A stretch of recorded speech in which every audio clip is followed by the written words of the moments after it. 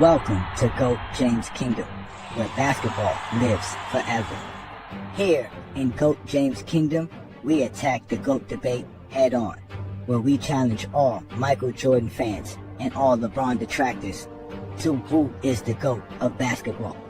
You can catch us every Sunday noon Eastern Time, right here on the GOAT James Kingdom channel, for the GOAT James Kingdom show with B. Lee and A. Johnny.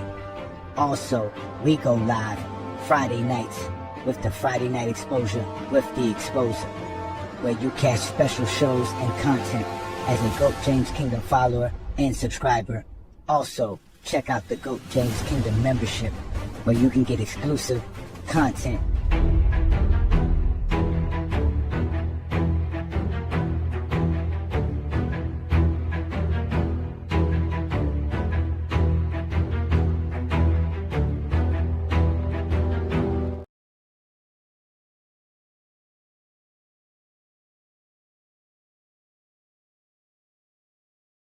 The king back, better watch how we move now. Crowd on their feet, cause they know what he do now. Age don't matter when you built like the truth now. LeBron back on the court, what you gon' do now? They said the throne's shaky, that's a weak take. 40 and he still got the league on a keepsake. Sciatic nerve rested, now the crown clean polished. Watch him drop dimes, break minds like a scholar. Minutes restriction, man, please, that's a joke line. He'll still run the floor, hit the corner like it's goal line. Luka and Reeves ballin', but LeBron still must see. Still the system, still the engine, still the cheat. They came back, better watch how we move now. Crowd on their feet, cause they know what he do now. Age don't matter when you built like the truth now. LeBron back on the court, what you gon' do now? The king back, better watch how we move now. Crowd on their feet, cause they know what he do now. Age don't matter when you built like the truth now. LeBron back on the court, what you gon' do now? NBA watching every sprint, every jump step. Wonder if the king still got bounced like a dubstep. We ain't worried, this ain't hype, this is legacy. Every comeback chapter feeling like a prophecy. Check the metrics, stack it. Efficiency crazy like he play on a bracket. Load manage what, man, the kingdom don't panic. He back in the lab, now the league looking frantic. The king back, better watch how we move now. Crowd on their feet, cause they know what he do now. Age don't matter when you built like the truth now. LeBron back on the court, what you gon' do now?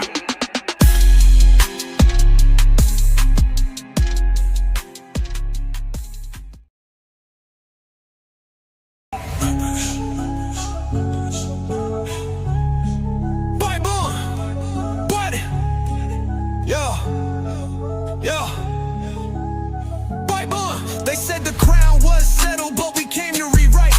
B. Lee with the blueprint of Johnny bringing the fight. LeBron with the vision, no gimmicks, just facts. Go James Kingdom, put the whole game on his back. Built like a fortress from the haters we fed. A Johnny with the flame while B. Lee stay ahead.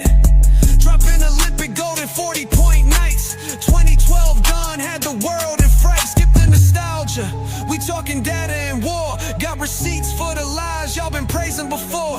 From Cleveland to Miami to the Lake Show Rise. Finals MVPs rain down from the sky. This ain't opinion, this verse has got math. When B. Lee speak numbers and a Johnny bring wrath. We got songs for the truth, hooks for the pain. Every bar built to echo LeBron's reign. Paul's Wayne. Oh, boom. Wait, hey, boom. Let's get it. Ha, ha.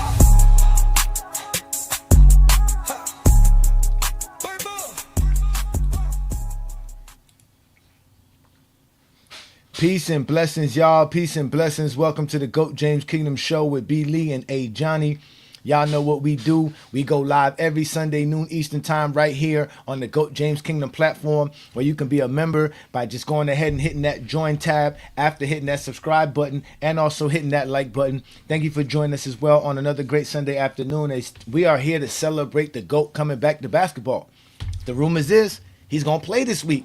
So we are here to talk about the return of the King, and we're going to have some fun with y'all like we always do. You know who I am, A. Johnny the Exposer. I got my boy B. Lee in the building. What's good, Brandon? What's good, everybody?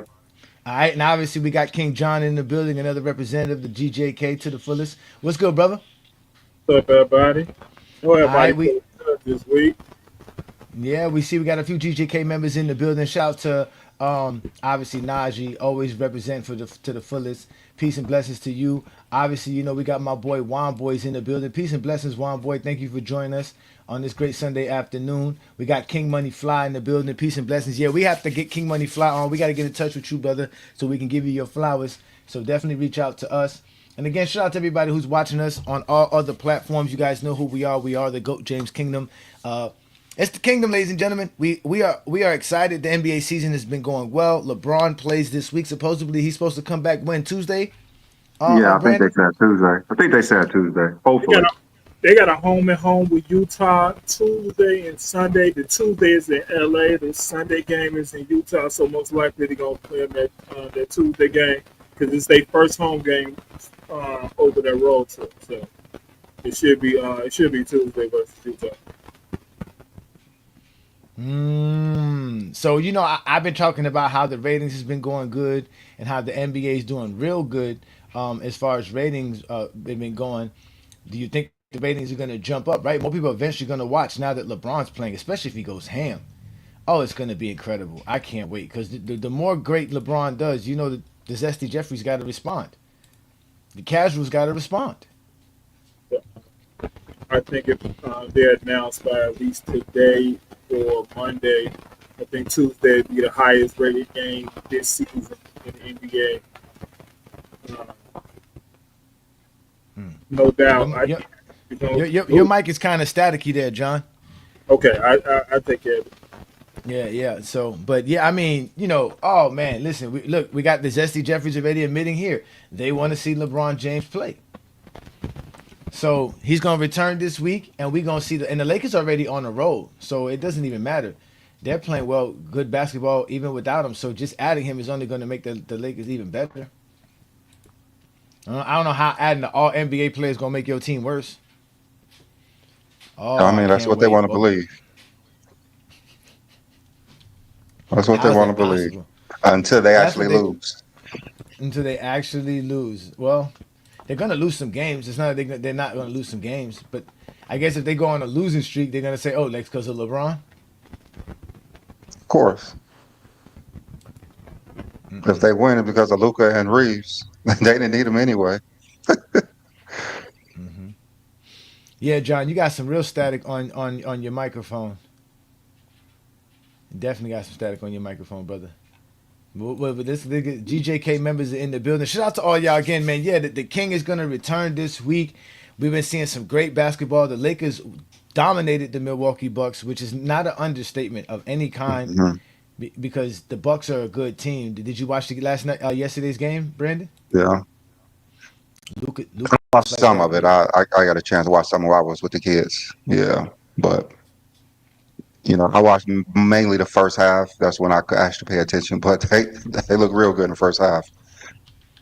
Oh, they look dominating. They look dominating. I was Yeah. looking every time I kept looking up. I was like, damn, they're just scoring and scoring.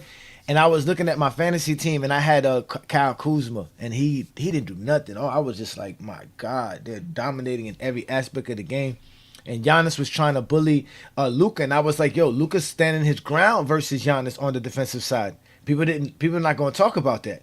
They're not going to talk about Luka standing his ground, moving his feet, contesting Giannis, making it hard for Giannis to get to the paint. And Giannis be throwing some elbows and bullying people.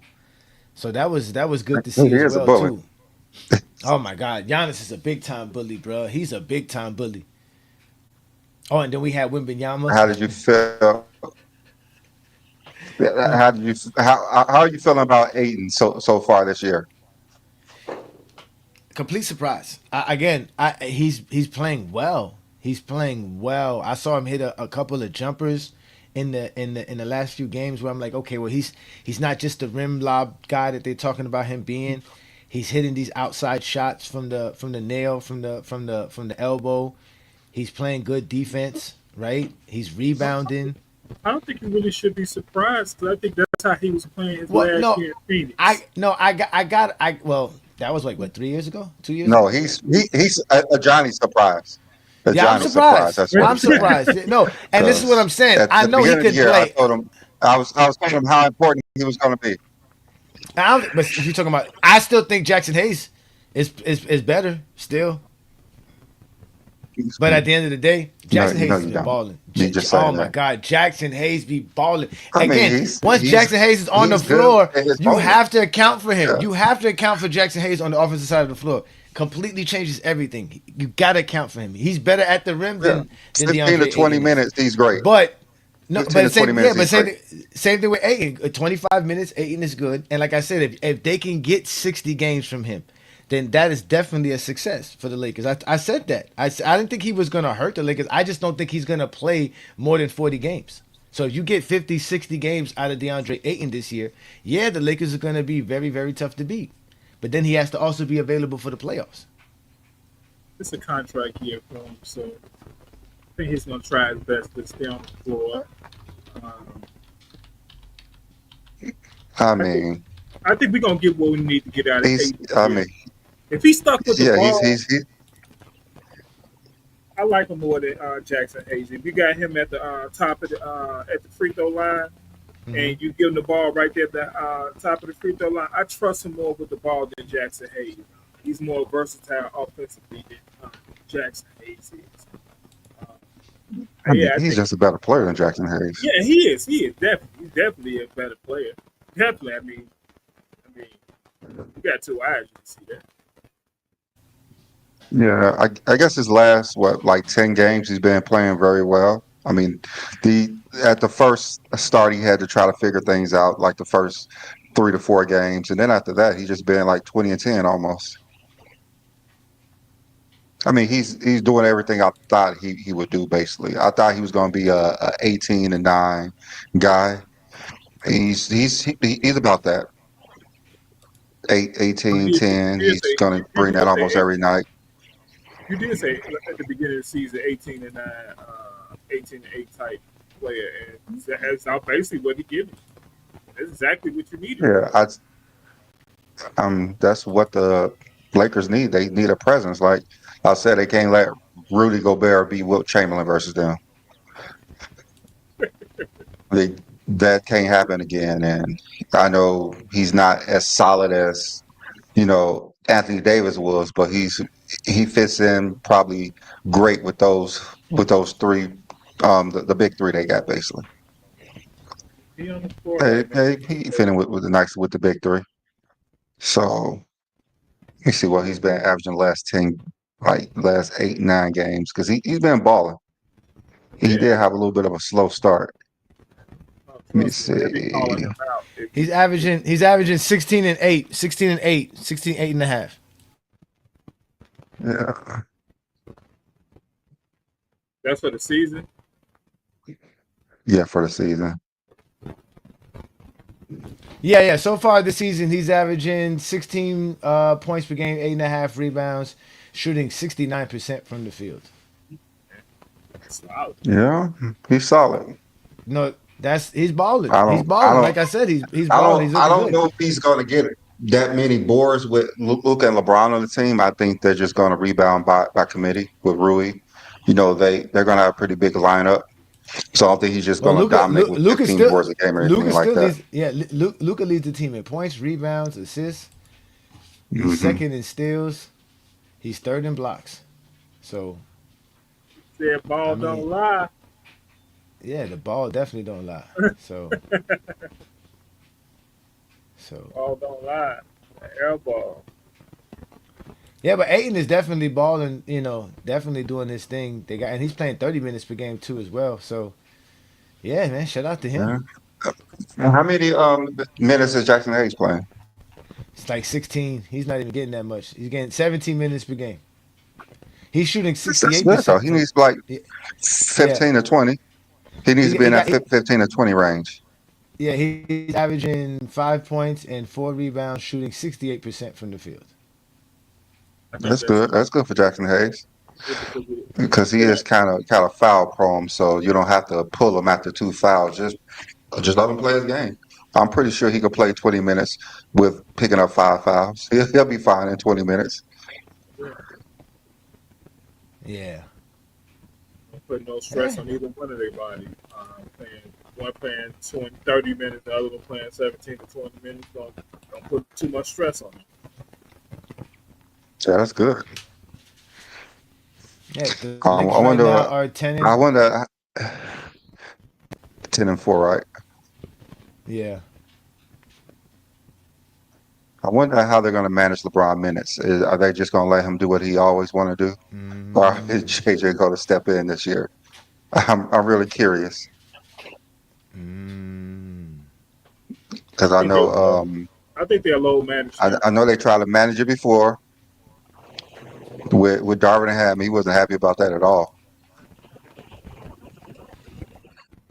Darvin Ham. Well, yeah. I don't. I think that's why they gave him the rest. I think that's why they gave him the rest for the early part of the season, so that I guess he's not. He's, you know what I'm saying. Like he can play his game when he's in the game. There's no restrictions. I don't think there should be any restrictions. Why would you put any restrictions? He's LeBron. Let him play. Okay. Yeah, All right. So LeBron. the NBA. So the NBA does go by winning percentage when it comes to your standings, not your actual game going by game back. Because right now the Houston Rockets are 8-3, but they have them ahead of the Lakers, who are 10-4, and that's because they have a better win percentage than the Lakers. Because the Lakers are only Oh three yeah, games I back mean, from Oklahoma City. No, because that was always something I was always wondering about. How do they calculate the win losses, right? Because the Lakers have two more wins, but one more loss. So in reality, they're a half game closer to being the number one seed than the Rockets. But the Rockets being 8-3, and because they played less games, have a better winning percentage. So they have them ranked higher or seated higher in the standings Yeah, right now. they always won by win percentage. I mean, because the Lakers are three yeah, games. I Yeah, mean but the win percentage. Yeah, but that's nothing new. that's usually because everybody plays the same amount of games. You see what I'm saying? So when you're not playing the same amount of games, how does that work? And that obviously they just still go by winning percentage. So Because the Lakers Yeah, like they three games back yeah from so first. that's that means they always so have that mean so that because 6 and everyone's not 0. playing the same game, so you have to go by percentage. So by standings, then 6-0 is better than 11-1. But 1-0 would be better than 11-1 as well. I mean, if someone is playing the same amount of games, yes, in the regular season, you Yeah. don't go by wins in the regular season Yeah. until they No, all is I mean done. obviously, yeah. By the end of the season, if the winning percentage is the same, you have the same amount of games. You're gonna have more wins and less losses. But like I said, in this scenario right now, as of today, November 16th, um, the Lakers have two more wins but one more loss than the Rockets. But they have the Rockets ahead of them because the Rockets have the better winning percentage. And the Rockets are 3.5 games behind the number one seed. The Lakers are only 3 games behind the number one seed. So that's a very interesting fact to find out about. That's a good thing to know. Damn, Denver's won 7 straight games. But the Lakers are looking good, though. I can't lie. The Lakers are looking good. And with adding LeBron James, I just don't see what. It I won't think, hurt to them. be honest with you, I think he's going to make their defense better. Right now, they have the 10th best defense in basketball. He's only going to make their defense better. He's going to really be their defensive anchor and really help shut it down. Yeah, he's gonna call out all Bron, action. Yeah, Pretty Braun. cool. Gonna call up all actions. they're gonna be a defensive anchor this year. I don't think he'll be the defensive, but I think he's gonna No, call out I'm all just actions. meaning that he's gonna help keep the defense in connection. Like, yeah, we all know DeAndre Ayton is gonna protect the paint, protect the rim, but LeBron James, as far as being a communicator on defense, he's gonna definitely help them out on defense. They're gonna really be. They're gonna be better defensively when I mean, LeBron yeah, shows up. they should. Yeah, yeah, of course they should. He's a better defender than Jake Laravia. everybody but like three players on the team. Oh my God! Oh, you know what? You know what was really funny, Brandon? I want to know what you thought about this. Do you know that yesterday, Bronny James started while LeBron James is assigned to a G League team? That's Oh something yeah, odd in the GOAT history. When we go back 20 years from now, we can say, man, there was a point in time LeBron James' son was starting an NBA game while LeBron was in the G League, but LeBron was still one of the best players in the league, and Bronny was one of the worst players in the league. He's not one of the worst players in the league, but well, I think what LeBron just practice with him. Well, He's Yeah, he trying just to he get needs practicing. some Yeah, some he run, just I guess. yeah, he's not playing. Yeah, He's he's just not playing practicing an running. actual G League game. No, I LeBron's wish not he, playing he actual G League. I wish he did actually play a G League game. That'd be crazy. That'd be crazy What if you he think? played a What G you League think? game, What you think? which he What you think he should. would do in a G? What you think he would do in a G League game? How much would he go off for? I ticket think he would prices. try to score at Ticket least prices. 50. I think he would try. I think he You would think put he on would a play the show whole like he game did though? in the summer league game.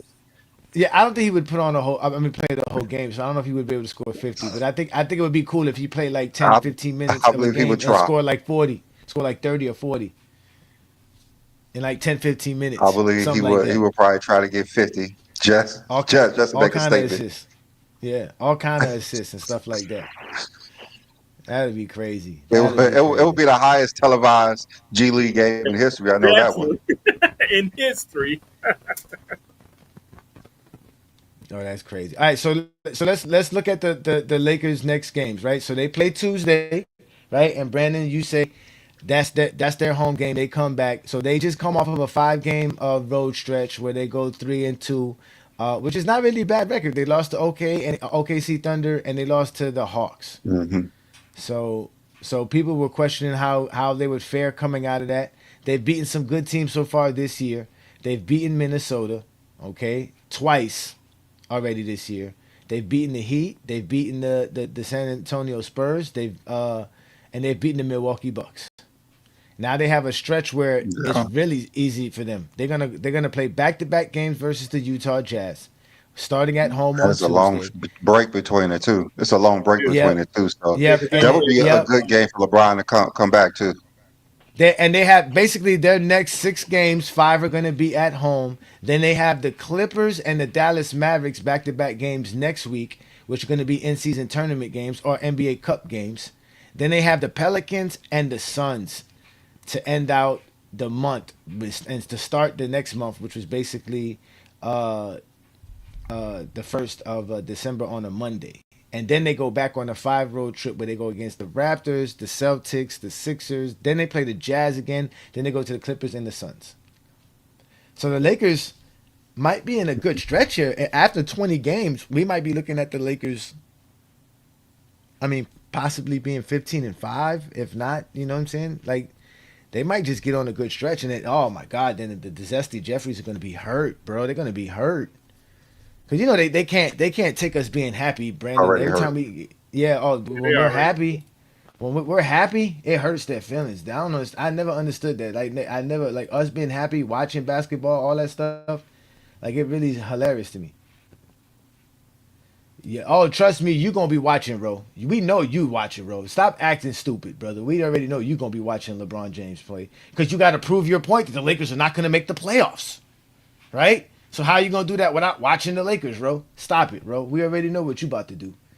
All y'all finna be watching. We had a Zesty Jeffrey. At least be a real Zesty Jeffrey and admit it. Somebody play they watch. Shout out to Tay. Peace and blessings, brother. Another DJ. They literally watch LeBron in secrecy. Yes. And OKC has been destroying every team. Yeah, OKC has been Brandon, ain't no destroying every team. secret. They don't watch LeBron James in secrecy. They watch him flat out. In Just public. That's the only play they watch. That's the only play they watch. They watch LeBron more than they ever watch Jordan. Yeah, because they had Well, these big by satellites. far. By far, they've watched more LeBron than they've ever seen Jordan. I mean, LeBron's their hero. Dude, shout love out to LeBron. Mar, man. Peace and blessings, man. King Rotisserie. Nobody want to hear that shit, King Rotisserie. How you gonna make videos about LeBron without watching LeBron? But you still gonna make 35 videos of LeBron claiming you ain't watching him. I mean, his criteria says LeBron. Yeah, we all know that too. Obviously, Yeah. LeBron's his favorite player. No, don't do that. Don't block them, man. Let them enjoy. They have to see this, Wild Boy. They have to enjoy this, man. Leave them alone. Y'all gotta stop blocking people, man. We are not here to block nobody. They are free. They are safe in the comments. We keep telling y'all that. Leave people alone in the comments. Leave them alone. Being rotisserie. King Rotisserie, man. Nobody want to hear that King Rotisserie, man. Nobody This want to your hear butt. that. I mean, Bro. yeah, we can't block him. Like LeBron's his favorite player. Yeah, he love Exactly. LeBron. he just wants goes to on motivate Yeah. different. LeBron because he think he's going to see his comments. That's all. He's a LeBron fan. Yeah, he goes on different. We all know they You LeBron cannot view the fans. game, and you cannot have a criteria that you think someone's a GOAT, and it doesn't come out as your favorite player. Of course, it's going to come out as LeBron. That's his favorite player. The That's greatest how he player. visualized the game. That's how he emphasized the game. If he had kids, he would teach them how to be LeBron He goes on on and different off the court. platforms to talk about LeBron every day. King rolls on different platforms talk about LeBron every day. Every day. He's just trying to learn more and more information about LeBron because sometimes they just don't know. They just don't know about LeBron, so we just tell them. No, exactly. They don't know the game of basketball. They don't, bro. They can't, man. They could just make up stuff about Jordan. That's all they do is make up stuff about Michael Jordan. And Jordan's not even their GOAT. Yeah, he said Magic Johnson in his favor. Yeah. He doesn't ever talk about Yeah, nothing about Jordan is their GOAT anyway. Thank you. That's facts. That's facts. And they always tell us, why y'all always talking about Jordan? Because Brandon and I have a GOAT debate channel. How else are we not going to talk about Jordan? That's why they Jordan, hate. I love Jordan. Jordan's great. I'm a Jordan fan. I'm a Kobe fan. They just not better than LeBron. It's fine. Yeah, My favorite player my is boy. not better than Knicks Michael fans, Jordan, and Knicks I fans never and talk it's fine. about the Knicks. Knicks fans never talk about the Knicks. Ever. I talk about the Knicks on here more than Knicks fans. They So are fair LeBron- weather Knicks fans. So LeBron missed so far. The Lakers played what 14 games. So LeBron's missed 6. So that means So that means How many games you have to play? How many games you have to play to I make think the you All play NBA team? 65, so you can only miss 17. You can only miss 17. He probably won't be. He Wow. won't be all NBA this year. Yeah, he I mean, probably it's won't make fine. All NBA. That like record is not even touchable. So Yeah, he definitely not gonna be All NBA team this year for sure. He's definitely not gonna play like he's definitely not gonna miss just 2 games from here on out. Which would be, I mean, if he does, that'd be great. But I don't doubt think it. he's going to play in an All Star game this year. I think he's going to be an All Star. He didn't play last year. I think he's going to announce early he's not playing in an All Star game. so did Wemby make the All NBA team last year? Do No. you we know? he No. He had- didn't play enough he had the games. blood I mean, clot. He had the He didn't play blood enough clot. games. Who's on pace to get 20 All NBAs besides Luca if he plays 22 years? Nobody. Anybody? Nobody. Wemby if he plays 23. Because I think Kevin Durant got LeBron has 13 21. or 12 or 13. And Yeah. I think he's the closest right now. I don't think Shea's on pace. Shay's not on pace neither. No, The only Shea person, definitely not on pace it's unless like he plays Brandon said, 25. it's Luca because Luca was getting All NBA It's team his Luka. first year. It's Luca, Flag, and Wemby. Giannis not close. Nah, even Wemby's already 3 seasons in. Wemby's not playing 20 years, bro. No, he has to play 23 years. Well, I can't. Kevin say that. Durant Let me has not say 11. that. Let me not say that. Ooh, that's Kevin He has Durant 11. has 11 All NBA teams. He has 11. So Damn. that's thank you, Brandon. Brandon. That's what I Damn. keep telling people, bro. I keep trying to explain. Brandon, only 6 players have ever played 21 NBA seasons or more. the crazy. LeBron has 21 All 21. NBA seasons. Hey, LeBron has a chance. That's- LeBron also has a chance. LeBron just needs to relax. This dude need to Oh, wait. relax. He also you has a put chance to be second in assists all time this year. You put Kevin Durant and Larry Bird together. That's LeBron James All NBA selections. KD And Larry Bird. I think Larry Bird Is got it 10. Magic and Bird too? Is it Magic and Bird too? I know that Magic, point. It's Magic and Jordan. You put Magic and Jordan together, you get 21 All Magic NBA has selections. 11. Magic has 10 All NBA teams. He has 10. He has 10. How much does Bird have? Bird has 10 too, Let me right? see. Let me see. Bird has 10. That's crazy. Exactly. So you put Bird and Kevin Durant together, you get 21 All NBAs. That's LeBron. You put Jordan and Magic together, that's 21 All NBAs. That's LeBron. You put Magic and Bird's points and all NBA teams. That's less than LeBron. That's crazy. Also, Yeah. so that they total points are less than LeBron as well. No, because Mhm. Kevin Durant, because no. No, Bird and Magic. That's what I'm Bird and saying, Magic. Birdie. Oh, yeah, Bird, yeah. If you add Bird Mhm. and Magic stats together, yeah, they don't equal 42,000. No points and yeah, Well, hey, yeah. what are we? We actually not having a GOAT conversation. We just talking within I each mean, other. it's hard to have a GOAT conversation. It's just hard unless the only way you can have it if you just don't understand basketball. No, if you discredit stuff, Brandon, we've done this for a very long time, bro. They discredit things from everybody else, and whatever Michael Jordan did great, that's what's accepted. That's how it. That's how it is. That's why there is a GOAT debate, because it's basically everybody's flaws versus Michael Jordan's greatness. They don't want to talk about Jordan's flaws, and they don't want to talk about a player's greatness. We can't mention this. We can't talk about how 21 All NBAs. They're like, that's just longevity. No, that's not just longevity. Like, and I still don't know what longevity means. I haven't had one Zesty Jeffrey tell me what does longevity No, means. When does it start? I've always asked I what mean, year starts longevity. What year no, starts they know That's what I'm they saying. know. You can easily ask them who has the greatest longevity of all time. They would say LeBron James. So LeBron James is the definition of longevity to them. Then that's all they know. longevity? They don't know how to measure it, quantify it, or anything. They just know LeBron James has the greatest longevity. Like, to me, I believe they just don't understand definition of words. When we say LeBron James is the greatest scorer of all time, it boggles their mind because they don't understand what greatest means. They don't understand what greater means. They don't understand what best means. They just don't understand adjectives really. So when we talk about greater, what's greater? 11 or 6. They have a hard time with that because they don't understand math. They don't understand definition. 11 is obviously greater than 6. LeBron James has the Hmm. most points of all time. He's obviously the greatest scorer of all time. It's just the facts. Sometimes you don't even have to think about it. It's just the facts. He has more than everybody. That makes him on top of everything. He's the greatest scorer. He has the most. I would just have a Simple as that. conversation. I was just having a Simple as that. conversation with somebody who said Jordan is better than LeBron because Jordan got 6 rings and LeBron has 4. But in the same conversation, he said Jokic is better than Tim Duncan. I said, well, Jokic only got 1 ring and Tim has 5. What are we talking about? And guess what word he brought up? Stats. Oh, now you want to have a stat conversation. Hmm. Yeah, with a guy who got 1 ring. Hmm.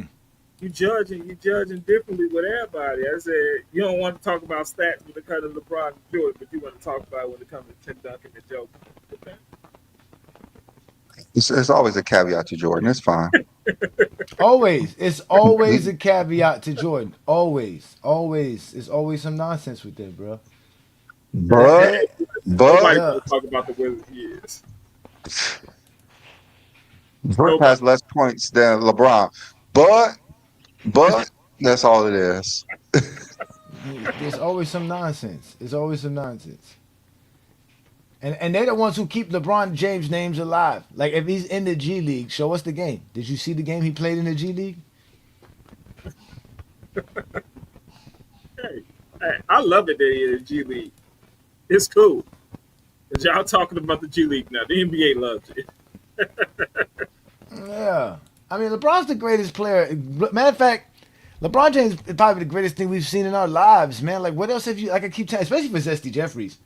Like, at least people like Brandon and I and John here, we've had, some success in our life. We do some things. I found out something about Brandon today I didn't even know. I'm gonna talk to you about that when we get off the show, which I thought me and my wife were like, oh, that's kind of cool. I gotta talk to you about it, right? But we actually successful human beings in our lives. We actually do stuff. We actually successful. So we can say LeBron James is one of the greatest things in aspects of our lives as men because we're sports fans, we're basketball fans, which is another thing they try to do, Brandon. They try to make fun of us for being basketball fans. Like they tell us get a life. Imagine going to a basketball fan page and telling them stop talking about basketball, get a life. Don't make no sense. Don't make no sense, right? But again, LeBron's probably the greatest thing you've ever seen in your life is SD Jeffrey. Like because you didn't see Jordan play, right? So you can't sit here and tell us what I saw Jordan. You didn't see Jordan play. He's better than Kobe. He's better than Shaq. Better than Tim Duncan. Better than Stephen Curry. The nerve of some people to sit here and say Stephen Curry has a better legacy than LeBron, not recognizing none of Stephen Curry's flaws and the fact that he can't play defense, number one. And two, how he had some horrible times. Like a 3-1 choke. Like, can you imagine if LeBron James lost being up 3-1 in the series like Kobe and Curry don't did? Forget that season he Especially the finals. He won 73 games that year. Don't forget that. That got to be added to it. I mean, they still hold the Mavs against LeBron, but they give Curry a pass. I was watching this one clip about who will the game miss more, Steph, Kevin Durant, or LeBron, and they were actually saying Steph Curry. What seasons have Duncan dominated any time in? What stat leadership does he have? Since y'all love to bring that up for LeBron when we tell y'all that. Where did Tim Duncan dominate ever? Was he ever the rebounding champ, blocking champ, scoring champ, anything? Assist champ, anything? Does he have the same amount of MVPs, finals MVPs as LeBron? Anything. Any of these things. The things that y'all love to praise. What you gonna bring up? Oh, he has more all-defensive selections. We know. He has more all-defensive selections. That we know. He has more all-defensive selections. Steph Curry got 4 championships and 1 final MVP. And that was a gift. He won. Yeah, he won. Oh, my bad. Yeah, he won. He said, what did he say him? What did he say about you? He said, B. Lee, you are the same confidently ignorant Yankov. What is a Yankov? I don't know. That Some foreigner. That James does not carry palm and travel to China uncalled by refs in slow motion footage. You don't want us to show you Michael Jordan traveling and not having no calls his entire career off his spin fadeaway shots on top of all of that. You don't want us to do that, sir. Yeah, refs will talk about. I could say it's a fact. LeBron never traveled with the basketball to China. I could say that for a fact. Yeah, that's a fact. He can't say that's not possible. I'm sorry. Yeah. That's not possible, buddy.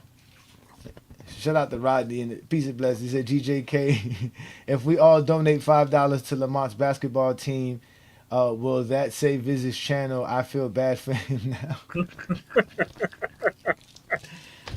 Thank you for reminding me. I gotta go donate to Lamont. I gotta go donate to Lamont. We finally seen him with a clipboard. All right, let's let MSG come at me since he came at Brandon. Let's see what he got for me. He says, I am referencing a Johnny. You don't know more than me about the game of basketball rules and regulations. You don't know more than the refs. If the refs ain't calling it what they tell you.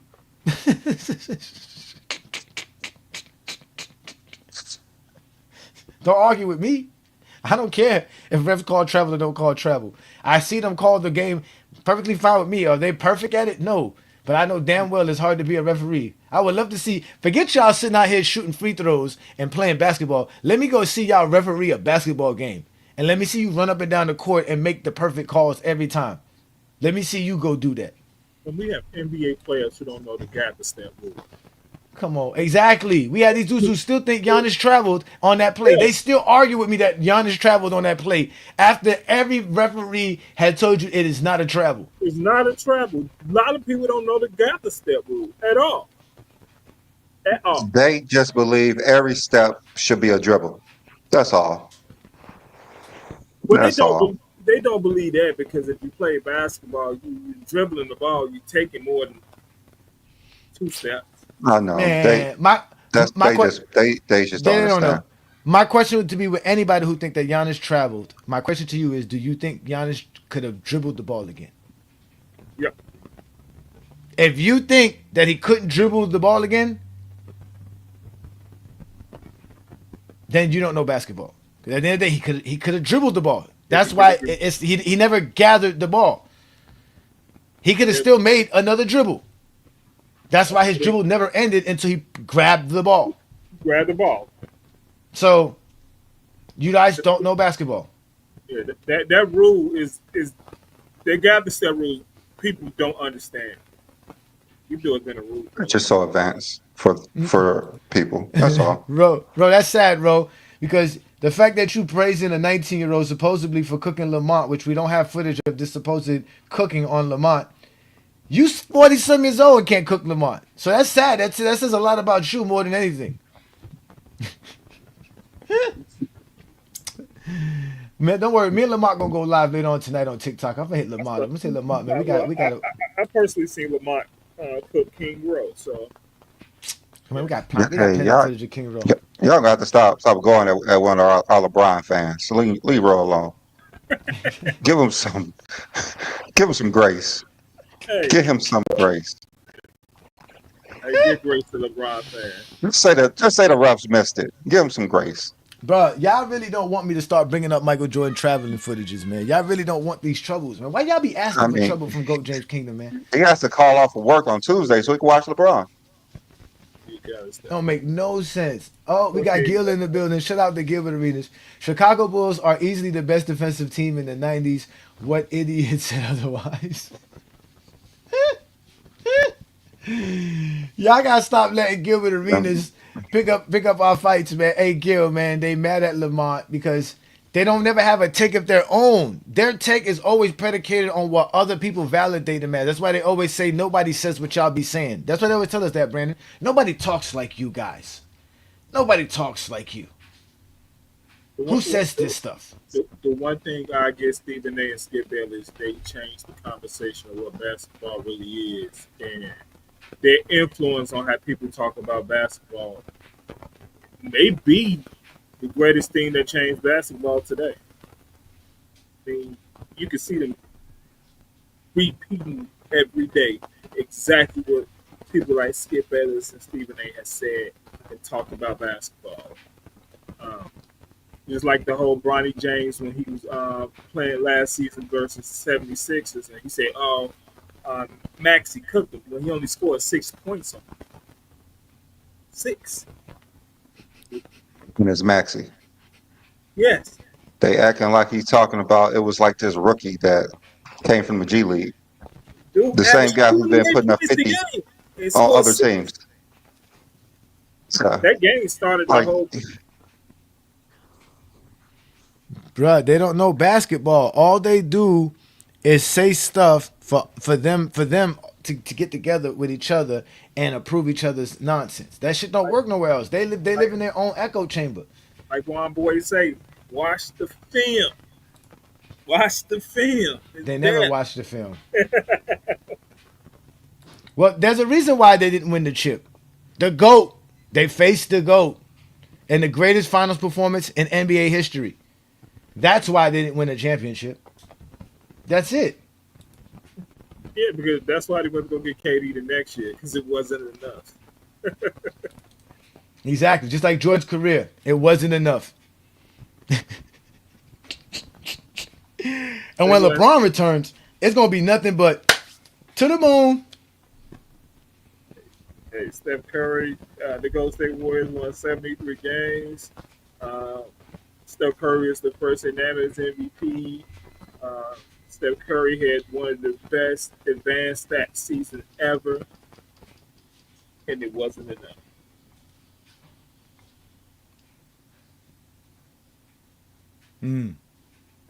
It's never enough. somebody said, He's Hey, back bro, up. Shot-Town is always here, bro. I'm standing right here. Yo, these dudes are hilarious, bro. Let's put the link up, man. I think we got enough people in here. Let's see how many people we can get up here to join us. Because Brandon, besides the bounty being put on my head, remember I told you they have to get which permission. is hilarious. They got to get permission is to come to hilarious. Goat. They got to get permission to come to Goat James Kingdom. So they're not allowed to show up on Goat James Kingdom and help support us in any kind of form or fashion. That's why Travis left us. That's why Travis left us, because he's in that group. So basically, they could not come up here until they prepare them to come up here. So is that what it is? They have to prepare them to come up here? Yeah, they have to. They have to get me on one of their platforms so that they can Or get control. you on their platform? Yeah, so that they can control what comes out of it, because and they know that unless you're watching it on TikTok, so that means none of our fan base is going to be there. They want, like you said, a private conversation on a TikTok live that won't be accessible for anybody to see but their fan base. They don't want they don't That's easy. I mean, we could just record it I mean, yeah, and we then can show the record actual it footage. But and show them but the actual footage. But why not allow us have the content in general? Why not make the yeah, real content, yeah. really make it formal, do all that? Because they're afraid. They don't really want me to be prepared. They want to cut me off. They want to control everything. They're gonna get reckless. They know I'm gonna say something that's gonna blow their mind, like saying Rudy Gobert can win 7 Defensive Players of the Year, getting them upset when he won 4 in his era. So I can only imagine how much he's winning if he only has to worry about Mutombo, Alonzo Mourning, and Akeem Olajuwon for Defensive Player of the Year. He's definitely winning it throughout the night. And Dennis Rodman. LeBron got better stats than Dennis Rodman. How Rudy Gobert ain't funny. Man, Mark Eaton got a Defensive Player of the Year. They talk about Rudy Gobert. These people are crazy. Yeah, these people are crazy. He was the all-time block leader at one point too, wasn't he? Who? I don't even care. I guess he was. No, Well, I thought it was. Oh, I he- thought it was Kareem. I thought it was Kareem. I thought when Kareem retired, he had the all-time blocks leader. If I'm I know correct. most of Kareem blocks they didn't count though because he played before that Yeah, time he they did. counted a lot of But them. even the ones But that were counted, I'm pretty if I sure he had more. Yeah, I'm pretty sure he because had I think more he's at third that now. time. I think he's third now because I know Akeem Olajuwon's number 1, but I think somebody else passed him. I don't know if it's Mutombo, but I think Mutombo, yeah, it was Mutombo, so it had to be Kareem once he right. retired. Kareem's third, right? It Kareem's had, still yeah, yeah. Kareem's Yeah, still mhm, third. Kareem third. Kareem Yeah, third. Kareem's still yeah. third. So when he retired, he was number 1. Then he got Yeah, passed Mark by Eaton's fourth. Mark Eaton's yeah, fourth. So. yeah. The No, Mark Eaton, yeah. Mark Eaton never passed him. No, Yeah, no, no. I was just yeah, saying no, he's no, fourth. yeah, he never passed him. Never passed him. Yeah, Might be average. Yeah, yeah, because Mark Eaton is fifth all time. So and Hakeem retired before him, so it had to be. yeah. So exactly. So at the end of the day, Rudy Gobert, but that's what they would want. They want stuff like that, or like Lamont. See, this is why they say Lamont got cooked. Is what they're gonna clip is him and Lamont having a discussion about the '90s, and him talking about Pippen being a top 5 player, and Lamont having NBA power rankings available to him, showing that Scottie Pippen's a top 5 player of the '90s through the power rankings, and him stating that Scottie Pippen was top 7. He was top 10 7 times for MVP and throughout the '90s. In reality, he was 5 times, not 7 times. But just because Lamont was off there, but he was top 10 in defensive player of the year honors 8 times in the '90s as well. So yeah, Scottie Pippen is definitely a top 10 player, and we don't hear the whole conversation. We heard a 30-second clip of Lamont saying that. So King Speech Rose here to tell us Oh why yeah, Lamont lost. Go ahead, King Speech Rose. Let us know why Lamont got cooked, please. Okay, so Lamont made 2 claims, right? Everybody up there, make your claim. Nobody's, you can believe what you want to believe. Make your claim. Okay, we all know where Lamont stands, right? He will put Mm-hmm. LeBron James number 1 when LeBron retires. Okay, but why are you doing that? Well, Jordan never won without a top 5 player, not a top 10. He said top 5, and he said the Bulls had the number 1 defense of the night. Mm-hmm. Now, again, we ask for numbers or anything to support that claim. Mm-hmm. Lamont tap dance. He talks about Scottie Pippen's overall resume for the 90s. He does not show at what point was he a top 5 player in the league. Now, the best number supporting Scottie Pippen being a top 5 player is 1994, something Lamont said twice. What happened in 1994? Was Michael Jordan there in 1994, or did the Bulls win in 1994? Was he a top 5 player in the '90s? Yes, that's what Lamont No, no, eloquently no, no, no. stated. He said Jordan never won without a top 5 player. That would intimate that Scottie Pippen was a top 5 player in 91, 92, and 93, which he was not. Who was the top 5 players in 1991 in the NBA? Top 5 players in 1991: Magic Johnson, Clyde Drexler's better, Malone is better, Barkley's better.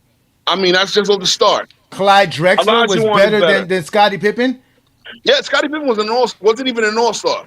How Scottie could you Pippen be was an all-star in 1990 and 1991. In 1991, he was an all-defensive player. Okay, but does that make you a top 5 player? There's 10 guys on the All-NBA defensive team. So Okay. let's just say 91. Let's just say 91 he's not. Let's go 92. Let's go 92. Is he a top 5 player in 1992? Who are the top 5 best players in 1992?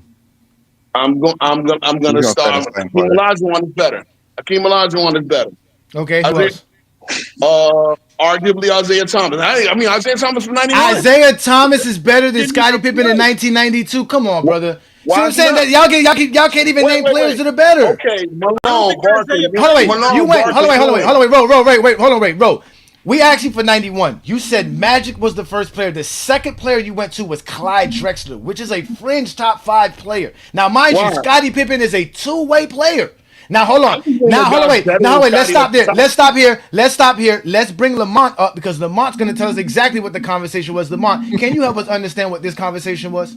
Yes. So first of all, I don't know why King Ro just lied like that. So this is what happened. Bro, you got some background noise. Go ahead, Hold on, Lamont. that might be me. Let me put my headphones. No. It's Ro. As soon as I mute him, it went away. Okay. So, he asked me. This. It started off by one particular question: who won with less help? I said I feel like LeBron won with less help. He said, "Why do you think that?" So I said, Jordan won with the best team in the NBA by far. I said he had the best coach. I said he had the best role players as far as Steve Kerr being the best three-point shooters, Craig Hodges, John Paxson. He won with the best six-man players like Tony Kukoc. I said Jordan himself was the best player.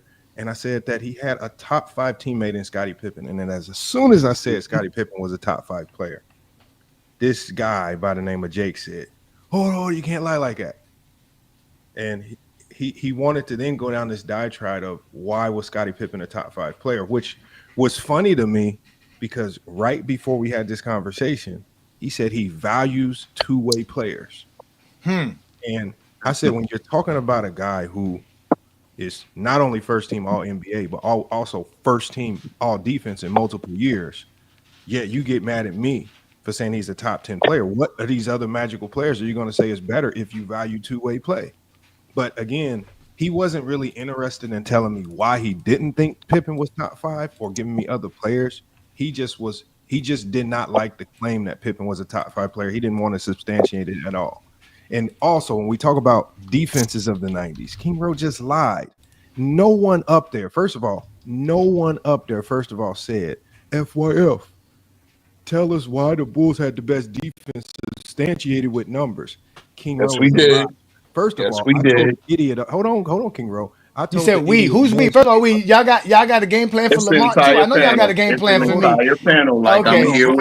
Hold on, King Ro. Okay. So Nez came up there and he said, the Bulls only had the top defense in the 90s one time. I said, what are you using to come up with that? Mez said, defensive rating.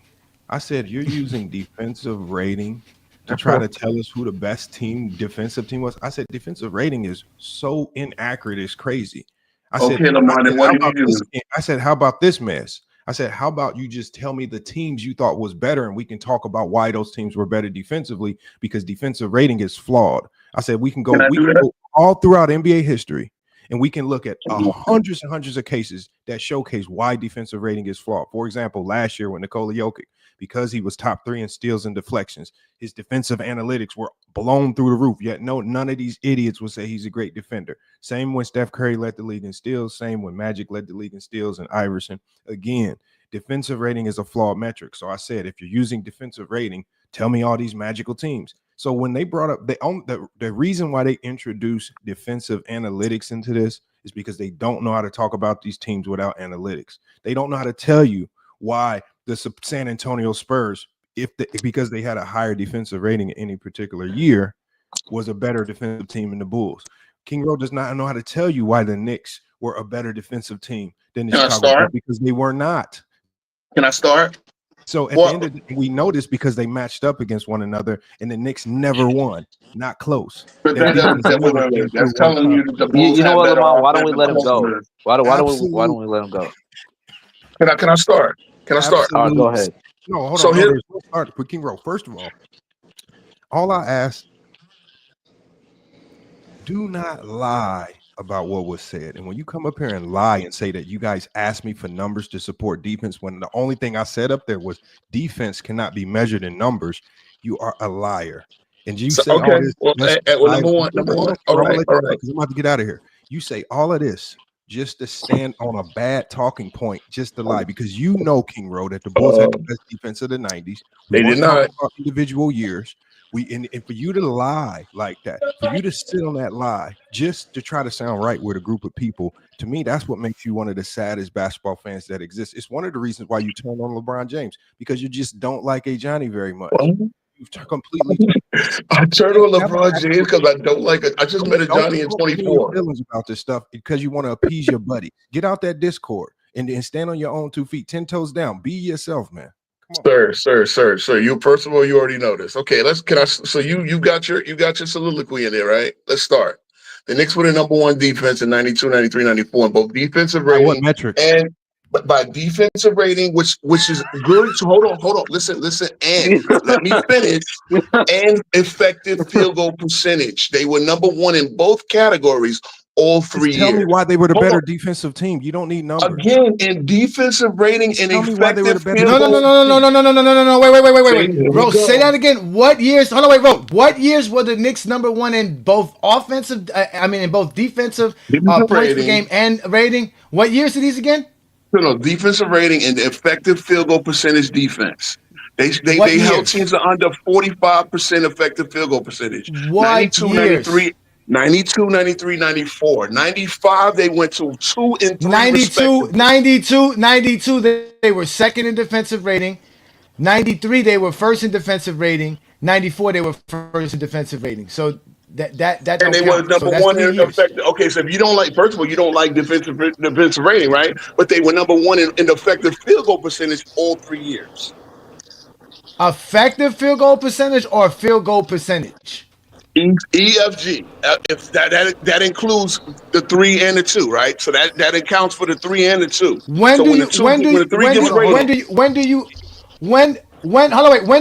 we start using effective field goal percentage to talk about defense? Metric.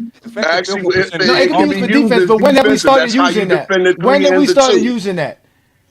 That accounts for how you defend the 3 and the 2. We've always used it. We can use it that's what field goal. Why not? That's what regular field goal percentage. What is in the field goal percentage besides threes and twos? So they were best in that too. Hold on, they probably were best in that too. Hold on, King Rowe. King Rowe. One question. They were not the best in that in 91. Defensive team. They were not. In 92. They were not the best. They were not the best in that in 92. They were not the best in that. Okay, what were they ranked? But what were they ranked in, Johnny? They were fifth in 92. Fifth. Okay, they were fifth. That means they were bet. That means trying to make number one year by. Hold on, he's trying to make this a year by year conversation. My stance was that the Bulls were the best defense of the 90s. So again, it's not year by year. Okay. Wait. Okay.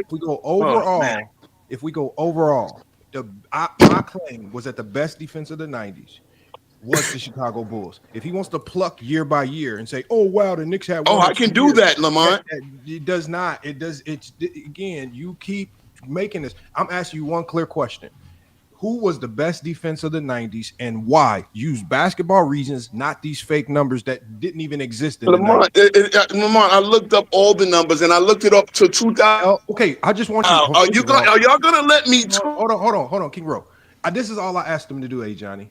Tell me why the Knicks. If you think the Knicks are the best defensive team, tell me why with basketball reasons. Talk about players. Talk about their ability, their versatility. Don't talk about fake numbers that didn't even exist in the 90s. Please go ahead. So then, okay, at one point you're looking at a team with Anthony Mason, John Starks, Charles Oakley, Patrick Ewing, and Derek Harper. That's 92, 93, 94. You tell me that between the physicality, between the rim protection of Patrick Ewing, between the pressure defense you're getting out of that backcourt with Derek Harper, you gonna tell me Derek Harper wasn't one of the best guys at using the hand check to keep a player in check? And then you gotta get down there. How long did Derek Harper play for the Knicks in the 90s? How many years? He played for 92, 93. No, he played for the 90, 94, 95, and I believe 94, 95, and 96. At one point, that's the defense. You're using like 3 years to say that he's the best defensive player. The numbers that I'm using, the Knicks never fall out of the top 5 in any of the years from even when Ewing played half the season in 98, they still were 5 and 6. In the 90s. So who was the best defense in the 90s? The Knicks, because the Knicks never fall off. The Knicks never fall off as long as Van Gundy or Pat Riley was the coach. The Knicks precipitously fell off in 2002 when Van Gundy gets fired. So the New York Knicks, you're saying, had the best defense in basketball throughout the 90s. They never fall out of top 5 of either of the numbers that I use. So that whether you want to believe that number or not, they never. The Bulls fell out the top 5. The Bulls were not. I can go look. The Bulls were consistent as well, but there were years where the Bulls were like 10th in one of those numbers. King Rowe. Who's defense? Who had the most successful defense of the 90s? Who had the most successful defense of the 90s? What defense? The best physical defense, the Knicks. The Knicks, it's not even close. The Knicks were the most successful defense in the 90s, so they won more than the Bulls. What do you mean by successful defense? See, because again, if you want to look at the fact that you're saying that the Knicks never beat the Bulls, well, that's because we never had Michael Jordan and Scottie Pippen. I'm just talking about winning in general. Kills your premise in the first place. Oh, okay, who was the most successful? Because remember, we can only measure defense by what you actually do. Because we never saw this. Okay. Well, the Knicks got to 2 finals. The Knicks get to what, 3 or 4 more conference finals.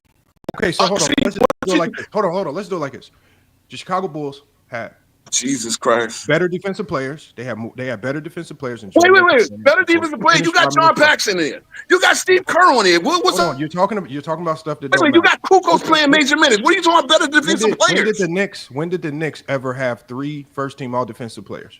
Oh God. Okay, so now we're going to talk about so it's just adding defense, all NBA defensive players. That's how you get it done. Ever have 3 first? Come on, bro. That's you gotta account for liabilities like Tony Kukoc. Come on, bro. When did Tony Kukoc was playing 30 minutes a game? Like when you all defensive players. Oh Lord Jesus, bro.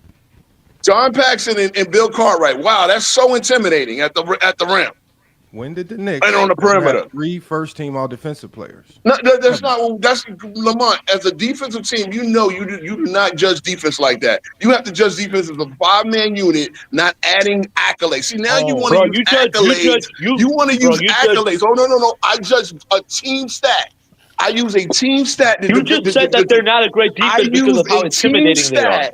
I use a team stat that judges how good they guard every possession, which is effective field goal percentage, and defensive rating, which is defense amount of points allowed for 100 possessions. You don't see using that for a player is flawed because you're accounting for the player is in the unit. You're using that for an entire team for an entire season. That is an effective number to choose. Hold on, King Rowe. Last year when the Lakers cracked the top 10 without Anthony Davis as the top 10 defense, you didn't respect it. I know because I knew it wouldn't hold up. No, I respected it because it was what it was. No, you did not. We all heard your conversation, but it didn't hold up. Wait, what happened? Okay, they actually played good defense on a. King Rowe, you keep trying to change the conversation. Last year, when Ajani said that the Los Angeles Lakers defense cracked the top 10, and he used the same defensive analytics that you're using, now all of a sudden these same defensive don't mean anything. You didn't believe him. You said my eye test means more. This team ain't better defensively without AD, even though the analytics says so. So again, you're picking and choosing when these numbers matter. You don't truly believe in them. You're only trying to use these numbers because it's the only thing the Knicks can stand on. Because the one thing we know is that the defense was not successful in the playoffs. It was not highly successful even in the regular season, unless you're dealing with complete bum teams. And whenever the Knicks face heavy hitters, even in the regular season, Lamont, they're number one against. And I want you to go back and look, Johnny, because I can go prove this because I've already done a video on this. Whenever Patrick Ewing and the Knicks faced top 10 teams in the NBA, I want you to go look at how they perform defensively. They were in Yeah. the garbage can. In the garbage can. But King Rowe They don't couldn't want to face elite comp. He just wants to show you their defense against bottom feeders of the 90s. That's all they Against do. bottom Yeah. feeders, this is the Knicks against every team for 82 games. When you're trying to use the Luka, which is like, Man, when you guys face Luka the played Bulls, 26 the games. Rockets, Luka played 26 games, and you're playing Brandon. against select competition. Brandon. I'm talking about the when you Knicks for an face the entire Bulls, the decade. Rockets, Brandon, the Never Pacers, fell out hold on, of the top Brandon. five. Hold on, guys. We got some people in the background. Let me bring up some of these folks here. All right, Brandon, you want to do this, Brandon? Let's do this. Can you anybody want to write this down? Or Brandon, if you can write this down. Let's just start with the New York Knicks. 1990 New York Knicks were 15 in points per game on defense, and they were 13th in defensive rating. Anybody want to write this down? No, I'll write it down real quick. Let's see. I mean, this is a complete waste of time. We all know that the Knicks wasn't the best defensive team in the 90s. I know, but they This want is numbers, a Brandon. waste But of this is what we time. do best in Go James Kingdom, right? We bring up numbers. Because, see, like, unlike that supposed conversation between Lamar and this 19-year-old, this is recorded. And they're going to come listen to us, show them the stats that they want to use. So, again, the Knicks had the 15th ranked defense, and they had the 13th rated defense in 1990. Y'all got that? 1991. And The what? They had let me go back. They had the 15th ranked defense, which is points per game, and they had the 13th rated defense, which is defensive rating. Yeah, I got it. In 1991, they had the 7th ranked defense, which is points per game, and the 12th rated defense, which is defensive rating in the NBA. Good start. In 92, they had both. They were number 2 in both categories. They were number 2 in points per game and number 2 in defensive rating. Yep. 1993, they were first in both categories. Came back from 02. 1994, they were first in both categories. The Juju's. 1995, they were second in points per game and first in defensive rating. 96, they were fourth in both categories. 97, they were fifth in points per game. They were second in rating. 98, they were second in points per game, but fourth in rating. And then in 99, they were both fourth in both categories. So it looked like the Knicks were top 5 in defensive rating and points per game 8 out of the 10 years in the 90s. Let's go to Chicago. And let's see what Chicago was throughout the 90s. So these are the numbers they want, Lamar. Again, Lamar wasn't using numbers, but these are the numbers that they want. Because we know they're liars. They bring up fake numbers and fake stats to us and try to tell us that these are the actual numbers when we all know they don't do no research. We all know Zesty Jeffries can't read. They can't count. So let's just give them the actual numbers. So here we go here. Let's start with 1990 Chicago Bulls. In 1990, the Chicago Bulls were 12th in points per game and 19th in defensive rating. In 1991, the Bulls were 4th in points per game, 7th in defensive rating. In 1992, the Bulls were 3rd in points per game and 4th in defensive rating.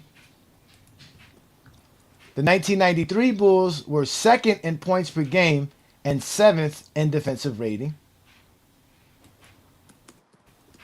In 1994, they were 3rd without Michael Jordan in points per game and 6th in defensive rating without Michael Jordan. Very interesting. Sound like 55.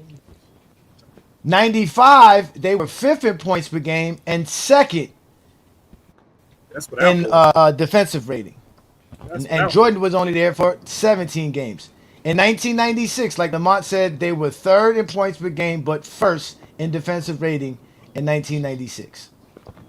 1997, they were 6th in points per game and 4th in defensive rating.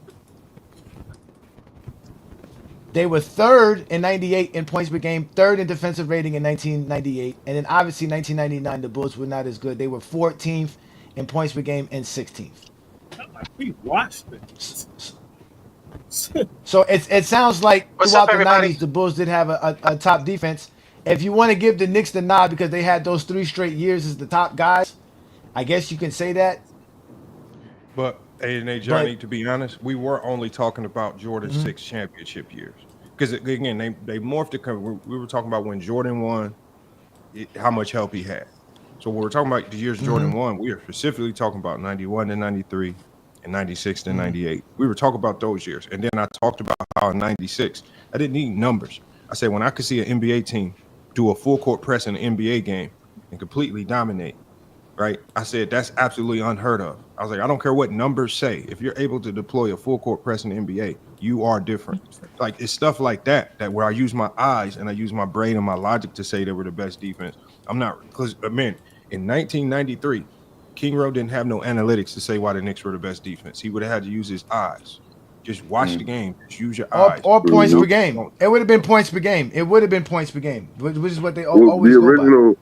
Lamont, the original context of the conversation, you were right, though, because you were talking about for the entire decade is when these dumbasses come up here and try to break shit down to try to prove that you're wrong by saying, oh, they weren't number one every year. But if you're talking about who was consistently elite, who was playoff proven, and who had the most versatile defense of that decade, it goes to the Chicago Bulls. Easy. They won the most championships. I need to know they why got the most defensive I need to know why accolades. easy, though. So they got all the hardware included. Ro, just shut your ass up, bro, because you be coming up here fucking lying, bro. You a lying ass nigga, and you get cooked every single time you come up here trying to prove these brothers wrong. And they're more basketball educated than you are. I'm not trying to hear what the fuck you're talking about, because the original context of the conversation was the entire decade, not year by year, like what you're doing. You're pretending to be stupid, even though you knew what these niggas were talking about. No. Again, why were they the best and when were they the best? Now, number because one, they it's a have the disingenuous hardware to talking prove point it, nigga. because Jordan At the end of the day, it don't matter what fucking analytics you're using. They didn't exist in the 90s. It's not about analytics. So you're bringing up a straw man argument in the first place. King Speech, I have a question, right? Your use of defensive rating is sort of fair, even though there are some flaws. It's there, fair. right? It's fair. All of it's fair. But your other team. But your other thing, the other thing that as your source that you're using to scout out these defenses is like how well teams are shooting in terms of like effective field goal percentage. Do you know when the NBA started tracking that? I'm sure when the 3-point shot became more of a thing, because really, with a low volume of 3-point shooting, there's not going to be much difference between 3-point shooting and field goal percentage and effective field goal percentage, right? The only difference is the 3-point shot, right? How efficient a team shoots defensive, the 3-point shot will change that number. So yeah. So here's what it actually says. It says the NBA started officially tracking opponents' effective field goal percentage in the 1996-1997 NBA season. When you had an uptick of threes was what I said. You were trying to use 91, 92, 93 to justify the Knicks. But okay, so then field goal percentage will be very similar, sir. Because you don't have a high volume of threes. Lamont's been talking about field goal percentage. You've been using effective field goal percentage. So but you can use either though. Whether you track it or not, you can still calculate it. And because chasing people off the three, if you did that, what affected to your defense? Again, So if the Knicks were the better defense, then why is it that? Here's the thing. The reason why, because they were consistently a top 5 defense from the time they hired Riley until the time they fired Van Gundy. As a Knicks fan, I must know this, right? Because that's when we fell off when defense left the building. But we were consistently a top 5 defense. Whether Ewing was hurt, whether Ewing played 29 games like he did in 98, we were consistently a top 5 defense. And that was based on the system and the way they played. Okay, so if you want to break down, and I'm not saying the Bulls weren't a great defense, because that's one of the reasons I believed in '94 that they had no fall off. They didn't have no fall off. Obviously, they did fall off, but they were able to win 55 games because they still were a great defensive team in '94. How did they have a fall off in '94? Well, they went from a 3-peat to getting out in the second round. That's results. And offensively. Hold on, wait, stop there, Ro. Stop. See, I've been very patient listening to this, bro. These dudes are telling you the reasons why the Bulls defense was better was due to the results of what the Bulls did. Here it is. You're gonna sit here and say now the Bulls didn't get better defensively when the stats say they did. The 93 Bulls defense was not better than the 94 Bulls defense by your metrics. But now the results matter. Lamont said in the first place. No, it's not. Lamont doesn't use these numbers. Lamont doesn't use these numbers to say why he thinks the Bulls had the top defense. I'm a Bulls fan, so I should know. That's what he's trying to say. He's like, y'all are using these numbers. He doesn't use these numbers. Go James Kingdom used numbers. Okay, I don't want to interrupt you that much. But now you're telling me your eye test tells me in 93 that the Bulls Lamont's eye test matters more than stats. You're dealing with Lamont, not GOAT James Kingdom. That's your problem. Y'all bought a script against GOAT James Kingdom versus Lamont. Okay, so then so wait a minute. If I'm gonna go to 93, I'm looking at a team that starts John Paxson. Was he a great defender? I mean, he wasn't a dog. He wasn't dog food, or was he great? Okay, I think nobody wants to stand on John Paxson being a lockdown defender. Can we not do this, man? Now this motherfucker just about to break down player for player. Name me the Eastern Conference point guard that's cooking John Paxson in 1993. Mookie Blaylock, Kenny Anderson, fucking Mark Price. Come on, bro. Come on, man. John Paxson. Hold on, wait. Let's do this. No, let's do this because you the one who brought this up. Let's go see what these guys actually did for that team. Now, I know Mark Price balled out for that season, so I'm not gonna. But he balls out against everybody. So the fact that you brought up Mark Price was an All-NBA first team guy, right? He was All-NBA first team. Hold on, wait.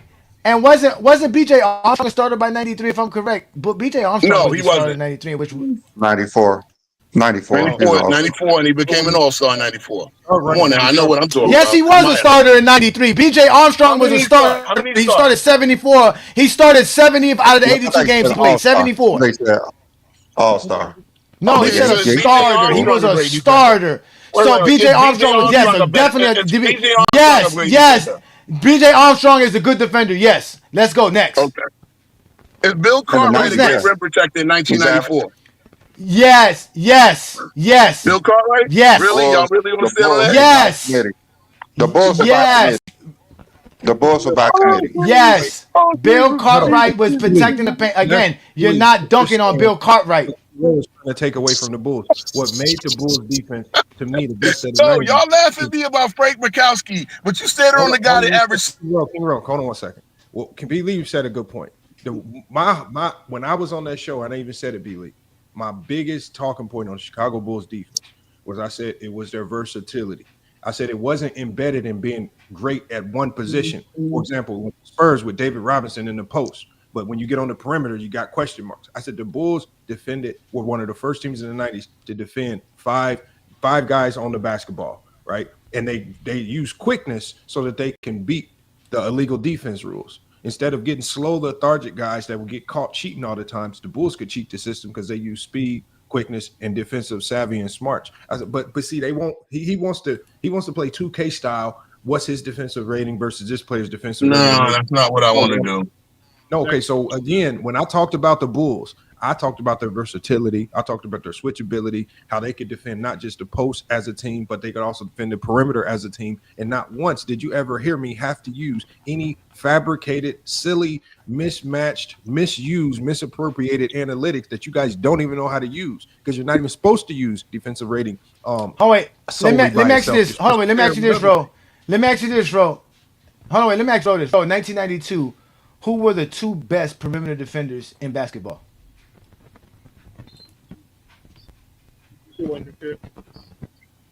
He's on mute. He better say Scottie Pippen and Jordan. We know by 93 it was Scottie Pippen and Jordan. Every year, you would basically, y'all going to say, we all know y'all going to say Jordan was the best perimeter player. So we got to ask Scottie here because we all say Scottie was there. So Scottie, so the Bulls throughout the 90s had the two best perimeter defenders on their roster. I'm gonna say that, and I'm gonna say that. Hold on. I'm gonna say that though. Look though. The teeth of the Bulls defense is Scottie and Mike. That's the teeth. That's where they biting you at. That's where they getting you at. Having two good pressure guys like Scottie and Mike. Nobody had that. Guess what? Mike is half of that. So how are you Like, how is that a knock to Mike? Like, how is that a knock saying if he's half of what makes them great? Now, Horace Grant that's the back line. That's the backbone of their defense. Like, he's their best rim protector. Telling me that Bill Cartwright is the one Bill Cartwright could hurt a motherfucker a little bit, but at that point, he is the slowest lumbering center in the league. Like Anthony Mason was slow on defense. What you talking about? No, Patrick Ewing was Mason was a great defender. Slow. Patrick Ewing was slow throughout the 90s. Mason was not a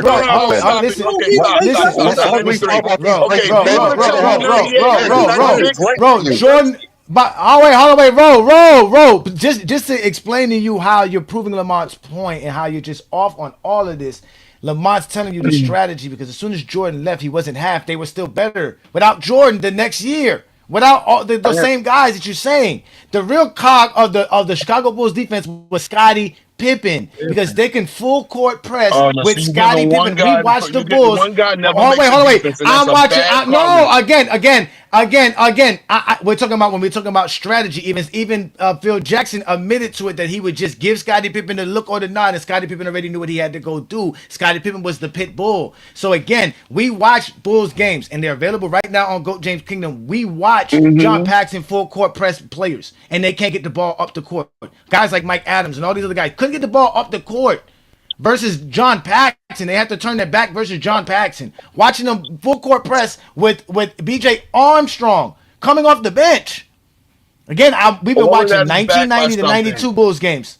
So again, that's because it's backed up because of the fact that they had Horace Grant and Michael Jordan and Scottie Pippen who can play that midline, and especially Scottie Pippen who can cover so much space.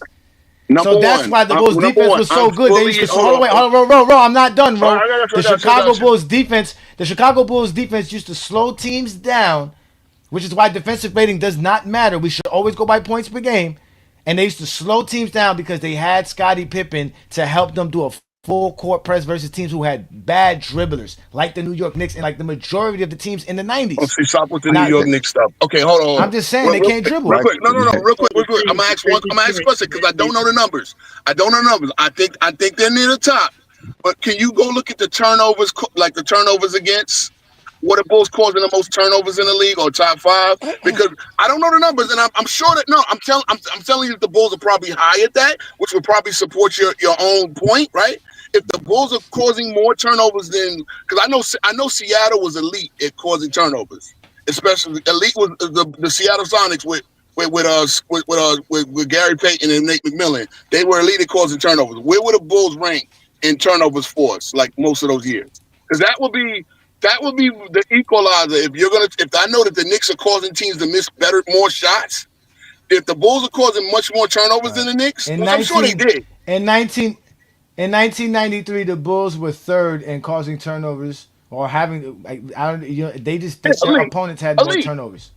Yeah, okay, they were third. The Knicks were 6. It was 17.3 for the Knicks, 18. Yeah. That's in 1993. That's in 1993. That's. You want to go to 94? Just we go year by year. Because the Bulls I can concede that point.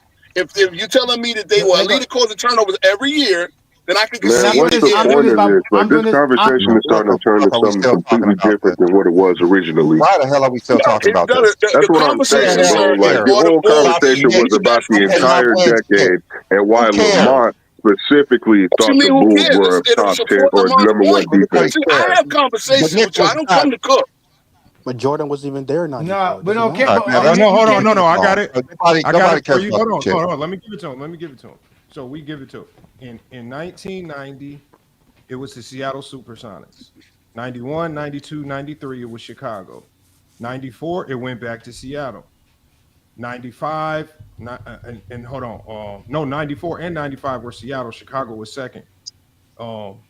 96, 97, and 98, it was all Chicago Bulls. So if you just focus on the Bulls' 6 championship years, they led the league in forced turnovers and turnover percentage in 91, 92, 93, 96, 97, and 98. I told you, they were running a full court press on teams, man. What do you think was going to happen? Best defense in the but this is what they do, and I'm glad that Brandon is seeing this. You see what I'm saying, Brandon?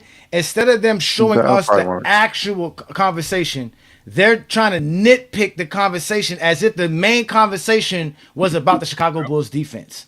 And that was not the conversation. It was what you were asked to use to support your point. Now I grew up to Bro, nobody cares, bro. He still. It doesn't matter what y'all say. Michael Jordan had more help than anybody in NBA history. That's fine. In That's history. fine, right? That's fine. Now, hold on, Johnny. Don't you think Michael Jordan is part of causing those turnovers all those years? I don't care about causing those turnovers. You just said that now you're just going to use that. So wait, so now get the fuck out of here, bro. So now you just told us to go look up turnovers just so that if the Bulls are number one, you can turn around and say, look, it was because of Jordan. Like, that's like you niggas, like, come on, bro. Like, that's what's wrong with you niggas, man. Like, y'all niggas can't just talk the game of basketball because Jordan's career is not enough. All this talk, LeBron James ain't never run around here with all his top 5 defenses like the Chicago Bulls to win 6 championships. And he's still out here winning championships. You say every conversation is about the GOAT conversation. I always tell him that. That's why I don't even know how Lamar got into an argument with a 19-year-old. No, I just can't believe this motherfucker really broke down this whole conversation about defense. It tricked him into thinking I had the same talking points as you. So he came up there arguing the wrong way. He didn't know enough basketball. He doesn't know how to talk the game of basketball by just talking about basketball. Like Ro can't tell you about the Knicks by telling you about how the Knicks defended. He can say names. He doesn't tell you how Pat Riley used Anthony Mason. Anthony Mason was one of the worst players in the pick and roll in the NBA. Right? You don't need numbers to support it. You can go watch it. Like, so they had their own struggles, and the reason why they didn't have a lot of success is because they could get targeted in playoff battles, just like the Houston Rockets did. Right, there was a lot of teams that targeted them. You know why, Lamont? Because they fouled. And that's why they lost a lot as well. Because you can't foul your way into playing good defense. That's why. They were 4th in fouls in the NBA in 94 when they had supposed to be the number 1 defense. And you know what other teams were up there with them? The Minnesota Timberwolves, bums. The Dallas Mavericks, bums. The Miami Heat, bums in 94. The Utah Jazz, bums. Sacramento Kings, bums. Indiana Pacers, Detroit Pistons, teams that fouls. That's not winning basketball. You ain't gonna win no basketball game. That's why they didn't win nothing. Horrible. They won the conference that year. Well, that nigga's a fake Knicks fan anyway. He over here caping for Jordan, talking about he loved the Knicks. Argument of why something is what it is. Like, he's all over the place. All over the place. Yo, what's up, everybody? Handcheck doesn't help downhill play. What's up, hey Johnny? What's up, Brandon? What's up, David? What's good, man? What's up, David? I don't know what's wrong with these dudes, bro. And like Lamont said, they just trying to get one up, Brandon. Like I told you, Brandon, it's crazy how that's why they have to put a bounty up. Because they have yet to get one up on GOAT James Kingdom. One. I hate Knicks fans that love Jordan. That makes no sense to my mind. The craziest thing in America to me. I started when I came on here. It's teams I can never root for. Detroit and the Knicks. It's a part of my blood veins. It's part of life. Like I hate Jordan so much. When I see the Knicks wearing the fucking jersey with the Jumpman logo on it, I can't even watch the game. It turns me off. Look, we gotta go live tonight, Lamont. We're gonna end it with that, Lamont. We gotta go live tonight. Yeah, we can do that. I get told every day I'm a traitor for saying LeBron James would go. Knicks fans never get told they're a traitor, and Jordan used to kill their ass. Yep, it should. It makes no sense. I mean, the only argument he could have had was explain why Michael Jordan and Pippen and Robin were not great defensive players in the 90s, and why the Knicks had better players than them. If he cannot explain that, there's no real point of even having that conversation. Or even with Horace Grant. When you add Horace Grant to this, it's the same thing. You just talk about Anthony Mason, who could barely move his feet. The Knicks were Charles Oakley, all he did was foul. When Riley got there, they became a really good defense. They used to just funnel everything to Ewing. Nobody's saying that, but that's not what Lamont was. Lamont was not using. Lamont was basically saying, listen, the Chicago Bulls defense was the best defense because look what it led to: championships. It led to winning. It was winning basketball. The Bulls did have a solid defense. They really did. Yeah, the Bulls. Yeah, they were very consistent too, Johnny. My biggest point was the style. I said it was the Bulls' style. I said they weren't They weren't stuck only having a great defensive player in the post, like a lot of the teams in the 90s who had, like Charlotte with Orlando. I said they could defend the paint and the perimeter. There wasn't too many in the 90s that could do both to the level the Bulls did. I said that's why they had a lot of success. But they didn't. They wanted to run the numbers. They wanted to play the numbers game. They wanted to try to pretend like defensive analytics is what they and I'm like, bro. And that's the saddest part of what King wrote. He's a Knicks fan. He watched this team get shit on by the Bulls multitude of times. Stop it. You're a little too far. And he still capes for Jordan, which I don't understand. It's like, nigga, if you're a real Knicks fan, bro, you should not be on Jordan's dick like you are. Yeah. I mean, he can, but I mean, that's okay. That's Michael Jordan, but come on now, at least make a good argument. No. You should hate Michael Jordan's guts. But that's the problem, Brandon. They can't make a good argument. That's why they have to argue yours. Even if Lamont made a bad argument, even if Lamont's argument was a bad argument, they don't have one of themselves. They can't say, "Well, we don't think this way, Lamont. We see what you're saying, but we don't think like this. We think this way." They can't do that. I mean, the simple fact Lamont cut the head off the snake, saying those stats was not available back then. So, give me another argument, and he couldn't give another argument. He just kept saying the same thing over and over again. Patrick was never all first team defense. I remember watching those games back. Mac Def in the chat. We're not saying King Rowe didn't have a good argument. I'm saying my opinion. I have the Bulls as the top defense in the 90s for my own reasons. They try to always say that somebody else's opinion is wrong and then want us to use their logic. My logic is different. If they want to use, I'm not a defensive numbers guy. If all they see is defensive numbers and that's the only way they can understand a good defense, that's on them. That's not how I identify good defenses. They want us to think like them. I just can't. I can't think like them. And plus, that opinion the Knicks definitely wasn't a top 10 defense of all time. The Knicks wasn't that great of a team, like I've always been saying. Just because they fouled, I mean they're a good team. The Knicks were. That hurt them more than anything. Patrick Ewing wasn't dominated defensively in the 90s. Yeah, he had a few years. He had a few years. He wasn't doing all the 90s like Jordan Pippen and Rodman. He wasn't like those guys. Yes, and he was the best defensive player on the team. 4 blocks a game. Anthony Mason wasn't dominating all the 90s defensively. Sixth in blocks. Ewing fell off after 96.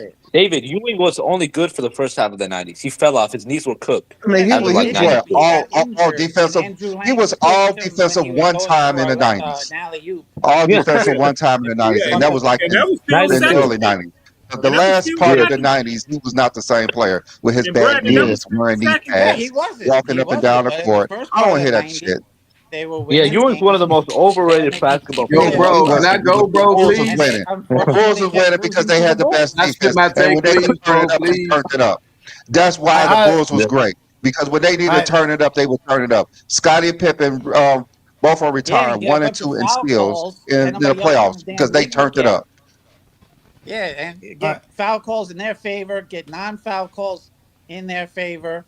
Stop it. They have a bunch of bullshit. I mean, to be fair, y'all robbed Scottie Pippen with the phantom foul call. Let's see if Kurt can get this show back on track. What you got for us, Kurt? That's all I'm trying to do is get y'all back on track. It's like, nah. But I was listening to y'all conversation. What's good, bro? Nothing much, man. Okay. Well, we're talking about the GOAT. We're supposed to talk about GOAT James returning Tuesday. So supposedly he's cleared and ready to go, and the Lakers are looking good. So that's the really show. We're excited. Good though, bro.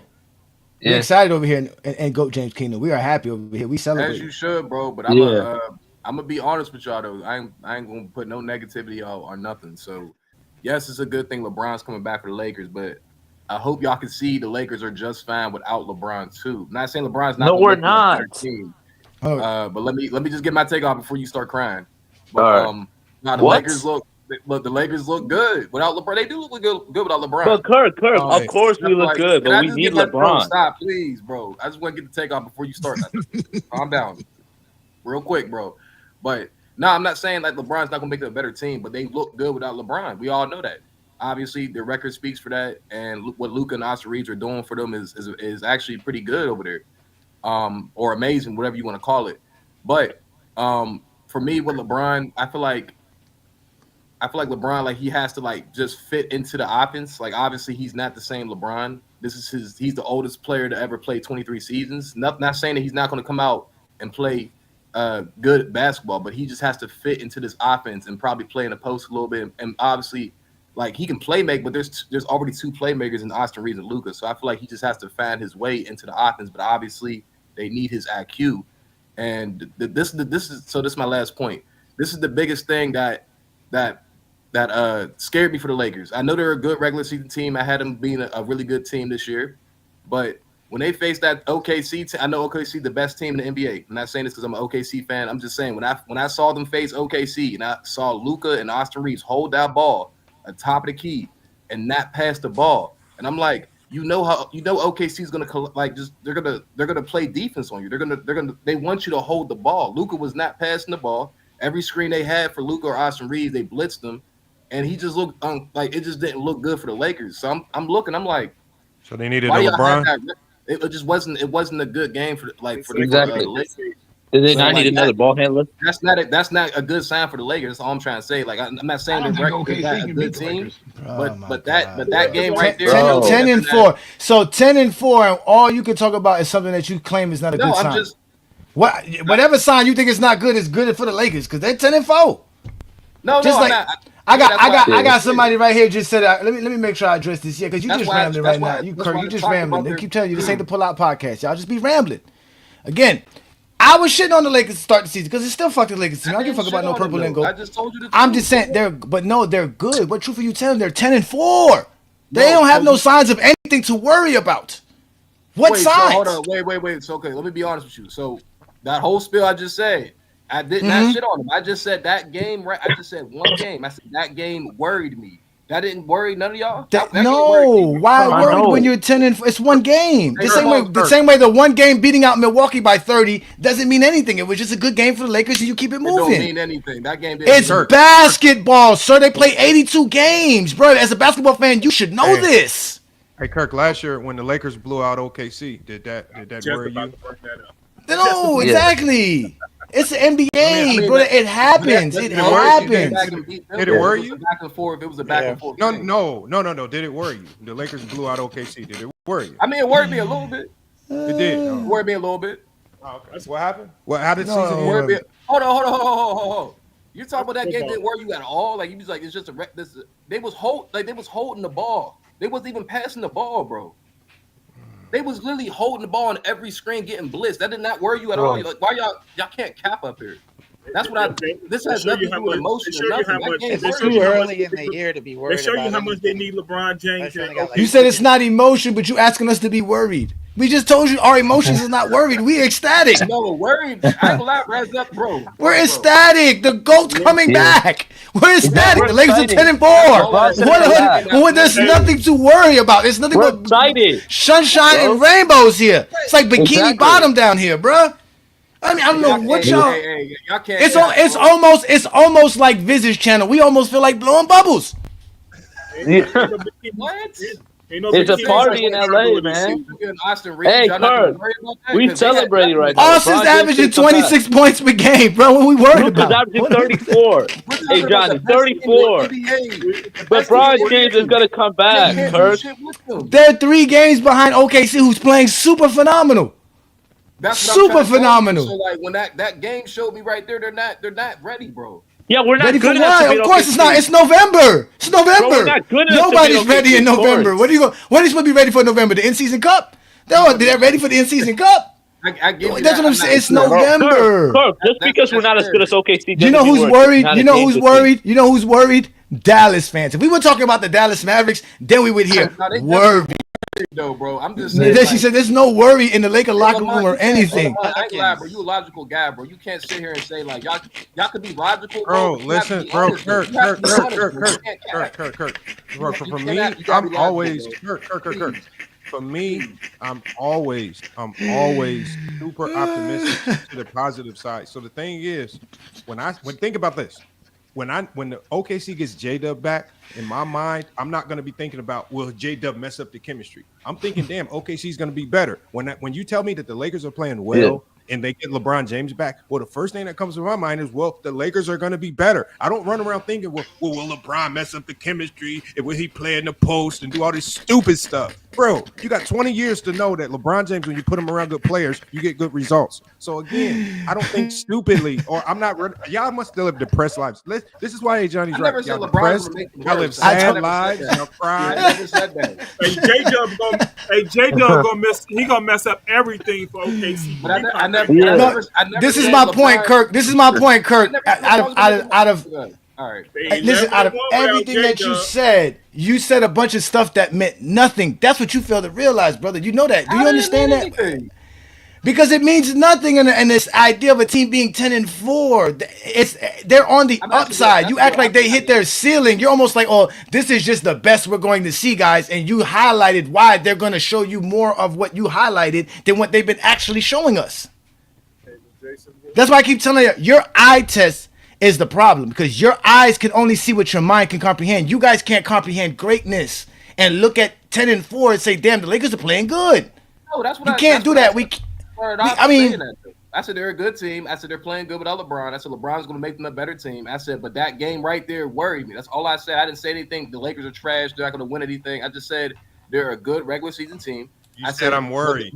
But Lamont, I said Luka and Austin Reeves holding the ball top of the key. That worries me. That does worry me. Bro, Luka's averaging like 37 a game. I'm not worried about Luka, man. What are you talking about, man? One game. Wait, but you're not hearing what I'm saying to Lamont. I never said Luka can't score. One game. Okay, Lamont. All right, Lamont. So, hey, Lamont. So, when I come back on this channel in the playoffs and they lose, then you got to speak to me.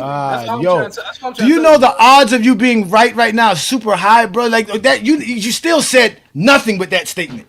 Nothing. But Lamont is saying like this doesn't worry me. But when I'm not. No, because let me tell you something. Whatever you think the problem with Luka at the top of the key ain't helping the Lakers gonna win a championship. By you saying that you don't like Luka being at the top of the key doing whatever he was doing, them eliminating that from their offense is not gonna win them a championship. So whatever you said still don't matter. It's not. But okay, look. Is Lamont even a Laker But it's fan? not just Luka at top of the key. I'm saying like their offense got. All I'm saying is, bro, because I hear what y'all saying. It is the beginning of the year. Their offense was stagnant. That's all I'm trying to say. Was it because they were playing back to back? Oh, hold on. Wasn't OKC playing it back to back too? No, I'm just asking you. The Lakers. They both played. Them playing on the road with lethargic legs could have been jet lag. It don't even matter that. Lamont, we started off the show. Oh, wait. We started off today's show. We started off with today's show with Brandon asking me, hey, Johnny, what do you think of DeAndre Ayton? And if you guys have been listening to this show, you would know that I have nothing positive to say about DeAndre Ayton. But today I did. Why? The Lakers are 10-4. He's 16-8, 69% from the field. What is there to argue about? Oh, am I going to say, well, hey, Brandon, just wait. He's going to give you that injury bug. He's going to miss 10, 15 games. He's going to miss another 20 games. No, the man's played 13 out of the 14 games starting, 30 minutes per game. I just got to accept it, bro. That's what we're saying, Kirk. You guys have to start really seeing what's in front of your face and say, damn, this is what I'm seeing. Stop trying to be an analyst and predict the future. But isn't that what basketball's about though too? No. If you're on the Pull Out Podcast, yes. If you're on those Zesty Jeffrey TikTok lives, yes. On GOAT James Kingdom and FYF, it's not. It's about present. We live in the present because our lives are great. We don't have to worry about let's watch somebody fail in the future because I'm failing today in life. No, our life is great now, so we're gonna see everything that's great going on now.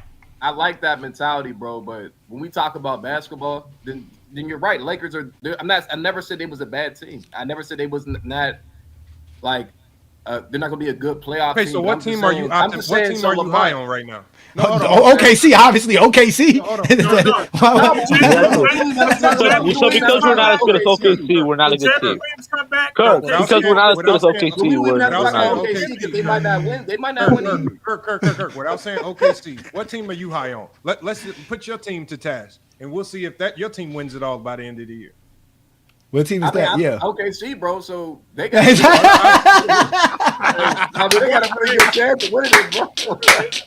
Lamont, when James Williams come back, he gonna mess up all the chemistry. I mean, but King John, I can tell you why he won't mess with the chemistry because they actually run a system over there. Just like how the Lakers run a system over there too. I never said LeBron is going to mess up their offense. All I said was that he has. No, we know. We heard you. Luka dribbling is a concern to you. Luka dribbling is a concern. I know. I never said they were trash. Willie, what other team? I mean, what did I say that was wrong? Kirk, outside of OKC, what teams are you super high on based on what you've seen? Why can't we talk about OKC? Okay, my God, bro, just can you just talk basketball? Besides OKC, because I'm high on my Heat, even though we lost the other night. All right, well, okay, so what team? OKC, Stop talking about the Heat. Almost 500. Yeah, what team are you high on? Is it Houston? Who you high? I give you the bad team. Besides OKC, we can talk. No. It's not about giving a bad team, nigga. Just give another team that you like, nigga. Damn. Why is that fucking hard? I like what Detroit. I know. Just answer the Nuggets. Just say the Nuggets, bro. You talk basketball. See how they struggle with basketball about something Like positive. these niggas don't got no takes other than rooting for OKC and against the Lakers. Like what the fuck? Yeah. And that's an easy take. Those are all easy takes. Very easy. So fucking easy, bro. Wait, hold on. This has nothing to do with the OKC versus the Lakers. Lamont, I said Clippers, bro. Let's talk about the Clippers. Let's talk about now there's some concerns. Oh wait, now there should be some concerns there. What are your concerns with your Clippers? Can you help us understand let's that? talk about that because I like to talk basketball. Okay, I appreciate you, bro. My concerns with the Clipper is the James Harden system. Them not playing the young guys off the bench because every time they play them. What young guys? They don't have any young guys on that. Okay, that's not yeah, true. exactly. Their youngest like real rotational piece like 28. So what do you mean? They got some young pieces off the bench that they played and actually played pretty good. Bro, Brandon Boston is not a good player. Oh man, I want to hear this. Hold on, wait. Let's say we know that the Clippers have an old team, but they do have some young guys. They have Chris Dunn. They have some players. Go ahead. I appreciate Go ahead. They have a roster, bro. You said he likes the Clippers? Yes. Yeah. And then obviously Kawhi not playing right now because he has a Lamont, did I tell you people love it? Now wait, now Lamont, were we right when we said that he lived a depressing life? Anybody who's a Clipper fan has a depressing life for sure. Go ahead, Kurt. No, you know, Kurt, we're talking about in basketball terms, brother. If you are a Clipper fan, brother, it is very hard to be a happy basketball fan. Hey, no, you ain't lying though, bro. Go ahead. Clippers, man. He ain't lying though, bro. Like I said, you gotta be able to take the Heat too. But they was on a 0-6 streak until they almost lost against Dallas too. They almost lost against Dallas. I don't know how they didn't. But James Harden, he had a James Harden. Hold on, the Clippers are 4-8 right now. They're looking bad, Lamont. They're bad, Lamont. That's why I said that. See, that's a concern. See, that's a worry. They say they 4-8. That's a worry. You gotta be like, well, damn. At least if they were 6-6, 7-6, you would have a glimmer of hope. But they're 4-8. They don't look good, Lamont. And like he said, they were getting their butts kicked versus Dallas last night. Was it last night? Yeah. James Harden had to turn back the clock back to 2018. No, they came back and won the game. Like he said, they came back and they finally came back and won. But they were struggling. They were struggling versus the Dallas Mavericks, and they got beat by the Jazz. Hey, bro, you ain't lying, bro. That's what I'm saying. Like, but you ain't lying. That's a team for concern. I'm talking about the Lakers, like in the future. That's all I'm trying to say. Hold on. No, as a Clipper fan, you can't talk about the Lakers. Why are you negative about the Lakers? Why you always got to be negative about the Lakers? Hold on. Here, I want you to hear. I want you. All right, let's talk about. Let's go, bro. Go. Hold on. Well, I want you to hear you. I want you to. I mean, obviously, if you're down on the Lakers, who are playing far better than anybody's expectations, right now, bro. In the future, then tell us about. Tell us about the Clippers right now. Your team. Okay, so I'm not obviously too excited how they're playing right now. I feel like I want to blame Ty Lue, right? But I feel like it's just like the Clippers are the oldest team by number, like in the NBA. I'm not saying this is the reason why they're losing. I feel like they're losing. It is the reason why they're losing. They're not trusting their system either. Because I feel like I just told y'all, it's James Harden pick and roll. They're not feeding Zubac in the paint. And I'm not gonna lie, like this is probably the number one concerning thing for the Clippers for me.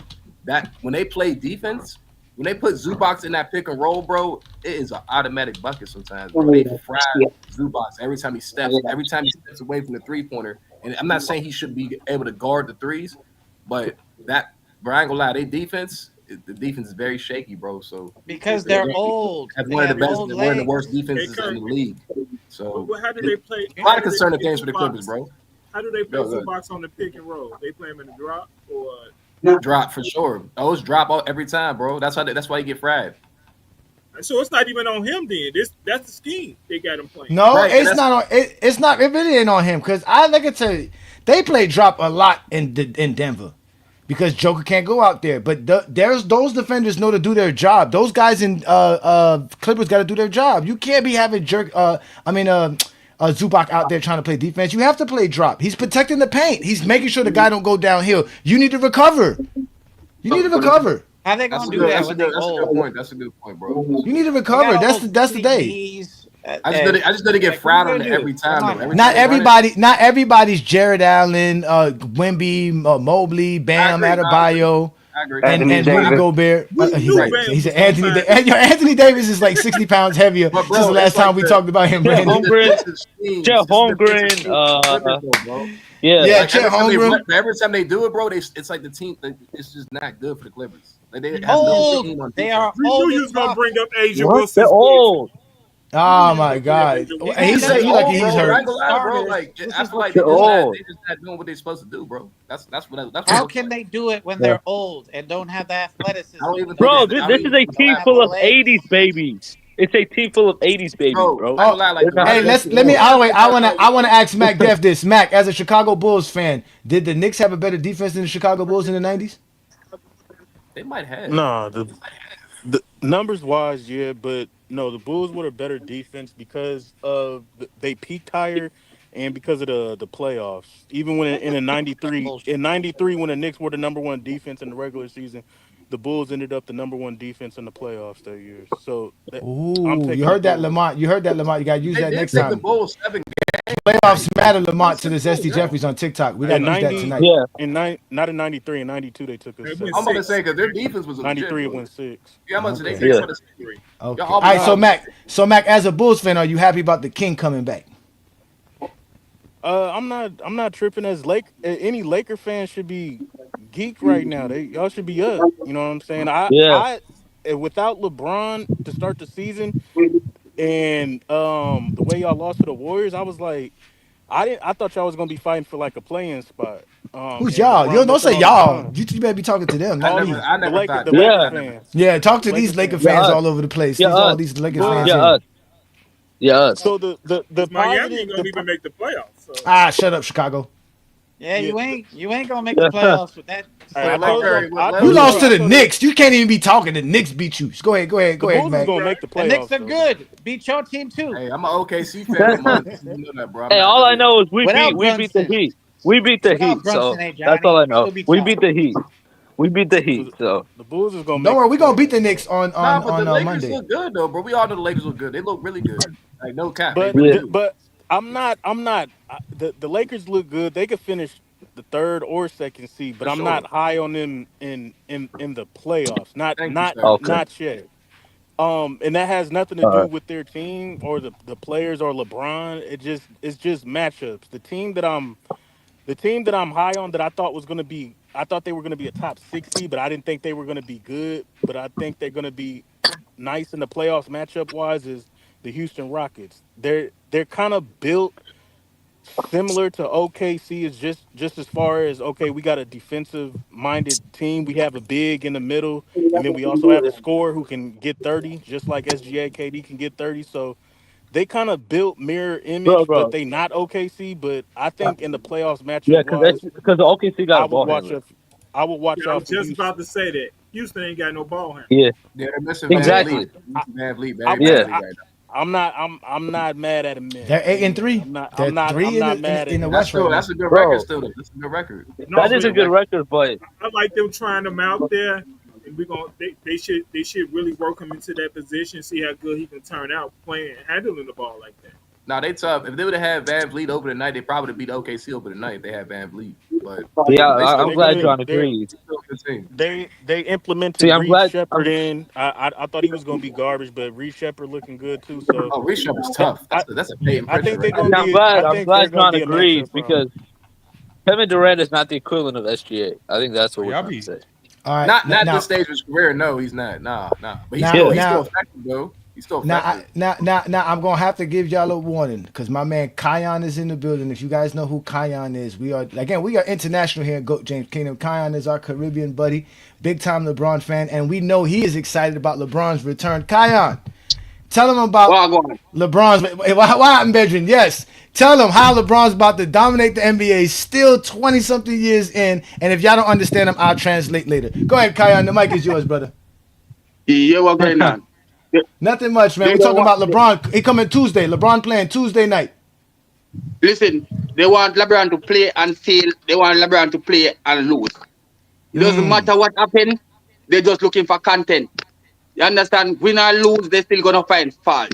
If LeBron win, they're going to say LeBron have volley for help. If he lose, they're going to say it's LeBron fault. Everything is LeBron. If they don't have a good night, if the woman break up with them, they say it's LeBron fault. If they try to fail in school, it's LeBron fault. So what? So better we don't start blaming everything on LeBron right now. If snowfall too long, it's LeBron fault. If the sun shine too hot, it's LeBron fault. If FYF and Go James Kingdom collaborate, it's LeBron's fault. You go ahead. Listen, if a player come out and talk good about LeBron, what they come out and say? Him clutch paying him. But long as somebody come out and say something good about Jordan, what them say? Oh, you what do you think about Jordan? They don't say Jordan pay them, No. Jordan ain't paying nobody, but LeBron paying everybody. If Magic Johnson come out and say anything good about LeBron, what they say? Oh, clutch paying Jordan, clutch paying Magic. Which Magic clutch paying him to lie? They have to understand. Johnny, you need to go back and look at 1992, because in the 90s, they will tell you, oh, Jordan was the best scorer, right? But in the Olympics, what happened in Jordan with Jordan scoring? So you try to tell me, say, all of a sudden, Jordan could shoot in the NBA, but when he reach in the Olympics, he cannot shoot? What really happened? So I need a Jordan fan to explain how that happened. You ever try that's because in 1992.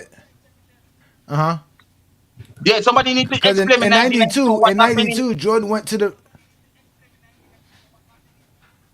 What you saying? Yeah, Jordan took 23 shots per game in 1992. Jordan took 23 shots per game in 92 to average 30 points per game. It's combination and the referee help him out. That's why he have a good record. Jordan just like West Brick. He cannot really shoot. He's a very athletic. He's a very athletic guard. That's it. Jordan cannot shoot. Listen,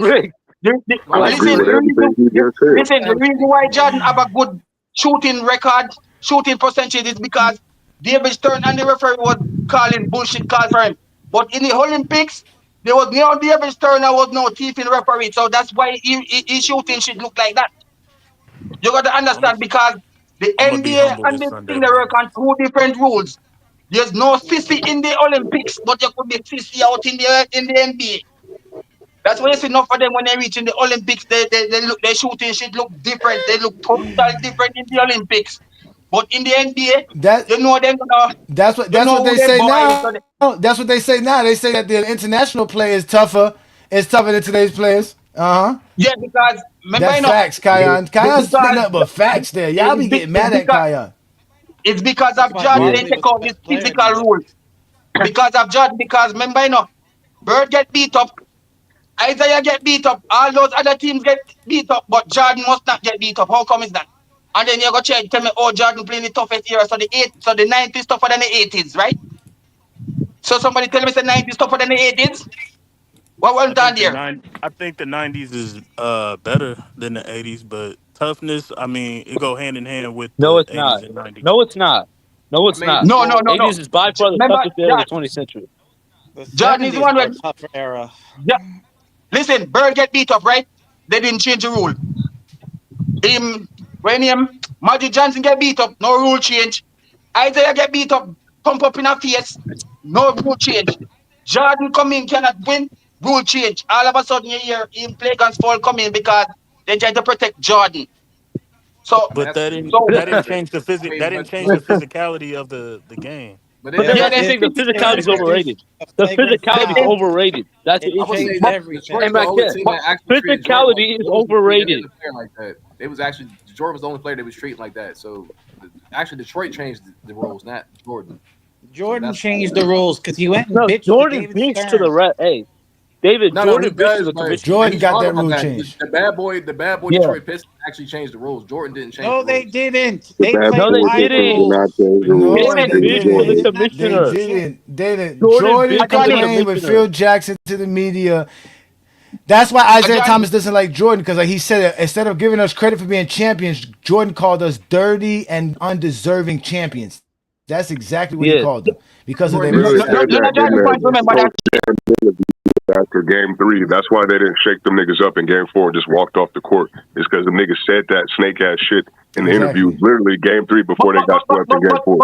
But I thought back in the days was no friendship. So what the hell you vex because me shake your hand? What the hell is this? You're in the feelings because me Exactly. shake your Thank hand. you. Hey, So, hey, hey, hey, Johnny, you know what I Kyan's think the trying to say? 90s He's are trying to Well, say no, but respect y'all the got to South. remember, Jordan got that from his coach. Jordan got that from his coach because Doug Collins was upset when one game when Larry Bird didn't shake his hand after a game and they walked off the court in Really? Chicago and he was upset because they didn't do that. Nobody sat there and shook hands. Nobody did that because I even remember I remember when I played football, you only did that in the beginning of the game. You never did it after a game. Because why would you want to shake the hands of somebody who just beat you? You don't want to do that. You know why they started doing That's it. that, You all Johnny? should walk off the It's court. because of the Olympics. It's because that's what they were doing with the international players after they beat them. They go shake these dudes' hands because these dudes are fans of the NBA players. Because before that, they weren't doing that shit.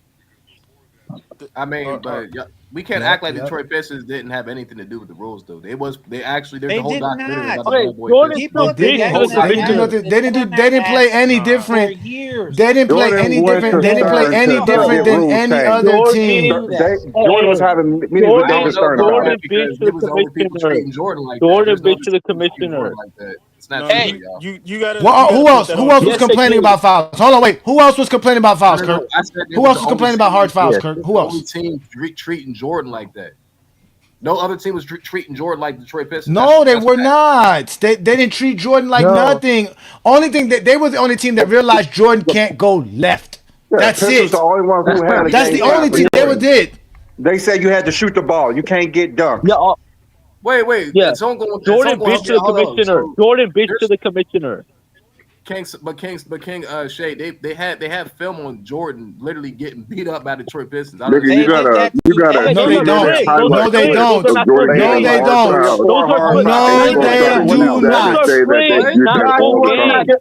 Those are I that's don't not full. Hey, co-sign that. Kirk. Y'all, we can't Those sit are up here not and make full things games. up, y'all. Kirk, That's not Nah, true, you those are y'all. not full motherfuckers watched games. that Last Dance Those are not documentary full and games. had a whole narrative change about the Chicago Bulls and the Pistons. Kurt. Hold on, wait. Stop, New World. Stop, New World. I can guarantee you that we go watch any Detroit game. You're not gonna see what you're talking about. I can guarantee you, brother. Let's do it. Let's find. I told you, stop hanging out with the Pull-Out Podcast. Come to Go James Kingdom and start watching basketball games. Just like I showed SFM Jordan's Brick Fest, I will show you Detroit not fouling Jordan like nothing. No I'll be fouls, here for it. none Hey, look, please. in the playoffs. All right, that's fair. I'm here for it. In the playoffs, I will show it to you. Don't show us a highlight of Jordan getting fouled once or twice and saying that that's what they were doing the whole series and the whole time playing Jordan. Their game plan was to push Jordan left and double team him at every turn. And Jordan didn't know how to pass the ball out of double teams. Okay. And shoot.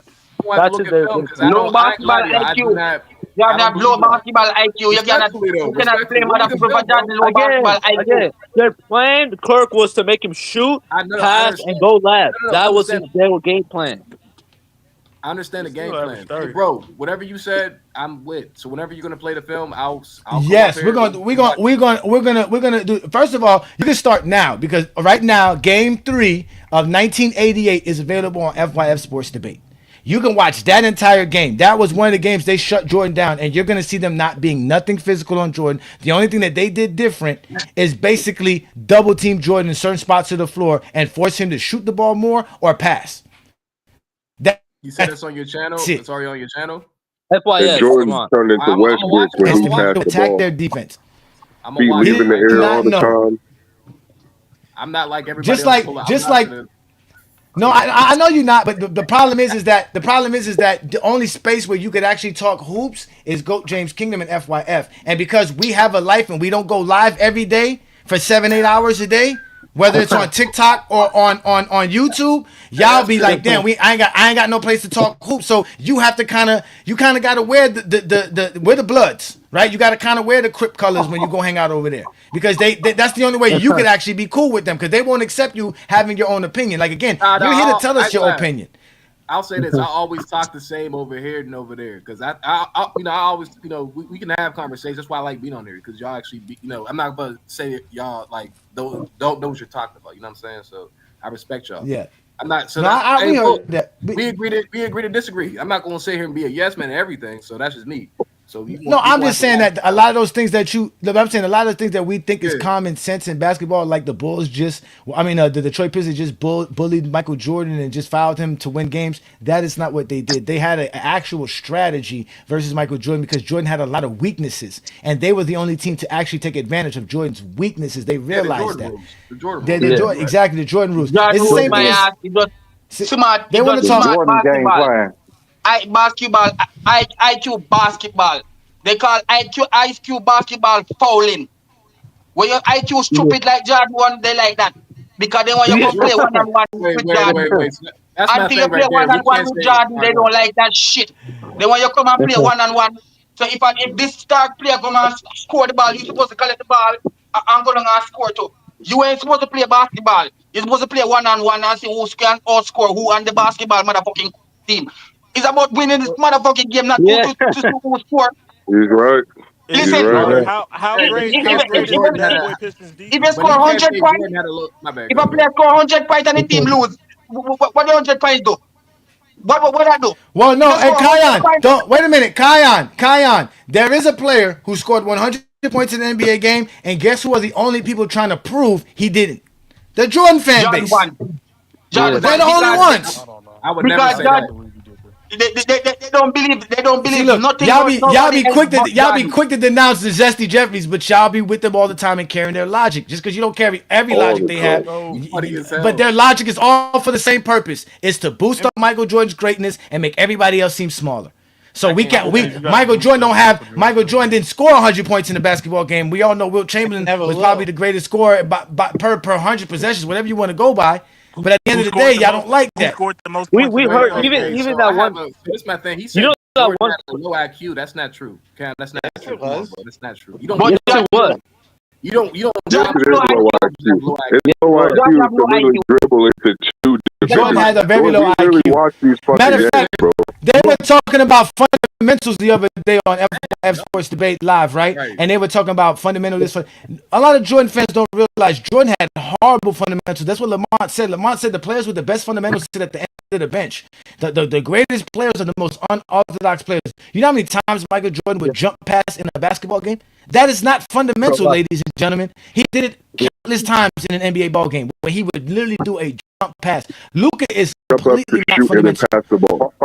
Jumping up and throwing the ball behind your back to a teammate. Huh? Anyway, it's another unorthodox. Yeah.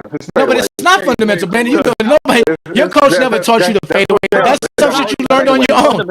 I do that all Nikola Jokic is not a fundamental player. Giannis is not a fundamental player. Shea is not a fundamental player. No. There's a lot of things he does that are unorthodox. You see that one somber shuffle. It's true what he says, man. It's true.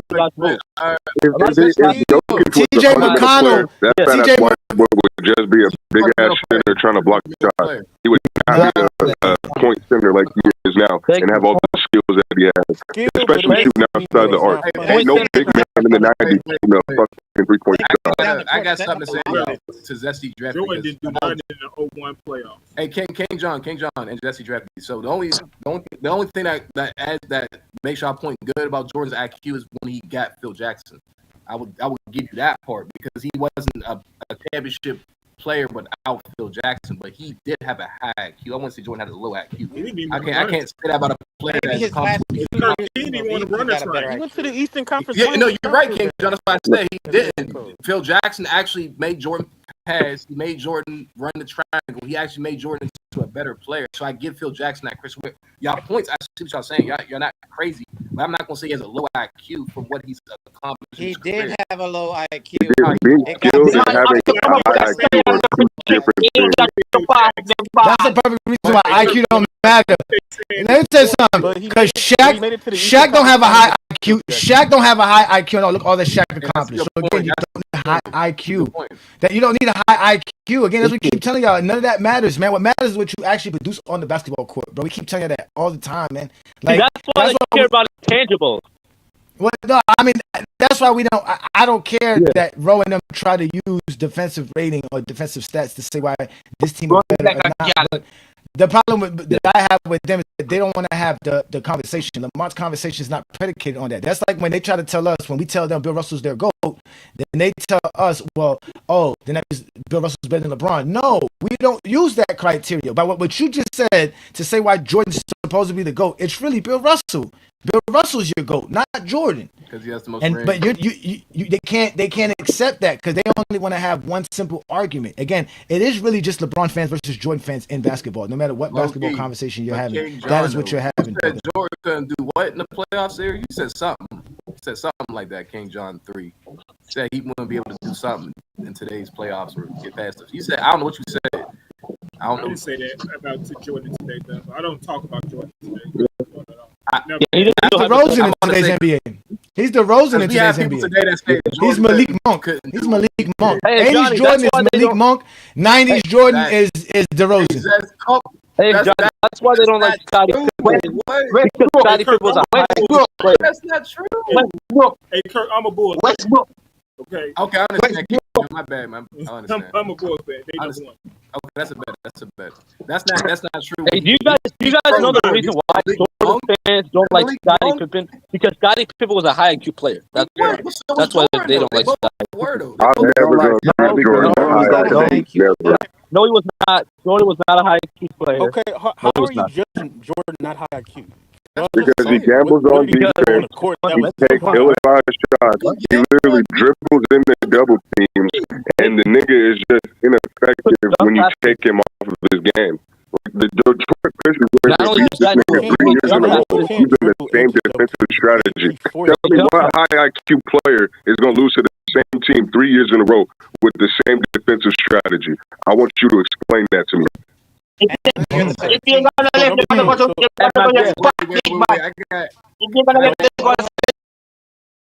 Mac, how do you lose to the same team for the same strategy 3 years in a row? Again, and you have give better credit. teams. Number one, no, I'm gonna say two things. Number one, he wasn't the first, and he's not gonna be the last person to lose to a team 3 times in a. That's not my question. My question was, how does a high IQ player lose to the same team 3 years in a row? Don't talk about other players. Just answer the question, nigga. Because hold on. When you have the better team. Question, I'm answering the question in two ways. Number one, he wasn't the first one to do that. There's high IQ players that lost to teams 3 years in a row, a la Jerry West, a la Will Chamberlain, a la Oscar Robertson. Now, with Jordan, please give credit to the Bad Boy Pistons and call them a top 5 defense team all time, in which they were. They were not. They were not, sir. Don't give me your rankings, sir. Don't give me your rankings, sir. Why did Jordan lose them 3 times in a row? Why? Why? If he has a high IQ, why is he losing to them? Number one, the Pistons were better. Number one, the Pistons were a better basketball team than the Chicago Bulls. That's number one. Number two. All 3 years. All 3 years they were the better team. Yes. All 3 seasons, man. They were the better team. Oh my God. Even with no all NBA player, no all defensive player on their roster. Let him make it. I want to hear his point. I want to hear his second point. Again, they were the better team. He's using rankings. Rankings doesn't make that doesn't help us. He's using rankings. I didn't say that's not helping us understand anything. He's saying this team is ranked better than this team. This player is ranked better than this team. He's not saying nothing that you're ranking. You're using comparisons. You're saying that the Bulls were not as good as the Pistons. It's a lie. How is that a lie? That's your ranking. There's nothing to state that. A lie? Because they didn't have shit on their team. Nigga, they had nothing on their fucking team. They had nothing on their team. They were a bum ass team. Hey, Johnny's saying there's no facts. The Bad Boy Pistons. Who had a better defense, the Bulls or the Bad Boy Pistons in '88? I think that The Bulls. The Bulls did. Numbers. The Bulls did. Numbers. Okay, let me. Y'all, God, I said two things and y'all just hype. So again, if you want to say the Bulls had a better defense number wise, I'm not disagreeing with you with that. Just what King Rose said with the '90s Knicks, I'm not disagreeing with what he said numbers wise. But the better team, 88, 89, and 90 was the Pistons. You can go off of record wise, they were better. The Bulls could not beat the Pistons in Detroit. The Bulls were like 2-24 in those 3 years in the regular season in playoffs versus the Pistons. Like I'm a Jordan fan. Jordan got his ass whooped by the Pistons. Isaiah Thomas because owned of low Jordan. IQ. Hold on. I'm a Bulls fan and I'm a Jordan guy. I can admit he got his ass whooped by the Pistons. That's just facts. For all 3 years, and the Bulls were not better than the Pistons. Those are facts. Oh, no, they weren't better than the Pistons. Explain to me how Wilt Chamberlain. Hold on, wait. Explain to me how Wilt Chamberlain. Explain how Wilt Chamberlain has an IIQ losing to a team 3 times. So Wilt Chamberlain has a high IQ. Number one, he's one of the best scorers. Yes, and explain why he lost to a team 3 times. Best defenders in the league. When he lost to the Celtics and he got his numbers, they lost by 1 point, 2 points because Havlicek stole the ball, because Don Nelson hit a great shot, or Casey Jones and Sam Jones made shots down the stretch. He lost 4 game 7s by a total of 9 points. I'm saying he did his part. Bro. He got his assist and everything. Hold on. He got his assist and everything. He lost 4 game 7s, my guy, by 9 points. He had a high IQ. He put up his numbers, but he couldn't beat the best team. When he finally did beat the Celtics, Not yet, if you're proving the point. Hold on.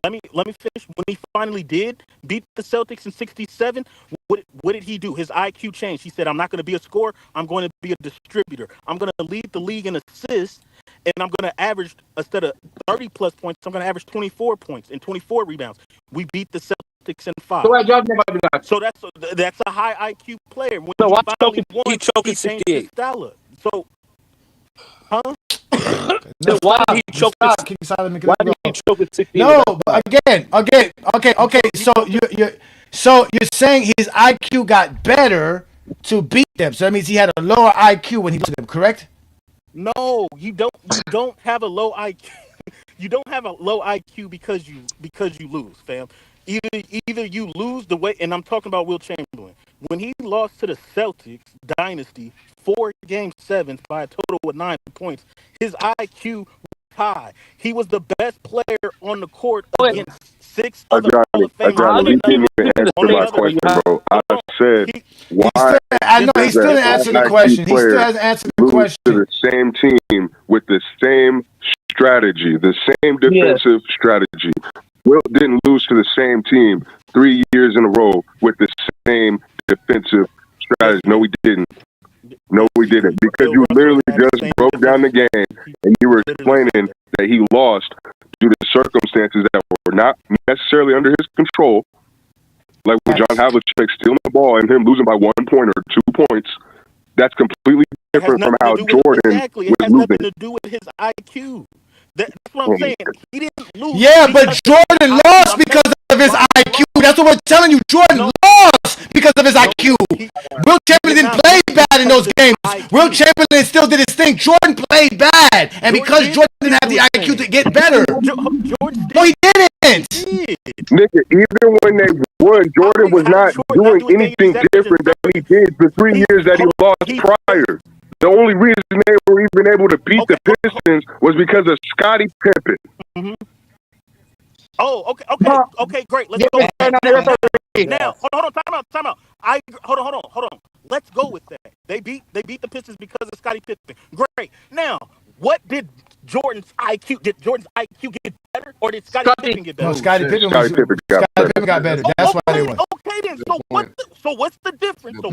So I'm asking you, why did Jordan's IQ not do anything? No, that's what I'm trying to tell you. Jordan never had an IQ, nigga. That's what I'm trying to tell you, nigga.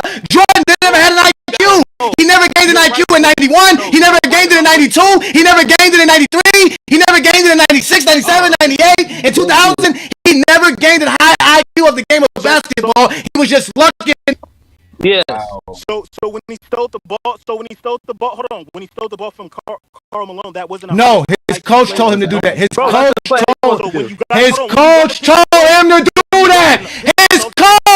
told him to do that. Okay, cool. I hold on. I agree with that. So what about when he told Steve Kerr, watch when something comes off of me? Phil Jackson told him that. Phil Jackson told him that. Oh, got it. Yeah, just like the John Paxson play too. Of course we got it. I watched Just like Phil say, you gotta pass the ball. Be ready. You can't just shoot everything. Y'all are wilding right now. It's cool. That's not a lie, Mac. You brought up two plays. Mac, you brought up two plays. The one play, Phil Jackson looked at Jordan and said, Jordan, when you get here and you're double team, who's open? Phil said, he said, John Paxson. When he told Jordan, pass the ball. He told him, pass the ball. That means Jordan didn't have the IQ to do that. I'm not disagreeing. That's exactly right. Okay, that doesn't mean that Jordan doesn't have a low IQ. If he said that sounds like a low IQ to basketball fans. That's a low IQ. It sounds like time out. It's low. Know the answer. If he didn't know the answer, okay, cool. How you not know who's open and pass the ball to the open man? That's common basketball IQ. He did know who was open. But he didn't know to pass it to him. He didn't know that he was told you're going to make that pass. IQ to pass it. Yeah. You don't have the IQ to make something of it. I can sit here and agree with you. That's exactly what Phil told him, and that's exactly what Jordan said. But when the film shows that no coach was near Jordan and Kerr, and Jordan came up with that play and said, be ready. Now all of a sudden... No, that's the lie. It's the same thing. Phil drew up the play and said, you're going to pass it to Kerr. That's why Jordan looked at him and said, you better be ready, because Jordan had no choice but to pass it. Jordan didn't want to pass it. That shows you right there, he has no IQ. Jordan didn't even want to do the play. He only did it because Phil told him he had to. And Phil told him to steal the ball from Karl Malone. Yes, he said they're going to run this play, Mike. He wasn't supposed to be there. They ran that. Hold on, that's a state play of the Utah Jazz. If he wasn't supposed to be there, that shows that he has low basketball. Thank you, Ro. I mean, thank you, Mac. Thank you, Mac. Thank you for admitting. Newell, listen, Mac. Thank you for admitting me for telling the truth.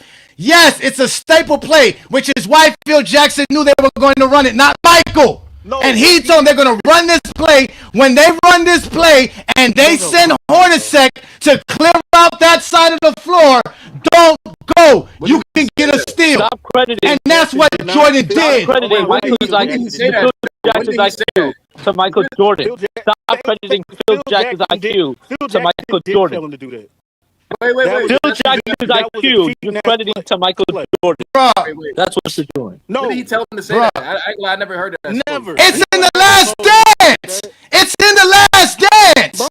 It's in the last dance. They only watch the highlights. And Jordan did that on his own because of his IQ. John, crazy, he told them exactly. That's why he didn't call a timeout, because he knew everything. That's why Phil didn't call a timeout. Oh shit! Hey, Phil told him. Phil told him that the steal would be available for him. Jordan gets the ball because yes, he did, nigga. He told him the steal would be available. They run that play. It's a staple play. Why did Jordan do that play all of a sudden? Why Jordan never did it any other time versus them in that series? If they ran that play over 100 times, why was that the only time Jordan never did that? Because it's game 6, we're down by 1, and I need the ball. It's the perfect time. King John 3, is that true? That's why. King John 3. This is a new point because we already heard it on the last dance. This is a new point.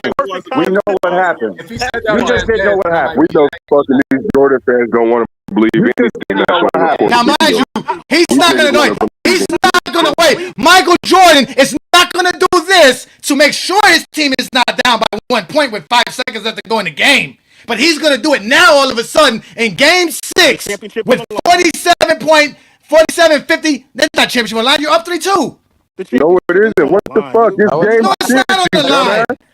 It's Jordan in game 6. If we, bro. nigga, It's I'm not trying on to the win line. a championship. Why would I do not make? It's not on the line. It's not on the line, sir. Again, if the game was on the line, why don't you stop that play every time? Why don't you stop it in the first quarter? Why don't you stop it in the first quarter so they're not up in the fourth quarter? Why did you wait till the fourth quarter to decide that this is what I'm going to do it? So exactly, because it's a staple play. So if I know they're going to it, I can make my adjustment and cheat whenever I want. Why wouldn't I do it at the perfect time? Why is it the perfect time? Why is it a perfect time that time? Why there was never no other time for this to be run? That's what I'm saying. You have no high IQ, man. Because it's game 6, the championship. It's the perfect time. It's the championship play. That's how you know you have no IQ. That's how you know you have no IQ. Because let me tell you something. Phil Jackson didn't tell Jordan to do that because it's game 6 with less than 3 minutes, something like that. And Phil Jackson told him to do that because Phil Jackson knew that there was a play being run and he had to do something at that moment. And in that moment, the high IQ of Phil Jackson looked at Jordan and said, hey, when they send you to go clear, don't clear, go get the strip. And Jordan said, okay. And that's what Jordan did. All right. That's so Jordan would have wait. If Phil Jackson would have never told Jordan to not follow Jeff Hornacek, Jordan's IQ would have went to follow Hornacek. Jordan did not think of that on his own. That's a good point y'all saying, but let's be honest though, y'all. When players listen to their coaches, y'all, I ain't gonna lie, that's a high IQ to me because you're not going off your own IQ. So Phil Jackson didn't tell Jordan to do that. Did that serious, Yes, bro? he did, man. You're just being a fucking little bitch, man. Stop crying. So BJ, when you on the BJ, when you're on the Pull-Out podcast and they tell you Kyrie Irving took that shot instead of LeBron because LeBron was afraid, make sure you tell them, well, no, LeBron has a high IQ because that was the play called by the coach and it was successful, and that's how they won the championship. Make sure you say that. Make sure you say that. Make sure you say that. When Shea makes a play on the court, he looks at his coach. His coach be like, whatever he calls, and Shea be like, all right, we about to run this play right now. But the shit don't work. Obviously, Shea be like, all right, I'm gonna do this instead. Because MJ did things like that too. He be like, okay, this play's not working. I'm gonna decide to do this because. No, he did not. Lie, you have to listen to your coach, bro. Sometimes your coach might know. You need to just stop fucking lying. God damn. Y'all never have no examples of the shit that y'all Y'all really can't accept. Y'all really can't accept nothing about Jordan. They say we can't accept nothing about LeBron, but y'all can't accept nothing about Jordan, bro. Y'all can have it. Y'all can have it. Jordan can't shoot the three that well. Well, I can accept stuff about Jordan. Jordan wasn't the best defensive player on his team. It was Pippen. I can accept stuff about Jordan, but saying the nigga ain't got no. Nigga, shut your bitch ass up. I ain't got nothing to say to you. Especially when you come over here capping, nigga. You over here lying, nigga, and we expose your dumb ass every Sunday. So what the fuck you talking about here? Sunday, bro. What are you talking about? Nigga, you over here every Sunday that you up here, nigga, you get cooked. Nigga, you're the frying pan, dumbass. What? What'd you say? Frying pan. You be getting cooked in that bitch. Shut up. Who cooked me, nigga? Who cooked me? Hey, I could cook you right now, bro. You Do Lakers it. fan right now? Do it. Yeah, I'm a Lakers fan. Who are you a fan of, nigga? Who are you a fan of? Who are you a fan of? Who are you a fan of first? Who are you a fan of? You said what? Who are you a fan of, nigga? Look at my thing. You what? Come on, bro. Looks like you're I can't see your little avatar, nigga. Who is that? Who is that? Come on, bro. How old are you, bro? You like 65, bro. Nigga, OKC. Nigga, I'm a grown ass man, nigga. Who was on your avatar? Who is that? I'm asking you a simple question, nigga. You can't answer, nigga. OKC. You talking cooking me, nigga. You can't even answer a simple question. Who on the avatar, nigga? Who your team? Hey, OKC, bro. You the old one I can't see. OKC. So you like OKC? You a bandwagon ass nigga. I've been like, how long you been an OKC fan? I've been like. You like him in the KD days? I've been like. Yeah, I liked when KD was over there. Your team, world. A 65-year-old man is a grown ass man, isn't he? Was that your team? A 65-year-old man. I'm 65 now because you getting cooked. I called you 65. You said I'm a grown ass man. I said okay, 65-year-old's a grown ass man. So what the fuck? What the? I sound 65 to you, nigga. I sound 65 to you. Nigga, I ain't gonna lie, the way you be spitting sometimes, bro. I don't know, bro. Because I ain't gonna lie, Curry to GOAT. because y'all made some great points, bro. But he really broke that shit down, bro. Like I feel like not even I feel like, bro. I'm not saying you don't make good points, bro. I'm just saying like he act like Curry the GOAT was making some good points, y'all. Like we have to give him his credit though. What point? Nigga, he wasn't making no good points. He was sitting over here capping, nigga. I told him that Jordan doesn't have a high IQ because he gambles on defense, he dribbles in the double teams, and he couldn't explain to me how a nigga lose to the same team with the same defensive strategy 3 years in a row. How does that player have high IQ? The least the nigga could have done was give clear examples of Jordan having high IQ, but he didn't. The first thing the nigga tried to do was say a nigga like Jerry West and such, they had high IQs and they lost to these teams a certain few times in a row. But that wasn't the question, nigga. I gotta. Okay, so ask me the question where I can tell you a player right now. Do you think John Stockton? Answer the original question. I don't care about no other players. Tell me how Michael Jordan was a high IQ player when he lost to the motherfucking Pistons 3 years in a row with the same defensive strategy. I still haven't heard the answer to the question. The Utah Jazz, when they lost to the Chicago Bulls twice in the finals, and they had a high IQ. Yes, they did. Yes, they did. And they lost to MJ twice. Who was the better team? Oh, hell no, y'all. Oh, the Utah Jazz, did not say the Pistons was a fucking better team. Now all of a sudden, who was the better team? Utah Jazz was, bro. They was better. No, they were not. The Bulls were the better team. I do not consider either the Pistons nor the Utah Jazz better than the Chicago Bulls in the years that they faced off against them. Jordan should have beat them in 88, 89, and 90. He should have beat them all 3 of those years, but he didn't because he choked. And they kicked his dumb ass to the free throw line because he couldn't shoot the ball. That's exactly what happened. I'm gonna say this to your point. They became the greatest team of all time because they beat Jordan, nigga. Wait. No, because they beat Bird and Magic. Even Phil Jackson's on record saying that the Utah Jazz had a high IQ. He said that. Phil Jackson, I'm pretty sure he said that about the Utah Jazz. He knew they was a high IQ team, bro. And they lost. And the Bulls beat them twice in a row. So that makes no sense. So that means that the Bulls were a better team than them, right? So it means they should have beat them, right? Michael Jordan, bro. What you talking about? What the fuck? You shouldn't answer my question. No, it's because they had Michael Jordan, Scottie I know y'all don't want to answer Ron the Harper, Dennis Rodman. Hey, King John 3, was the Utah Jazz a better team? John, these niggas don't know how to fucking talk basketball, bro. I'm telling you. The Bulls are a better team? The Bulls are better team. Like, even 1998, I mean, yeah. Yes, the Bulls were a better team. Just because the Jazz had a slightly better record did not mean they were the better. It was a good. They had the same record. Michael Jordan, Scottie Pippen, Dennis Rodman, Ron Harper, Luke Longley. Luke Longley was the best player in Australia's history at that time. Dennis Rodman is the greatest rebounder of his position and his size ever. Then you got Michael Jordan, who was considered one of the best players ever. You got Scottie Pippen, who's one of the best defensive players ever, and one of the best players. Scottie Pippen was not the same in that series, bro. You know that, John. You know that, he was the fucking same. Stop with that bullshit. Stop with that bullshit. He was the same player. He went to go on and play at least 4 more years after that. Stop it. I'm trying to say. Okay. Because that's my thing. Like, y'all act like high IQ players can't lose, though. So Jordan, we never said they couldn't win or lose. It all depends on what's the best team. His question was, why is he so high IQ? Why 3 years in a row did he lose to the same team with the same defensive strategy? That's his question. Okay, so a high IQ player is not going to lose 3 times in that situation. They're going to find a way to adjust to the same defensive strategy. They literally didn't switch up nothing for 3 years and beat them the same way for 3 years. Tell me how a high IQ player goes down like that. Just explain that to me. I watched the Nuggets lose 2 Game 7s, high IQ team, and they lost 2 Game 7s. How the hell they keep losing Game 7s, bro? They lose to the same defensive strategy. Listen to what the question is and answer it. A high IQ player. Jordan is a player who didn't have the high IQ to beat a team. But again, he didn't have a high IQ player to beat the same team versus the same strategy 3 straight years in a row. He didn't have the horses around him to beat the bad boy Pistons, bro. It's not no. I think New World already said. Wait, that's Jeffrey. I feel like New World already said it. He said when Scottie Pippen got better, they beat the Detroit Pistons. That's true.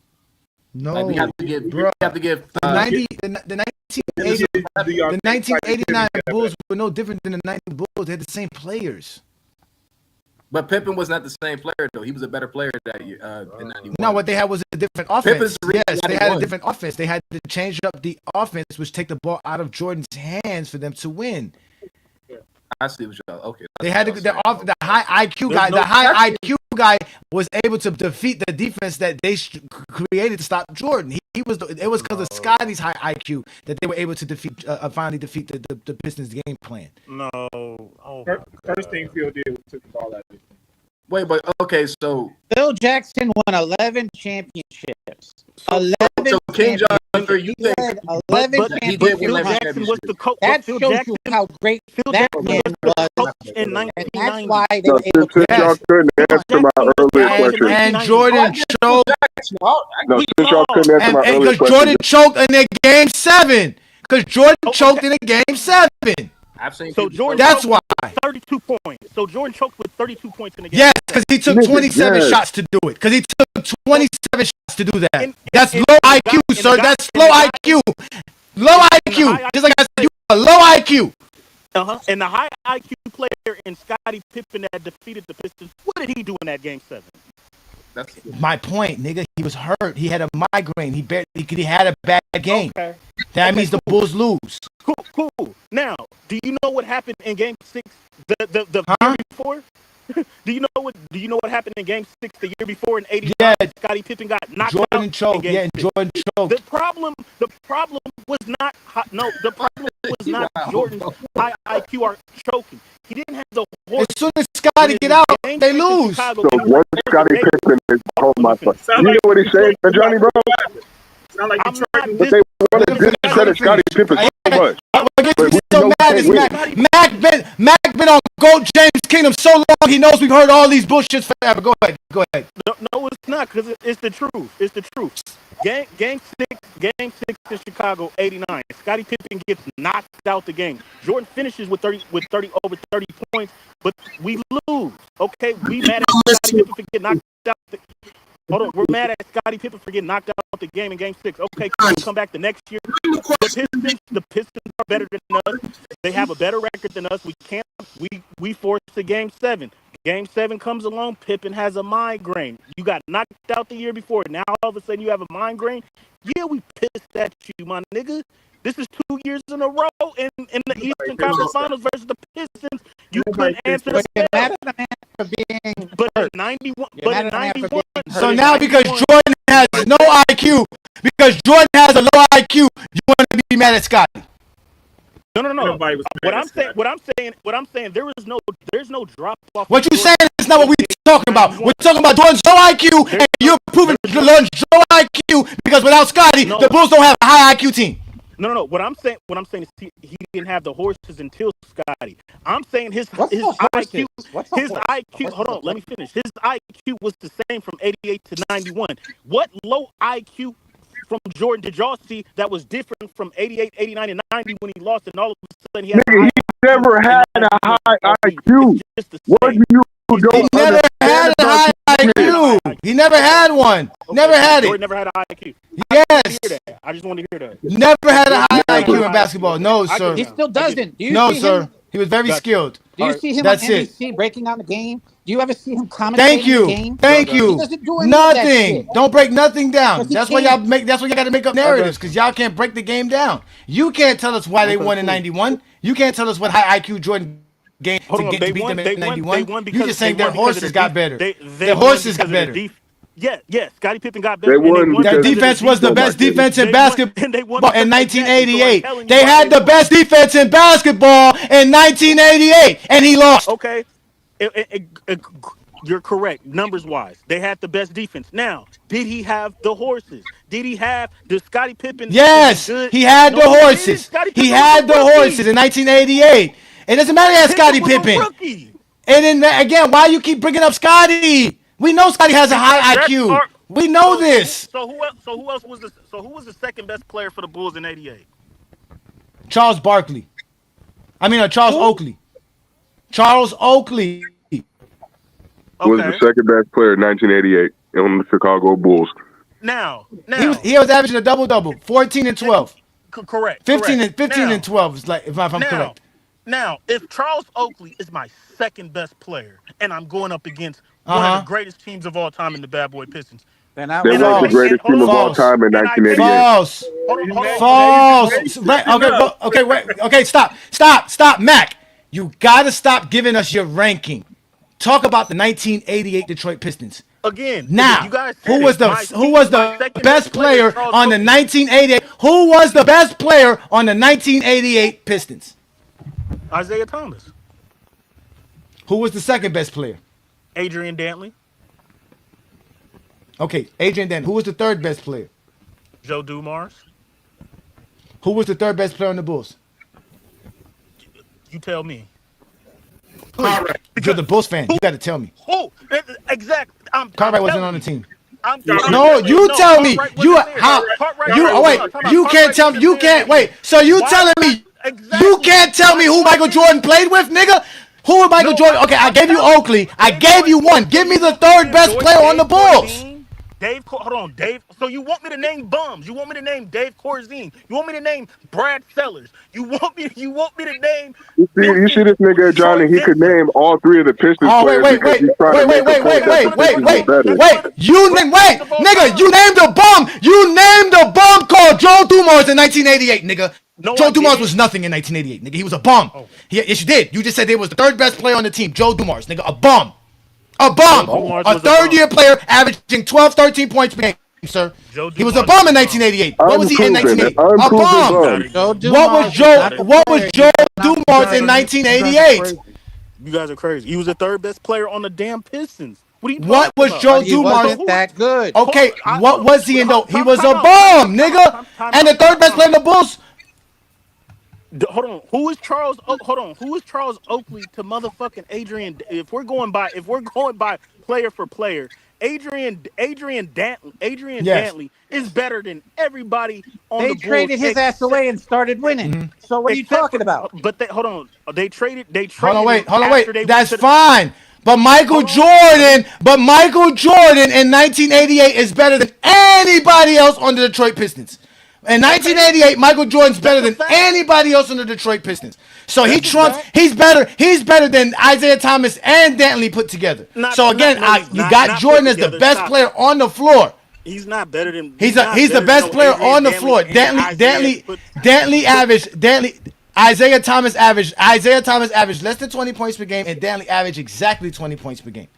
Yeah, so Dantley is their best scorer at 20 points per game. And Joe Dumars is averaging and Dave. And Dave Corzine is averaging 10 and 6.5 with 1 block per game. Wow. Again, you can get mad if you want. He's their third option. If not, we can add. Brad Sellers is averaging 9.5 points. Brad Sellers averaging 9.5 points and 3 rebounds, shooting 45% from the field. 46% from the field. This is sad that we're comparing the 88 Pistons to the 88 Bulls. It's not even close. What did Jordan change? What did Jordan change year to year to improve his game or improve his team to make them better? That's what's going to dictate your IQ. Because we're talking about all this other. The IQ of Jordan is going to be based on what did he do, what did he improve in his game, or help his team improve to make them better to get over the hump of the Pistons. Thank you, DBG Sports. I literally was going to ask that exact same question. This is exactly is just noise because you're talking about Jordan's IQ, what he distribute as what Jordan IQ. And I'm not saying Jordan had low IQ. I'm just asking because that's how you can cut through the monster and say, Jordan, the next year did X, Y, and Z to improve his game, and it wasn't enough. That shows he has IQ because he recognizes weaknesses and working on it. Right now, all this other stuff, nobody's talking about that. They're just talking about, let's pull some other random thing. Let's talk about what the topic is. The topic is, was Jordan a low IQ player over that period of time? And if you can identify he didn't improve anything in his game to make him a better player or help make his team better, then you're gonna say, yes, that's low IQ activities. That's the thing you look at. He's not going to answer you. He didn't improve anything in his game. He's not going to answer you. He didn't improve anything in his game. You look at what Isaiah Thomas, you look at John Sally and all these guys. They said the reason what happened was when Scottie Pippen got there, he was able to do things to collapse the Detroit Pistons game plan against Jordan because he was a willing passer. He was going to be able to play the defense. He was going to be able to move the ball around, get things done that Jordan refused to do in those years. So that's really what I think where the question is at. Not all this other stuff. All this other stuff is just noise because it doesn't matter who you had on your team. Did you do anything to make that team better? Did you do anything to get your players better? Those are the things that dictate IQ. Did you go to the front office and say, get me somebody else? Those are high IQ activities. Jordan didn't. Jordan didn't. Jordan didn't. He tried to get Scotty and Horace. So Jordan didn't. He tried to get Scotty and Horace. That's what you consider high IQ activities. Sir, to answer your question, the only thing that Jordan did, if you want to say, oh, now he has a high IQ, is he bought into the triangle system. That's year 3. I'm talking about the first 2 years. Now you're saying, if you're saying that, then you're saying Phil Jackson was his IQ. So you're not proving that Jordan's IQ got better. Thank you, because I don't cut people off. Now that you cut me off, let me say this, because what I said is right. He bought into the system and allowed his players to play in the system. But in the first rounds versus Detroit before Phil Jackson got there, Michael Jordan averaged 9 assists in 1990. Hold on, let me finish. He averaged 9 assists. So it's not that he bought into the system and all of a sudden he's passing the ball and making it. He bought into the system early. They still lost in 7 games with Jordan averaging 9 assists. Why in 91 when he averages 3 assists in the same amount of points, they win? Because he has the horses. The IQ did not change from Jordan. If you want me to take all the shots, Doug Collins, when you're the coach in 88 and 89, you want me to take all the shots? Cool. I'll take all the shots and I'll try to win. Phil Jackson, you come in 1990? Okay, I'll pass the ball. I'll average 9 assists. We'll still lose. Now, what happens in 91? I have the horses now. I have Scottie Pippen. He's better. He's in year 4. Horace Grant, he's better. He's in year 4. You know what it sounds like to me? It just kind of sounds like they just need to take Jordan off the ball for them to win. Respect for Phil Jackson because Phil Jackson is the defensive-minded coach. He's not the offense. Tex Winners is the offense. Tex Winners. So basically, they were losing when Jordan was the decision maker. So that means he doesn't have a high IQ. No, they were. Hold on, nothing changed. Whether Michael Jordan averaged 9 assists or 3 assists. He still lost to the Pistons, no matter if he had Doug Collins as a coach or Phil Jackson as a coach. What happened is what I keep on telling you. Yeah, that's on Jordan then. That's on Jordan then. If you want to blame Jordan for losing to the Pistons, go ahead, my guy. I mean, I lose no sleep over that. If you want to blame that and don't give the Pistons their credit, cool. And Mac, you're going on this rant crying about being a Jordan fan. Shut the fuck up, man. Listen, nobody cares about the lies you're saying. Stop lying, nigga. The Bulls got better not because of Jordan, just like DVD just said. What did Jordan do to make those horses better? Absolutely nothing. He did nothing to make those horses better. He did nothing to make him better. Nothing. Cares? My point. That means he has no high IQ, nigga. You're proving our point that he has no high IQ, Mac.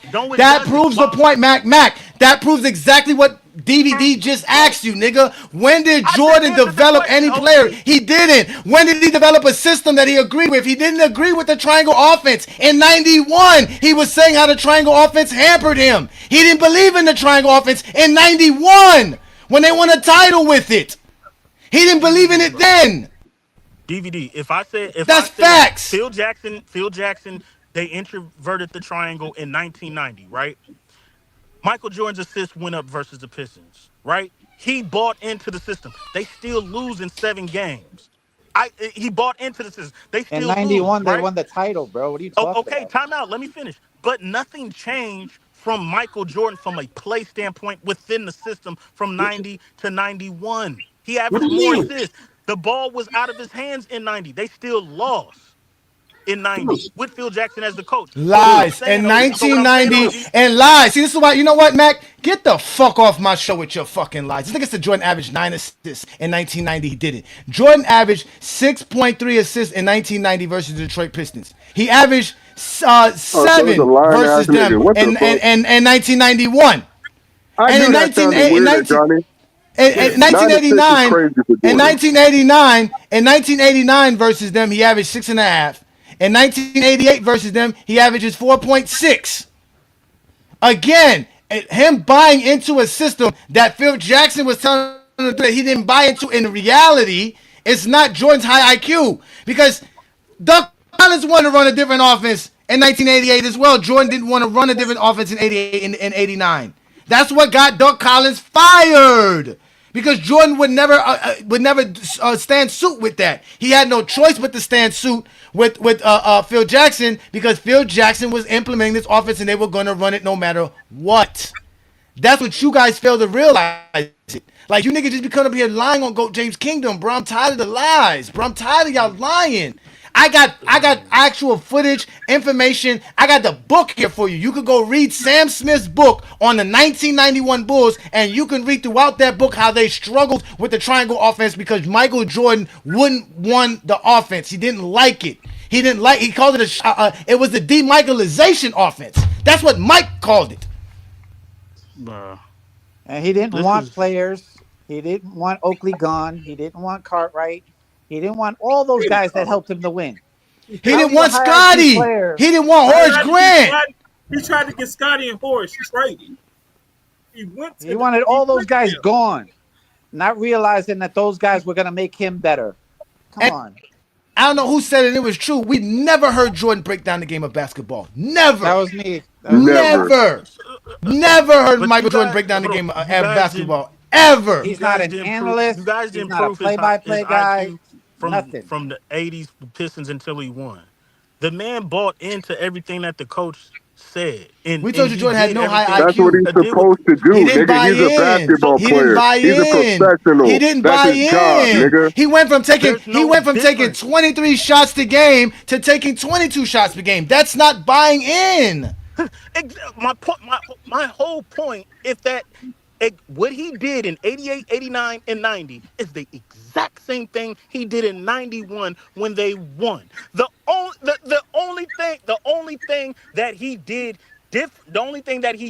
differently is that he just bought in more into the system. But why did he buy in? Is because he did buy into the system. But you can't. But he bought in is because he had the horses with Pippen. The man averaged 11 assists in the freaking NBA Finals. He bought into the system. He did average 11 assists in the Finals in 91. False. The reason the Chicago Bulls got over the Detroit Pistons in 91 was because they no longer can stop Scottie Pippen. Scottie Pippen figured out how to get everybody else in the Bulls involved, and the Jordan rules no longer worked or were effective because Scottie was now taking over the Bulls offense. That's why Jordan was going to get his 22 shots, 23 shots. He was going to get his, but Scottie was going to make everything work, and that's why they swept them that year. Scottie averaged 21 points per game versus the Detroit Pistons. He didn't do that in 89. He didn't do that in 88. He didn't do that in 90. Because of Scottie's ability to get the Bulls offense going. That's why. He's the high IQ player. So basically, when Phil Jackson took the ball out of Jordan's hands, that's when they got better. No, it's because he got the ball. Jordan wasn't going to allow Scottie Pippen to grow. Had the ball in 90. This is how low. No, he didn't have the ball in 90, got nigga. mad at Scottie Pippen for making a three. He did have the ball That's in how 90. low He did have the ball in 90. Yes, he did. Again, you're right. He had the ball in 90. He came up with the mind grading in Game 7. And that's why they lost. Because of Pippen was an inability to beat good, to beat Pippen. Because that's the only reason they even went 7. They don't want to give Scottie his flowers. That's the problem. I am giving Scottie his flowers. They don't want to give Scottie Pippen's his a flowers. top 25, That's top 30 always player. been the problem with Jordan fans. They don't want to give Scottie his flowers. I did give Scottie It's his flowers. funny. I just said he got. Hey, King John, it's funny because y'all not finna shit on the bad boy who Pistons. talk about the Bulls, they don't never want to give Scottie his flowers. They only became the bad boys because Jordan kept choking versus them. That's the only They reason. became the bad boys from going up against the fucking Celtics. The Celtics was their rivals. No, that's They not would why have they never became faced the the bad Celtics boys. if the Bulls didn't choke. They don't face the Celtics if the Bulls don't choke. They faced the Celtics in That's the 87. facts. They faced the They Celtics in became 87. the bad Again, and they boys lost. because of And they became a lost. bad boy And they because of a lost to salty them. Jordan fan. They were losing to And they the Pistons lost. year And they after year lost after to year, them. and so And they they called him the lost. bad boy So is because that hold they were on. worried about Jordan getting The bullied. That's why. rivalry was If Jordan doesn't lose to them in '88, they don't beat the Pistons. Huh? Hold on. If they lose, if of course if Jordan beats the Pistons in '88, yeah, they face the Celtics. But everybody was getting whooped by the Celtics. Isaiah Thomas even said we weren't worried about the Bulls, we were worried about the Celtics. In '85, they lost. In '87, they had the Celtics. In '87, they should have won, but Bird stole the ball. Isaiah Thomas made a fucking Again, mistake. nobody cares what Detroit was looking up to. They were nobodies, nigga. They were nobodies. They became great for beating Jordan, nigga. That's it. They became great for beating Michael Jordan.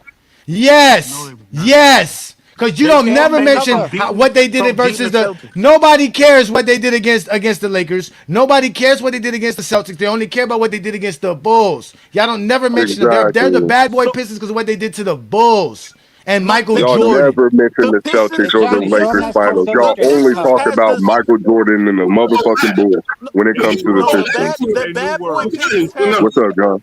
If you go back a little bit, the maturation of the Detroit Pistons came through beatdowns by the Celtics. I told you That's what the history of it was. The Celtics was beating down the Pistons, getting them tough, and that's where you get this rough play because the Pistons had to learn how to be tough, how to play hard basketball, how to do all the things they were doing from the Celtics. People don't understand. That was the Pistons' maturation. So when it came to the Bulls, all the Pistons did to the Bulls was what the Celtics did to them. So why did it all of a sudden become this bad thing? Because that's how the league was. People forget the Celtics, when they went up against the Lakers and busted the Lakers out, what did Pat Riley say at that point in time back in history? He says, we'll never be beat up like this again. So they even had to change a little bit of showtime to become more defensive-minded. The Celtics created this aura back in the 80s of tough basketball. And you just had teams going through that. And then all of a sudden, the Pistons did what they knew from the Celtics. And all of a sudden, because they were beating up on Mike, they were a bad team. Oh, it wasn't good for TV. Our golden boy has to shine, and they can't shine coming through the system. So we're going to have to change rules and everything to make this work. See, that's the history there. That's what was going on. So everybody told me 90s was nothing. 80s was when everybody was getting clothesline. That's when you get all the Bill Laimbeer shots. That's when you get Cartwright yanking people out. These were it, and on other teams. These were the dudes, man. You gotta, stop talking. This didn't happen in the 90s. This all happened in the 80s. All those clips you see, most of those clips you see there, all were in the 80s. By the time 92 came around, they done basically changed the image of the NBA, trying to get it to be more TV friendly, trying to get it more fan friendly. They didn't want a whole bunch of big black men fighting out there, even though white guys could do it in hockey. That's what David Stern and these guys were doing. They were changing the look of the NBA, and that 80s basketball wasn't going to be allowed going forward because it was going to hurt their advertising dollars. So these are some of the things that when you look at it and these arguments and all this other stuff, this is what was going on back then. So why do all these bad boys, all this stuff? Man, it's marketing. It's a lot easier to advertise the bad boy Pistons than say, oh, Detroit's winning. Or Detroit's got a good team. Detroit's on the final leg of their maturation. That wasn't going to work. They needed catchy phrases to make this NBA work, advertising-wise. So that's what happened. So they got stabbed with that bad boy Pistons. They sold T-shirts. They made songs. They did everything. And a lot of stuff happened after they won. So that's something you got to look at when you start talking about this, because that's the history. That's what this is built on. And a lot of these narratives that came up after this was all narratives. And I think people who haven't seen it, wasn't there to live it and see it. You guys got all these narratives from the Jordan fans in the media, like Stephen A. and Skip Bayless and Michael Wilbon and all them other old heads. They was all the ones telling you that this is what the history was, but they were leaving out a whole bunch of details, like the fact that they were only even called the Bad Boy Pistons because they were from Detroit, and Detroit was the murder capital at the time. So at the end of the day, it was also a thing with racism and stereotypes that were put on those black players in Detroit. That's it. Again, you gotta Those are come facts through. too. And the Celtics didn't shake Detroit Pistons' hands when the Pistons beat Detroit either. So That's what they said too. They said that. So Detroit was No, just those are doing the facts. same thing they were taught. That's it. Those are facts. Wait. Those So are- we those can't. are But there's facts. a whole documentary on the Bad Boy Pistons. So we're not gonna act like they didn't have any effect on basketball like the way they did. So that's not true in the world. They did actually have an effect on the No, they Bulls. and didn't, bro. They literally are telling There's you a right now. documentary on that though. What do you mean? That's What doc? true. Who made the documentary? Who made the Okay, documentary? hold on, all right. Yes, they made a documentary saying and talking about the greatness of the Detroit Pistons. And But their a part defense. of that again, a part of that greatness is the fact that Jordan choked versus them. Like He you did guys, choke. I'm not gonna say and say that's what y'all feeling to realize. choke. He choked He did versus them. Their he greatness, did. just like y'all say, the Warriors is greatness because LeBron couldn't beat them. The Tim Duncan's great because LeBron couldn't beat them. Well, LeBron choked. Again, LeBron didn't choke. Jordan choked. Jordan Nobody's saying choked. LeBron choked. What are you talking Nah, I said He LeBron just choked. said- I did say that. I He that. said LeBron that's choked. crazy. Jordan choked. I think- Again, the Detroit Pistons. Again, y'all can't name me the guy in the top 10 that lost to a team with an all NBA player, all defensive team on their roster, while being the league MVP. Like Jordan had the team to beat them. It's all excuses. They talking about Jordan's teammates can't score. They can't score because Jordan taking 25 shots. Nobody else is taking 25 shots on their team. Jordan did take a lot of shots though, but He did. I'm still on the There point is with no y'all but. said though. They didn't There is beat no but no matter after if they that. won or lost. He took a lot They of didn't shots. beat Detroit period. until Pippen. I do agree with y'all on that, but that's the reason why they needed Pippen to become a player the way he was, so Jordan could start winning. Yes. so we No, understand Jordan that. could have Because changed Jordan his by style up, himself got his wasn't enough. teammates involved, and passed the ball. That No, could but have he made That's them because better Jordan, than they again, are. to So, start. David, he actually did pass the ball. Okay, That's so true. to wheel this back to the original point of this conversation, Jordan's low IQ was why the Bulls couldn't win games. I can't. I'm not gonna. I can't agree with that. Because nobody with a Jordan high will pass IQ the ball is losing only when he games like can't make that. a shot. That's the only time Jordan passed the ball because you see this nigga feet leaving the air every time he got to pass the ball. So how is that him passing the ball willingly? Why you think Shaq? Why you think Shaq needs Penny? That. Why you think Shaq needs Penny? He needs a Derek Fisher. He needs a Gary Payton and these guys to help him win because Jordan doesn't have no high. Shaq don't have high IQ. He don't. Hey, Shaq don't have an IQ. But I What got a does question LeBron need? for. What are I you got a talking question about? for Everybody DDD needs somebody. LeBron is high. LeBron is high IQ, sir. LeBron is high Nobody IQ. doesn't, but he still needs players. Like everybody We're not needs saying help. that. I'm talking about players with low IQ and them needing players think with Jordan high got low IQ. I gave IQ, you Derek DDD Sport? Fisher. I just named Derek Wow. Fisher, sir. No, I just don't think he qualifies as when they talk about in the high IQ realm. There's some people who have high IQ. All right. Rondo is a high IQ player. He makes other people around him better. LeBron, we know, high IQ player. Magic Johnson was a high IQ player. Larry Bird was a high IQ player. Now, when somebody says he's not high IQ, doesn't mean he's stupid. That's not the same thing. It just means that when you think the game of basketball, he used athleticism over other people to win. He didn't use his head first because he didn't have to.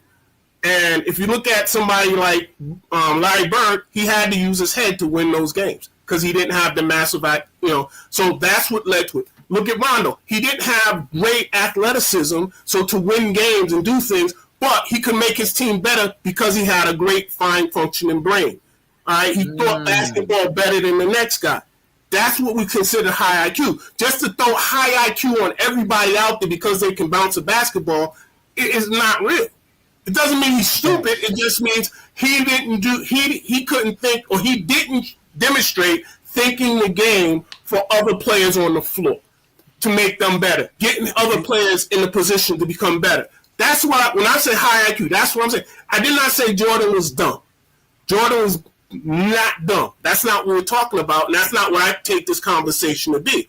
It's just that when we talk about the realm of high IQ players, I don't put him in that echelon. You know how they say, talk about the rooms about this? He wasn't in that room. That's all I'm saying. That's not a bad point because Larry Bird did have that crazy high IQ still on Isaiah Thomas. That was that high IQ still that he had. I ain't gonna lie, when I saw that play, bro, I don't even know how Larry stole that ball. Jordan did, but man. You know what I'm talking about, right? I understand that. You That was a high IQ still, still, bro. I ain't gonna hold you. Jordan had athleticism, bro. That's what he Yeah. had. He had athleticism and Jordan had shooting against athleticism and man. skill. Jordan was okay, cool. But Jordan was bigger, stronger, faster than all the players in his position. So Jordan Jordan was good great. He just wasn't possession. able to give the ball up to somebody in a better position to make the shot, like a Bird would do, like a Magic would do, a LeBron would do, or Rondo would do. Give up the ball to Not only someone that, who could make a better, more efficient shot. That wasn't Jordan. Jordan would rather shoot it. Or affect the game in other ways. There was ways that Bird, Magic, LeBron affected the game other ways than scoring. That's the point. Just like Scotty does. Scotty affects the game way much more than scoring. To them, just because Jordan can score somehow, that gives him a high IQ. That doesn't give you a high IQ. High IQ is across the board. But Magic and Bird can't score like Jordan. I'm not gonna Bird ask. can, Magic can if they want I'm to. not gonna ask. I'm not gonna ask. Arguably the greatest scorer of all time, all of a sudden to have a Magic Johnson high IQ and pass the ball and do everything. Why not? It's not about that. It's about him and LeBron, though, because LeBron got the best of both worlds. Because how my team is built, we're built defensively. I can have Scottie Pippen facilitate the offense, but I'm going to have this guy who nobody can stop to average 33 points per game. I don't want my Why guy. does he need to average 33 points for them to be effective? Hold on. Why do they Obviously, it need worked. to be? Obviously, it worked because hold on. That's how I built my team. I'm gonna have arguably the greatest scorer. Lies.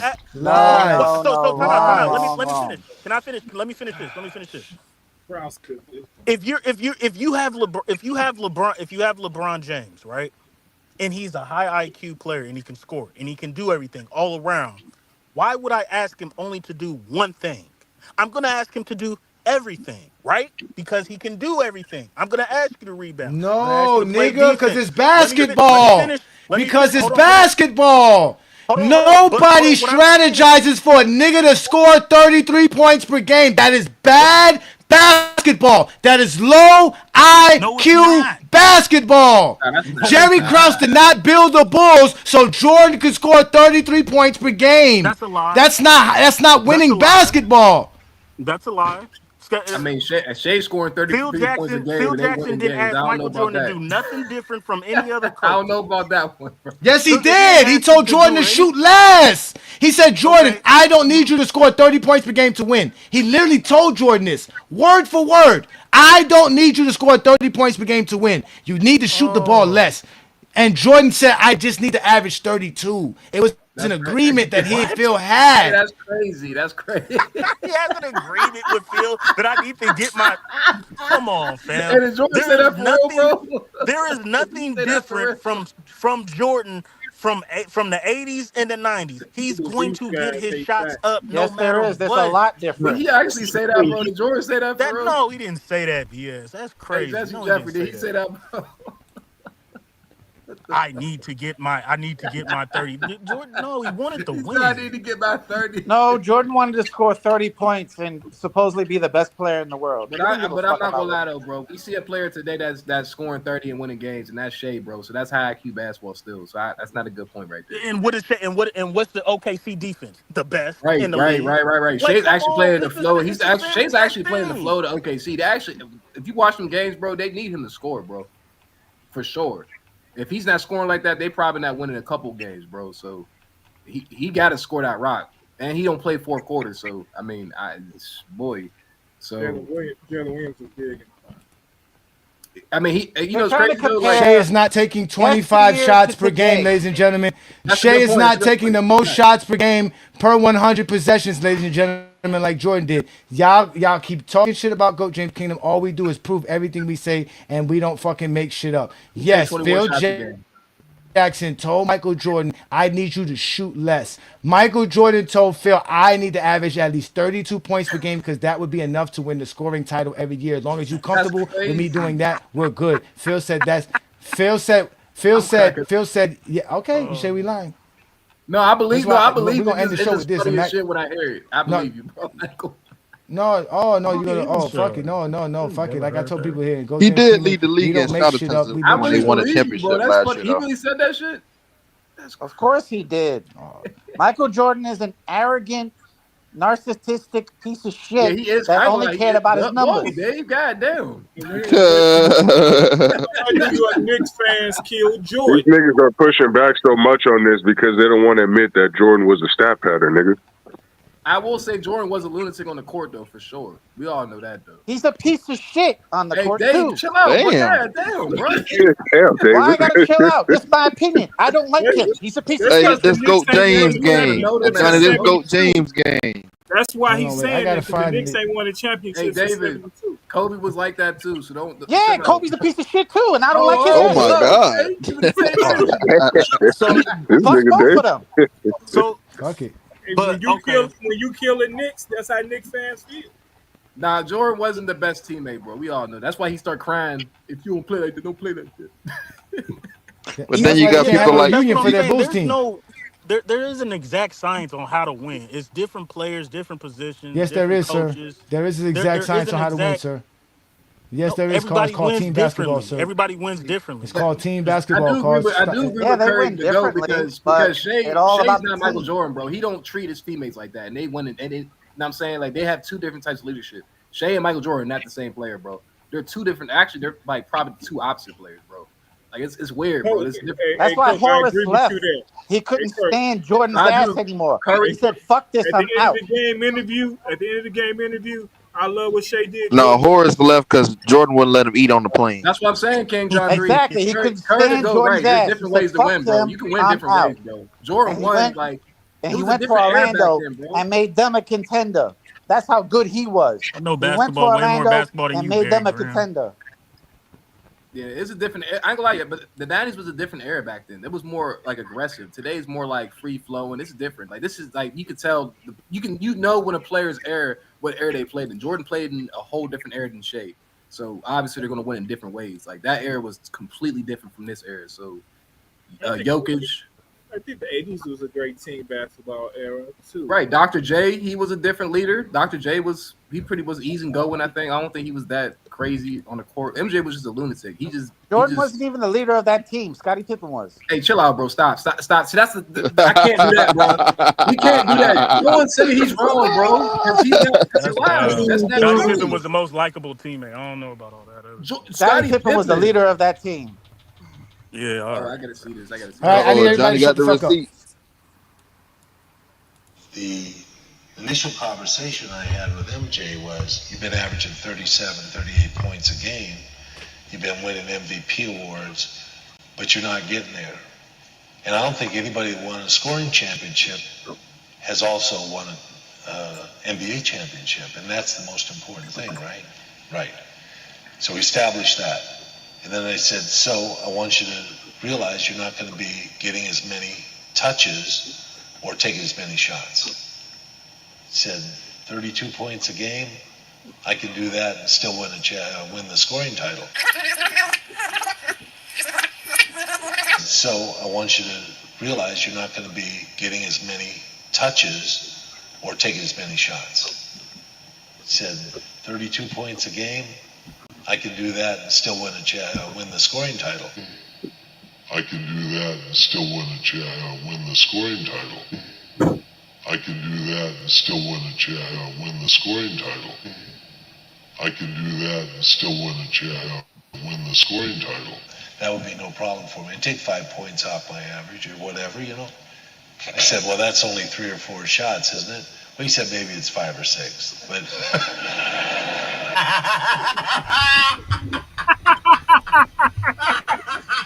Hey, I got something to say to that, bro. Is it wrong for a player to say he wants to average to be the league? Y'all know what I'm trying to say.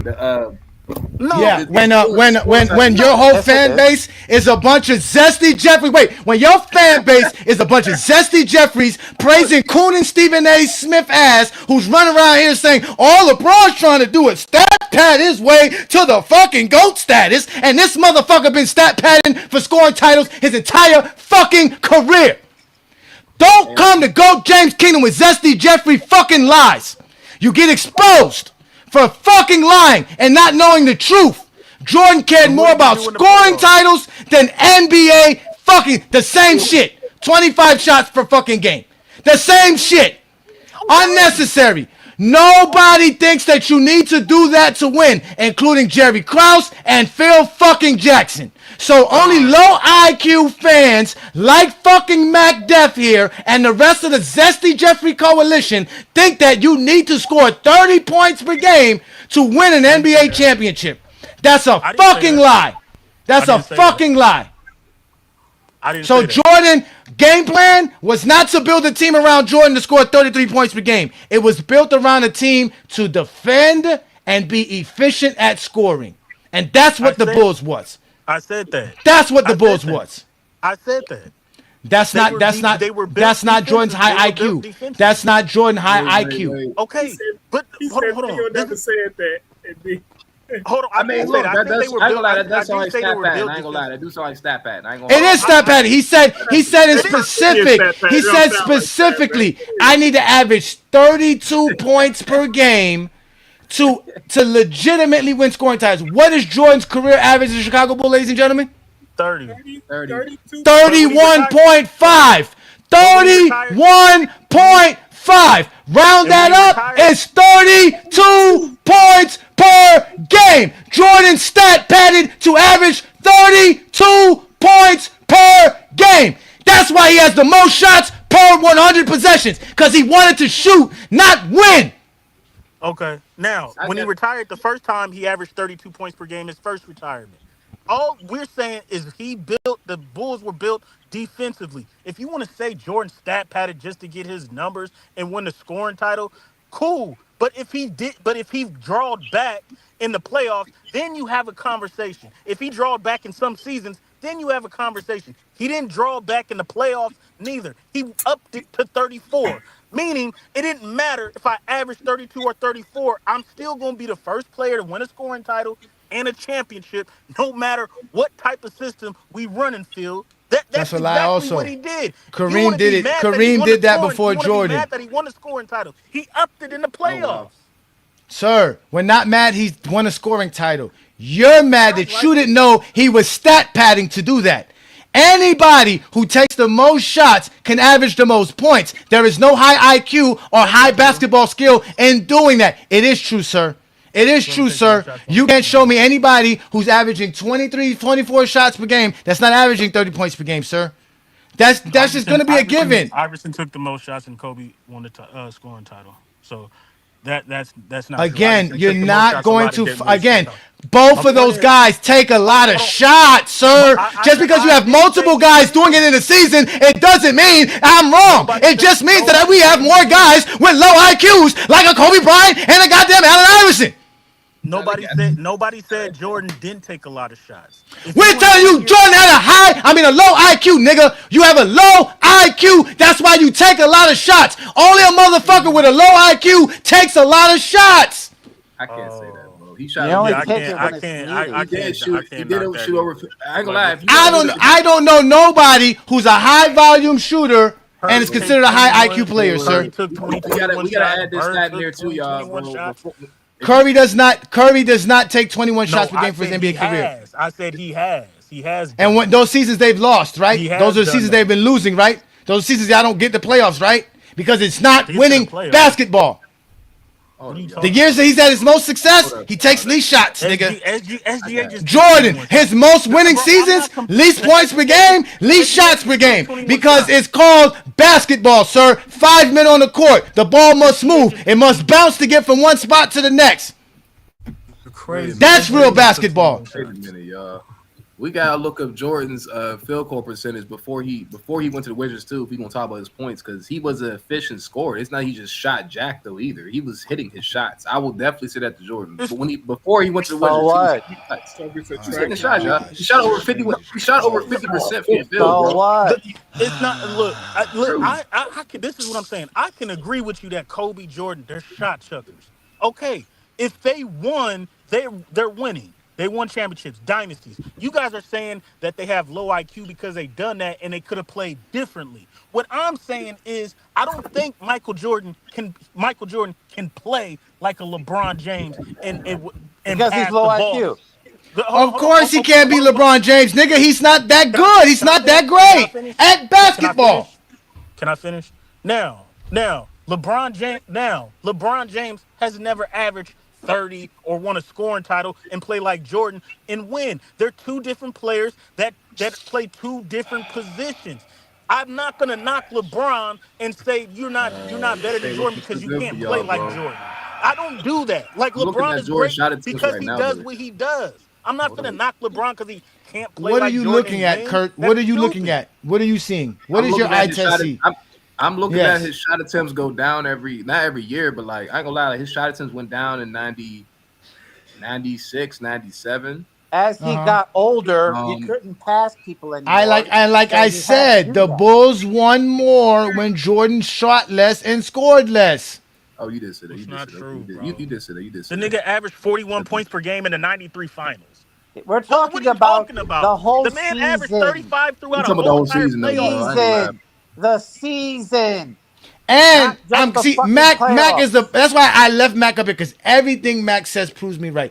The Do you guys season. want to know why Jordan did all of that in 1991? I mean 1993? He had a bet with Charles Barkley on who could score more in the I can season believe and that. in I that believe that. finals. I believe They had that. an actual bet to who would win the scoring title. Jordan So went to taking I think like 21 or 22 shots in 92 to shooting damn near 25 shots per game in 93, trying to win the scoring title. It got so bad that in the finals, even Charles Barkley looked at the damn scoreboard and said, damn, this nigga Jordan took 43 shots today.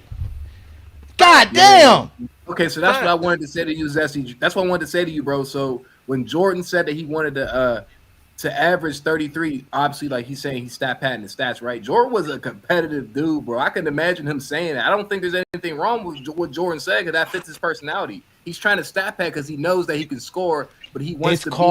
called bad But he basketball, won though. Kurt. But you can't say that if he won. If he Kurt, won, you win because you are a good team, not because Jordan's a great player. Jordan could be doing the same thing and losing like he did throughout the 80s. That's the point. The Bulls are not winning because of Michael Jordan's ability to score the basketball. The Bulls are winning because they built a better team than any other team in the 90s. And who was the closer? Jordan. Get back to that. I mean, he was a closer. It's the facts. I'm averaging 34. I'm averaging 33 in the play. Who was the closer in 87? I'm Who was the closer in 87? Jordan. Who was the closer in 88? Jordan. Who was the closer in 89? Jordan. Who was the closer in 90? Jordan. What was the results all 4 seasons? They lost. Who was the horses in 88?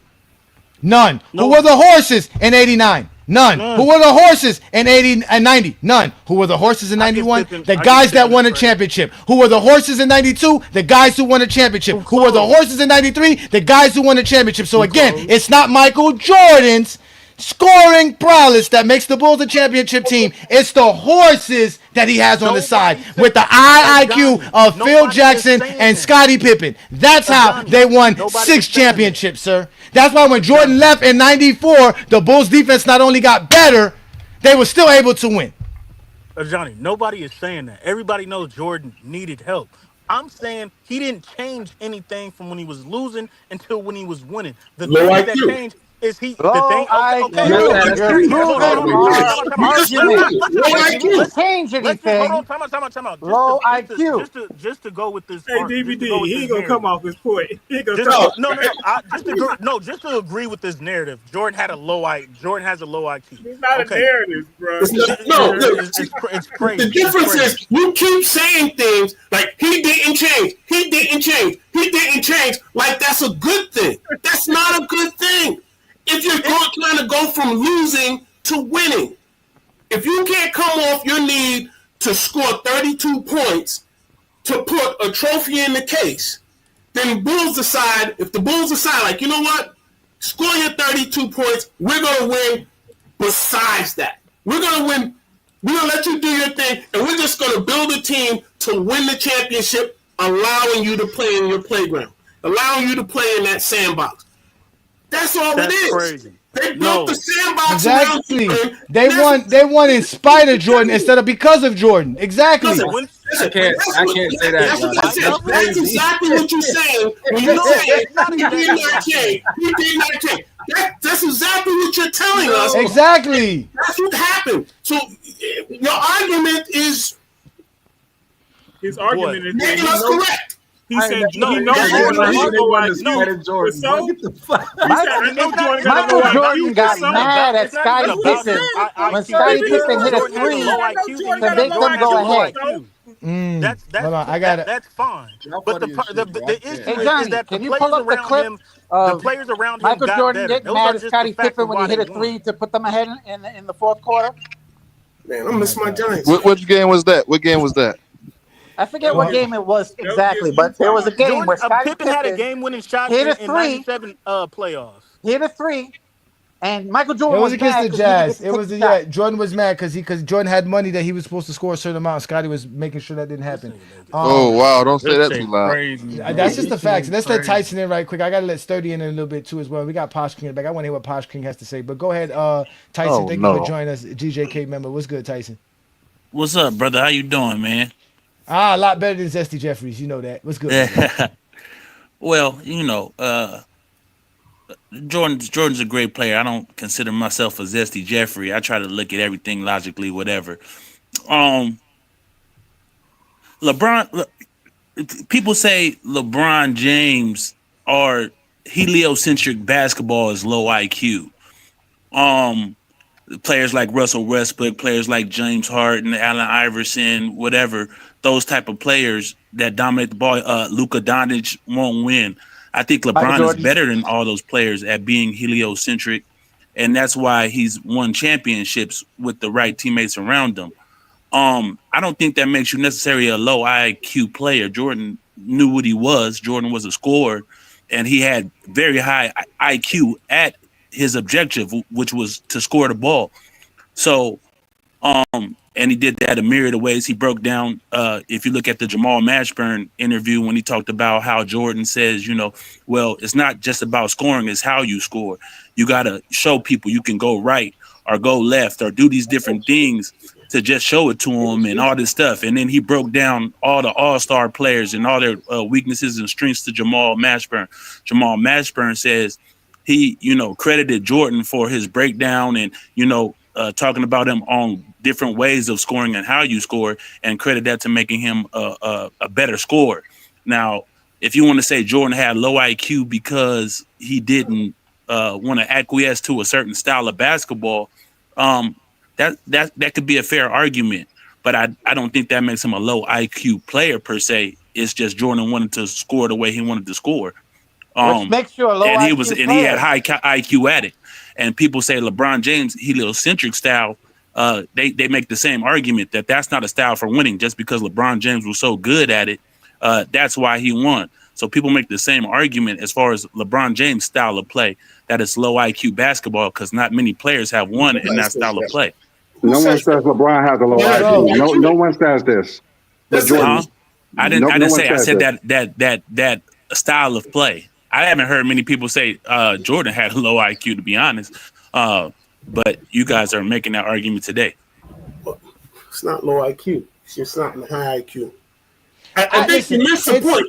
It's not low IQ. It's just that he's in high IQ echelon. That's all. DVD. I think we missed the point because it's Tyson knows exactly what I'm going with this. It's because there's a Bloods and Crip war that has not been rectified here.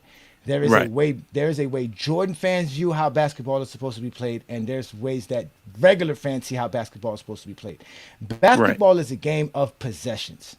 The efficiency in your possessions, whether it's defensively or offensively. Correct. Taking a bunch of shots, ill-advised shots, is bad basketball, no matter who's doing it. It doesn't work. That's why they used to say Wilt Chamberlain wasn't better than Bill Russell at basketball. Correct. It was a more of a team style play. Correct. Exactly. When people say Wilt Chamberlain's taking your shot out the sky and dunking it, like, it's true. He's just literally taking his goaltending his teammate shots. That's not high IQ.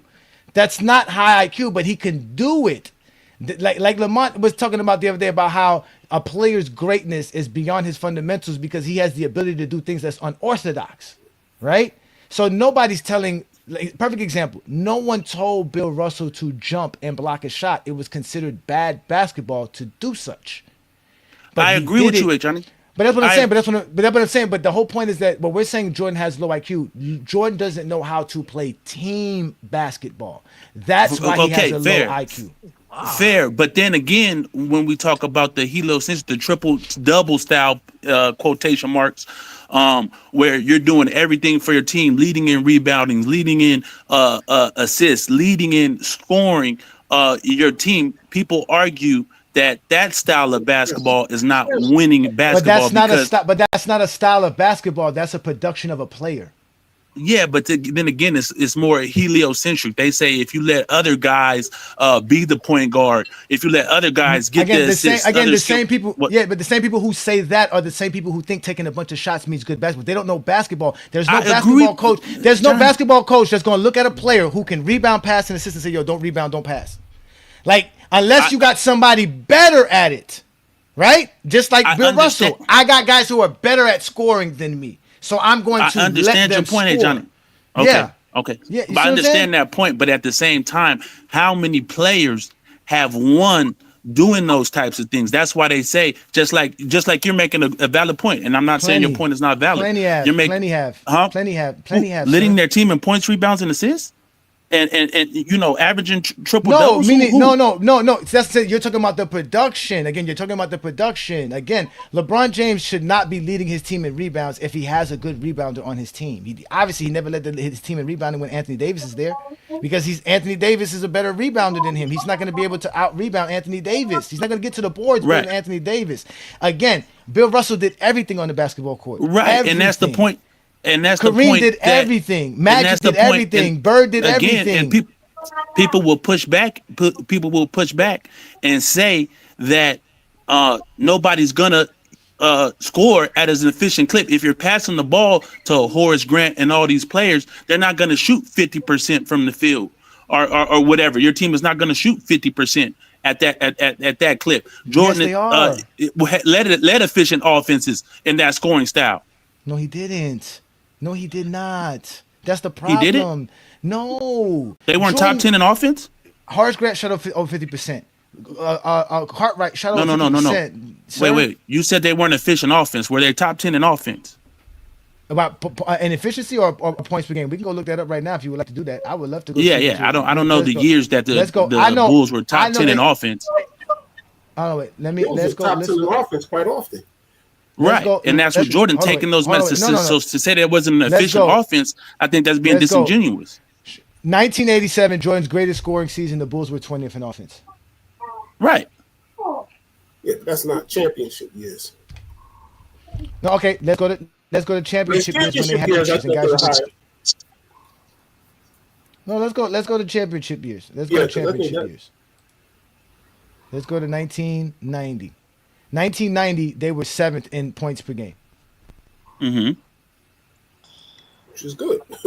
Which is good, right? I said it's not because but I know, but it's not because of Jordan's 30.6 points per game that they were. Well, that's for every player. If you want a so-called a bad team, even in LeBron James style of offense, they didn't always have, with his high IQ, they didn't always have elite offense, and you point to the players that were around him. As an example, Jordan shot 54% in 91, right? Which is great. Nobody's going to take nothing from Jordan for that. Scottie shot 52%. Horace Grant shot 55% from the field. John Paxson shot 55% from the field. They have efficient scores. The problem is that John Paxson's only taking 7 shots per game. Horace Grant's only taking 9 shots per game. Jordan's taking 22 shots per game. If Jordan's taking his 17, 18 shots per game like a normal number one option, that's the same. You're gonna still get the same results. That's what people fail to realize. You don't need Jordan's 22 shots per game. You don't need Jordan's 22 shots per game for the Bulls to average 110 points per game. You don't need that. No, I disagree with that point. Why? Only because like John Paxson and some of those guys. Now, Scottie Pippen was to a certain degree, but as far as like shot creation, every team needs somebody to get the team, like create double teams. Create the defense bending for those other players to get shots. Horace Grant as an isolation scorer is not a good isolation scorer. He's not. Horace Grant is not going to get. Again, sir. Every game plan has defensive bending plays so that you can get those guys their shots. You don't need to get Jordan to 22. You can still get John Paxson, who can't create his own shot, more than 7 shots per game by breaking down the defense with a game plan. That's the point. You can get those. He can get 2 more shots per game. I think that's being. No, that's not. Why can't he do that? Why can't Kyle Korver shot? Whatever, from 3-point land, 45%. A lot of that is because of LeBron James's create. Now, Kyle Korver's a great 3-point shooter, but to say that Kyle Korver should be taking 15 shots because he shoots 40-something% from 3. I don't think that's being. The point is that good basketball. The point is that you design as many plays as you can to get him those shots, and if you do get him, he's still going to shoot him at 44%. It's the same thing with Rudy Gobert. People say, "Oh, Rudy Gobert shoots 69% from the field." If you give Rudy Gobert 20 shots, he's still going to shoot 69. Yes, if you get him another 10 of the same shots. The problem is it is difficult to get. I get you. It is difficult to get the guys that much of a volume of a shot. Come on, Johnny. But my point is this: can you get Rudy Gobert 2 to 3 more shots per game? Yes. That's not hard to do with a game plan. No. That's not hard. I disagree. So you can't get a guy 2 more shots? 2 more shots? Because here's my point. Because Rudy Gobert doesn't dictate offense. His numbers are predicated off what the defense is allowing him to score. But that's my point. That's our point, Tyson. There is no offense that dictates 22 shots per game for one player. There's no offense that does that. But it has been, but that's not true. No, it's not. That's because that's what Jordan wanted to do. That's what Jordan wanted to do. That's what Kobe wanted to do. Kobe Bryant and they all played outside of their team's offense. That's why Larry Brown, Phil Jackson had a problem with these guys. Because there's no offense dictated for one player to take 22 shots per game. It is bad basketball. I understand that, but at the same time, I think most, I'm not gonna say all, I think a lot of great players take that have carte blanche to do what Luka does, carte blanche to do, are gonna leave coaches scratching their head at times because they're the hub of the offense. I don't think that's a. Anybody who takes 20 shots or more in the game is playing outside of their team's offense. There's no offense designed for one player to take 20 shots. I don't disagree. None. I don't disagree. So that's the I'm not point. disagreeing with what you're saying. But that's the point of the high IQ. That's what makes. I don't think that makes them low IQ players. I guarantee you, the guys who take the most shots per game, none of them are considered high IQ players besides Mike and Kobe. Bird. None. What? SGA took 20 plus shots. Shaq. One more time. I'm sorry. What is he doing? I didn't hear you. You said you guarantee what now, Johnny? Sorry. If we go look at the players who takes the most shots per game for NBA history, none of them would be considered high IQ players outside of Kobe and Mike. And again, a lot of those players that you maybe consider heliocentrics are type of players. A lot of those are here we go. Strong hubs of offense like that. Allen Iverson, 22 shots per game. Low IQ player. Wilt Chamberlain, 22 shots per game. Low IQ player. High Here we IQ go. player. Pistol. Who? No, eventually he got the high IQ player. I know, but again, eventually he got that. Early in his career, he wasn't. The reason he's taking so he is a high IQ player. Again, the reason he's taking 22 shots per game, the reason he's taking 22 shots per game is because he spent a good portion of his career being a low IQ player. That's the point, Sturdy. That's a misconception. That's a misconception about what's the word. And then be a high IQ player later on in your career. Dominique Wilkins, high IQ player. Dominique Wilkins, Jerry West, Luka Doncic, Rick IQ player. Bob Pettit, player. Pistol Pete, Allen Iverson. You saying Jerry West is a low IQ player? Yeah, Jerry West. But no, the difference between Jerry West. This is the problem with Jerry West. Jerry West, Bob Pettit, Rick Barry, Pistol Pete, and Elgin Baylor played, and also even Wilt Chamberlain played in the high IQ players. No, they also played in the era in a higher pace era. So that's why they're up here. But the guys who played in Jordan's era, who shot as much as him, are again Dominique Wilkins, low IQ player. Allen Iverson, low IQ player, and Michael Jordan, low IQ players. What? Okay, I don't necessarily. Like, look Again, at I Karl don't Malone. Look how necessarily efficiently he We agree with lost played. that. on that one.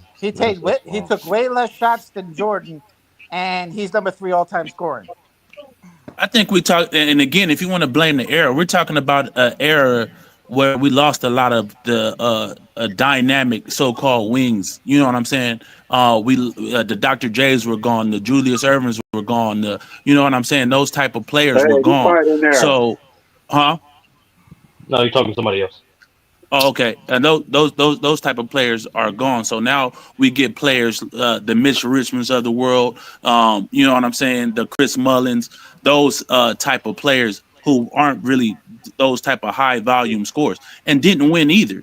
So the Gary Paytons, you know what I'm saying? It's a different style of basketball where the interior is really ramped up and we're playing through the big man. And we lost a lot of those wings. That's why they consider it kind of a small guard era, a weak wing type of era. So after Jordan, it's a copycat league. Then we go back to the, you know what I'm saying, the Vince Carters, the Tracy McGrady's, you know what I'm saying, and those players are amplified once again. Here we go. And so we go back to high volume type of scores. Mm-hmm. Here we go. Let's go. Because of Michael Jordan's success. Most field goal attempts per 100 possessions. Michael Jordan for sure, with 30.6 or 30.7 shots per 100 possessions. Then Luka Doncic is second. Luka Doncic takes a lot of bad shots. A lot of bad Correct. shots. He just makes it. Do you think he's low IQ? Donovan, yeah, he has a low IQ as far as scoring wise. Yes. What? Listen, scoring wise, he has it. But the reason Luka Doncic has a high IQ because he knows how to pass the ball and get other players involved. He knows how to play the game. Luka Doncic makes more passes than he shoots the ball. He averages damn near 8-9 assists per game. Donovan Mitchell takes 28 shots per game. People say Donovan Mitchell doesn't have a high IQ because he takes a lot of bad shots. Dominique Wilkins is there. Kobe Bryant, Joel Embiid, Allen Iverson, Kyrie Irving, Pistol Pete Maravich, and then you round it off with LeBron James in the top 10 with 26 majority shots. Majority of those names you said Kyrie Irving's low IQ? These are high IQ players. Yeah. Majority of the only players here that I would say has a high IQ all of them, honestly. outside of scoring wise is basically Luka and LeBron, because then you get Tracy McGrady, George Gervin, Mark Aguirre, Carmelo high Anthony. IQ players. These guys are just at the end of the day, these guys are just they're all just great scorers. That's what this shows you, that at the end of the day, they're just great scorers. Let me translate. Dirty, I think you're confusing a skilled player with a player that has high IQ. No. I'm not disrespecting. I'm not disrespecting the player because you have a lot of shot attempts, you have low IQ. That makes no sense. Wait, all right. Let me ask you this, Sturdy. Let me ask you this, Sturdy. So, are you saying there's no such thing as critiquing players?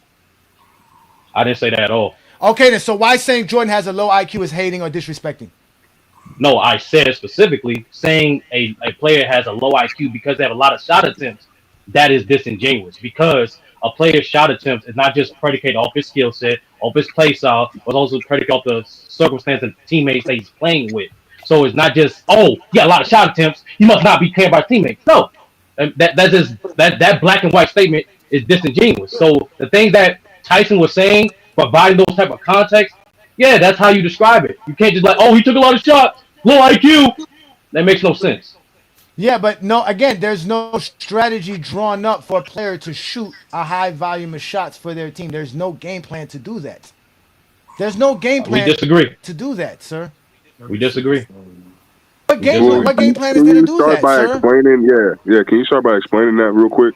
Yeah, can you tell me one offense that's designed for one player to take a good majority of shots? Every team, especially in the NBA level, is designed for their best players or your best offensive players to either have the ball in his hands the most or take the most shot attempts. That is that simple. It's literally that simple. I don't know what to tell you. Sturdy, answer my question, Sturdy. Somebody who takes 16 shots per game is taking the most shots for their team. Again, name me the offense that is what designed. Team you referring to? It doesn't.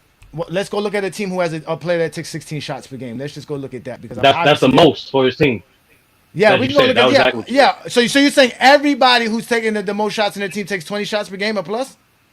No, I didn't say that at all. No. I said specifically. That's my point. The again, No, I conversation said was so about again, niggas specifically. taking I said 25 shots a specifically. game, though. Because it's levels, Johnny, again. 20 Yeah, it's levels. shots. Yeah. Again, there is Yup. not a game plan designed for any NBA player, one player, to take 20 shots in a game. There's not an offense We designed to just do that. once Not again we one. disagree. That's it. Where? We How disagree. you can disagree? I'm asking How you to could tell you me the disagree offense with that has something I one. like just that? I just describe a basic concept, common sense, but you disagree with that. That's So not so, Coach like Sturdy. what? You don't win a coaching job by having common sense. You win a coaching job by having a strategy. What coaching strategy You can lose your exists? job if you don't do common sense. Yes, a coach. It's What both ways. coaching strategy? Name an offense that allows for an offensive player to take 20 shots per game. Just name the offense, sir. If you can't name the You offense, just How many answer the shots does question, Giannis take Shorty. per Just game? No, answer the I question. did answer. I did answer the question. Y'all just You're don't like not the answer. answering the How many shots question, did bro. Giannis I take per did game? answer the question. Using I don't know what to tell you. Johnny is asking you to provide an example of a team doing He didn't ask. exactly that. Okay, Not you're not a asking a different theoretical question. statement. You're using a theoretical He asked me a statement and theoretical trying to call question. it common sense. That's not He common asked me a sense for theoretical everybody question. because not everybody thinks the way Oh, that you do, you like an Shorty. He's example asking you to use you a like okay? clear-cut example of why that would be the That case, was you're even asking me. something that happened. Please So you're answer asking the me. question. So you're asking me an example of a team that has a player takes in that's designed for them to Taking take a lot 20 of shots shots. per game. Yes, that's Okay. exactly what Johnny was asking you. Please answer Okay. that specific question. Well, you asked me that question, but I have a No, problem that That's was what with what what Johnny Johnny was did everybody. asking ask you. you. I heard exactly what he said. Wait. Josh Giddey, the Jesus. number one option in Chicago, 16 shots per game. Kevin Durant, the number one option, Houston, 16 shots per game. Oh, Norman Powell, number one option in Miami, 16 shots per game. I mean, again, Tyrese Maxey does not have to take you're 23 answering your shots own per game. question, brother. Luka, I thought I was that's going to my ask you a again. new world question. No, again, you have yet to show me an NBA or any basketball offense or Johnny. offensive system that requires a player to take 20 shots per game. Not Okay, one. You so can't show it to me. New York, to answer your question, right? For example, the Milwaukee Bucks this year, Giannis Antetokounmpo is averaging 19.8 field goals attempts. Anybody that understands the Bucks circumstances, anyone that understands the Bucks way they were built this offseason, That's what I just went literally to. by design. It's literally by design for Giannis to get as many opportunities as driving lanes as possible. That's why 100%. anytime Giannis off the floor, it is imperative that one, we have at least four shooters on the floor, and number two, most important, it's imperative to push the pace to get him as many drivers lanes as possible. It is literally by design, to answer your question, to give you an example of a team that is by design for a That's what I player to just take a said. lot of shots. It is this year's Bucks. Giannis OKC Antetokounmpo. Thunder. Okay. He The answered my Milwaukee question. Bucks Just answer offense. Johnny's question now. No, It's the the same, Milwaukee bro. Bucks, Oh, okay, to answer the you Milwaukee answer. Bucks, So I don't with the answer. So don't answer the question. with the Milwaukee Bucks having don't this answer the quote question. unquote offense for this Don't answer. motherfucker Don't to answer the drive question. through the ball all to the That's paint. not what He you asked, averages. Johnny. That's what I asked. I He averaged asked 19.8 what assists. offense.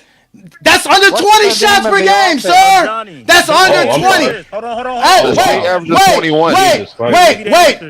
Oh, wow. It's under 20 shots per game, and Point it's two. because Point two. it's because No, it's not. It's Giannis 20.3. It's 20.3 this year. Giannis is. That's I'm under looking at 20 it. shots. I'm looking at 2026. Giannis is averaging 19.8 shots per game, sir.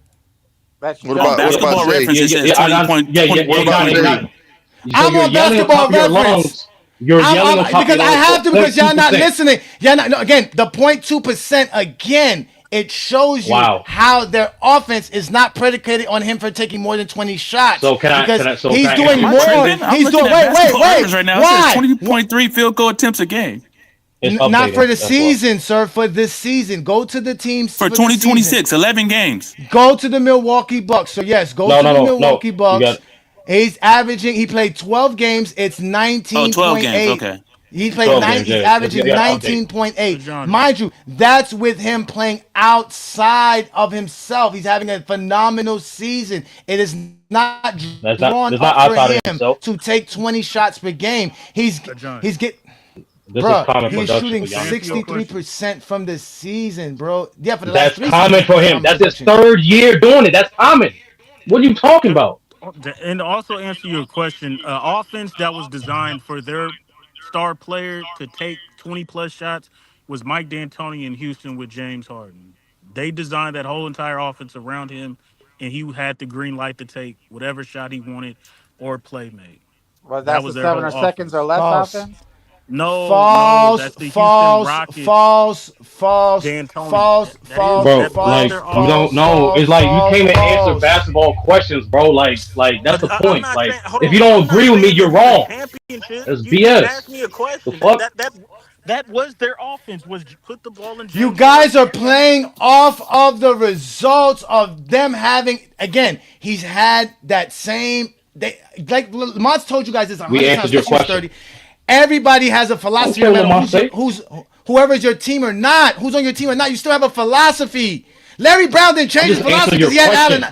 Again, Johnny, I'm just answering your question. Sturdy, you're not listening though.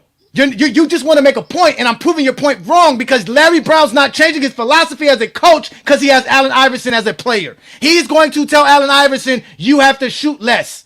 The same way when Jordan was playing in North Carolina, you have to play in the system. Every system is made for the team to find the best shot, not one individual player. Giannis gets the opportunity to go downhill in transition, which is something you can't draw up more than normally. But what you normally draw up for your Milwaukee Bucks is not for Giannis to take 20 shots per game. It's not winning basketball. Giannis is taking 20 shots per game once. You can always disagree. Niggas can like being wrong all the time. I don't care how y'all like. No, hey Johnny. When you ask a question and I answer it, and you disagree with it, that's all it is. Disagreeing. You didn't name an offense. You don't even know the name of the Milwaukee Bucks offense. You don't even know the name of it. Once again, hey Johnny. When you hear answers that you disagree with, don't make it wrong. When I answered New York's question with Milwaukee Bucks, you yell at the top of your lungs. It's recorded over 0.2%. That's cool. When other people mention, I'm trying to think. Sturdy, you did not mention the offense. I did. Sturdy, you didn't. What is the name of the offense? What is the name of it? It's the Giannis offense. It's called 20. What is the name of the offense? What is it called? Calm down. What is it called? I answered your question, Johnny. So once again, to finish my point, it's simply this: when you heard multiple examples of people give you examples, name the offense. I don't care, David. I ask you what's the I name don't what care. do the Milwaukee Bucks run? I don't care, David. I don't care. Well, then get off the phone. That's the answer, Sturdy. That's the question to the answer. If you do not care to answer the question, can we move on to somebody? Yes, it is. I don't know. It's a simple answer. I don't know the name of what the Lakers are running right now. Tyson. I can look at the game and tell you what they're doing, but I don't know the name of the offense. Okay, come on. Perfect example. In football, the shotgun offense doesn't require running, bitch. I know it's shotgun. Once somebody's in the shotgun, majority of the time they're passing. It's hard to run in the shotgun. A lot of teams run out of it's called the pistol. Football's run 5 and out. That's called again. What did you just say? It's called what? Right, but you just made a claim that's not true. What is it called? The pistol's not shotgun. There's a shotgun in the pistol's a specific offense. It's not a shotgun offense. They saying the I understand what you're saying. I understand what you're saying as far as that, but I'm just saying you named an offense. Right. You named an offense. You run a pistol without. Do you run a pistol without a fucking running quarterback? No. But hey Johnny. Okay, let's get back on topic. Again, so the question is again. Name me the basketball offense that requires a 20 shot per game player. You guys have not yet to name it. D'Antoni small ball offense. It doesn't require a 20-point score. No, it doesn't require. That does not require a 20 shot per game player. It doesn't. It's called ISO. Yeah, I agree with that. I agree with that. Okay, ISO. No team runs ISO basketball to win championships. It doesn't work. Hold on. You didn't ask me the result. You said what? Nigga, Mike D'Antoni had motherfucking Steve Nash. Was Steve Nash averaging 20 No, not at all. Come on, bro. Again, we need to stop doing this. It doesn't require that. I agree, Johnny. I agree. This is what I'm saying. Y'all can't get mad if we name an offense and then you don't got just because they didn't win a championship. No, because that offense doesn't require a 20 shot per game score. It doesn't require that. I agree. That's why, nigga. You named an offense that doesn't require a 20 shot per game fucking player for it to be successful. It doesn't. Yes, It doesn't require a 20 No, point it didn't because it was successful with Steve Nash, nigga. He didn't need to shoot 20 shots per game. That's the fucking point. If Chris Paul didn't get New hurt. World. It did. Yeah, It y'all did. be New World. y'all It's a very pick and basketball. choose, It's bro. like I said, Y'all really New pick and World. choose. The reason why it was needed because you don't just design your offensive philosophy just off ideals. You take into account the circumstance. So, for And the example, personnel. when Tyson, exactly the circumstance personnel. So you You're take saying, so bro, when I got you. Tyson mentioned the SGA, when McDuff mentioned Harden, they needed to take that many shots per game because they didn't have the personnel to do great shots for themselves on a consistent basis. It's just Correct. that simple. That's what you do. Our philosophy has to adapt to the circumstance That's that it's fucking in. cap though. The All right. fucking D'Antoni And by the system way, always had the Shotgun shooters is on not an their offense. team. It's a It formation. wasn't Real just quick, relying based on on one hold on, nigga real quick. scoring 20 fucking averaging over 20 shot attempts per game. Even when And that guess nigga what? James Harden was in Mike Houston, they were a D'Antoni's great Houston 3-plus Rockets shooting team. offense and Mike D'Antoni's so fucking 7-second offense was averaging a bunch of guys averaging 10 shots per game. Nobody was averaging 20 shots per game. Let me make sure I got the years correct. Hold on, wait. Let me know. Okay, no. What year was this? What year was this? What He year was said this? he said James Harden.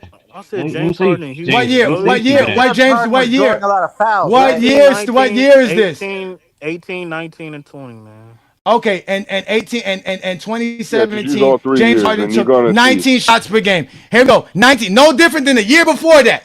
He was taking 18 the year before that. Now he's only taking 18.9, just one more shot per game. Then they have Eric Gordon taking 13, Lou Williams taking 11, 11 for Ryan Anderson, Right. They play at Trevor an Ariza incredible taking pace. 10 More shots for per game. everybody. Right. Okay, no. This man It is sounds like James that Harden means created for them 20 niggas. shots. Hold on, It hold sounds on. like James Harden created This for them man it doesn't. in Okay, 2018, James Harden took 20.1. then in 20 in 2019, then in 24, 20 24, and 20 and 2018. In 2020, Okay, it's and 2018 and 2018 he took 20 shots per game. But guess what? Trevor Ariza took less than 10. The other guy starts taking less shots. That's what I'm trying to explain to you. There's no offense designed to do that. That's just James Harden taking more shots. No, It's not the offense no, it was design. no, Because, Johnny. That here we year go. it was designed that They way did because that you had for Chris Morris Paul. Stoudemire. No, you had Chris Paul because you had They Chris did that Paul for and James Harden in Stoudemire in 2018. New York. Those two guys, they primarily operate in pick and roll and top of the key situations. In particular, James Harden is excellent at attacking defense on the left side. Chris Paul is excellent at attacking defense on the right side. So there's a reason why there's a huge discrepancy in shot attempts because those two guys are literally setting everybody up. That's simple. Sir. Do y'all remember? Do y'all remember? Another example, real quick. When the Man, I'm Lakers, about to give when y'all the Lakers lose Shaquille O'Neal, right?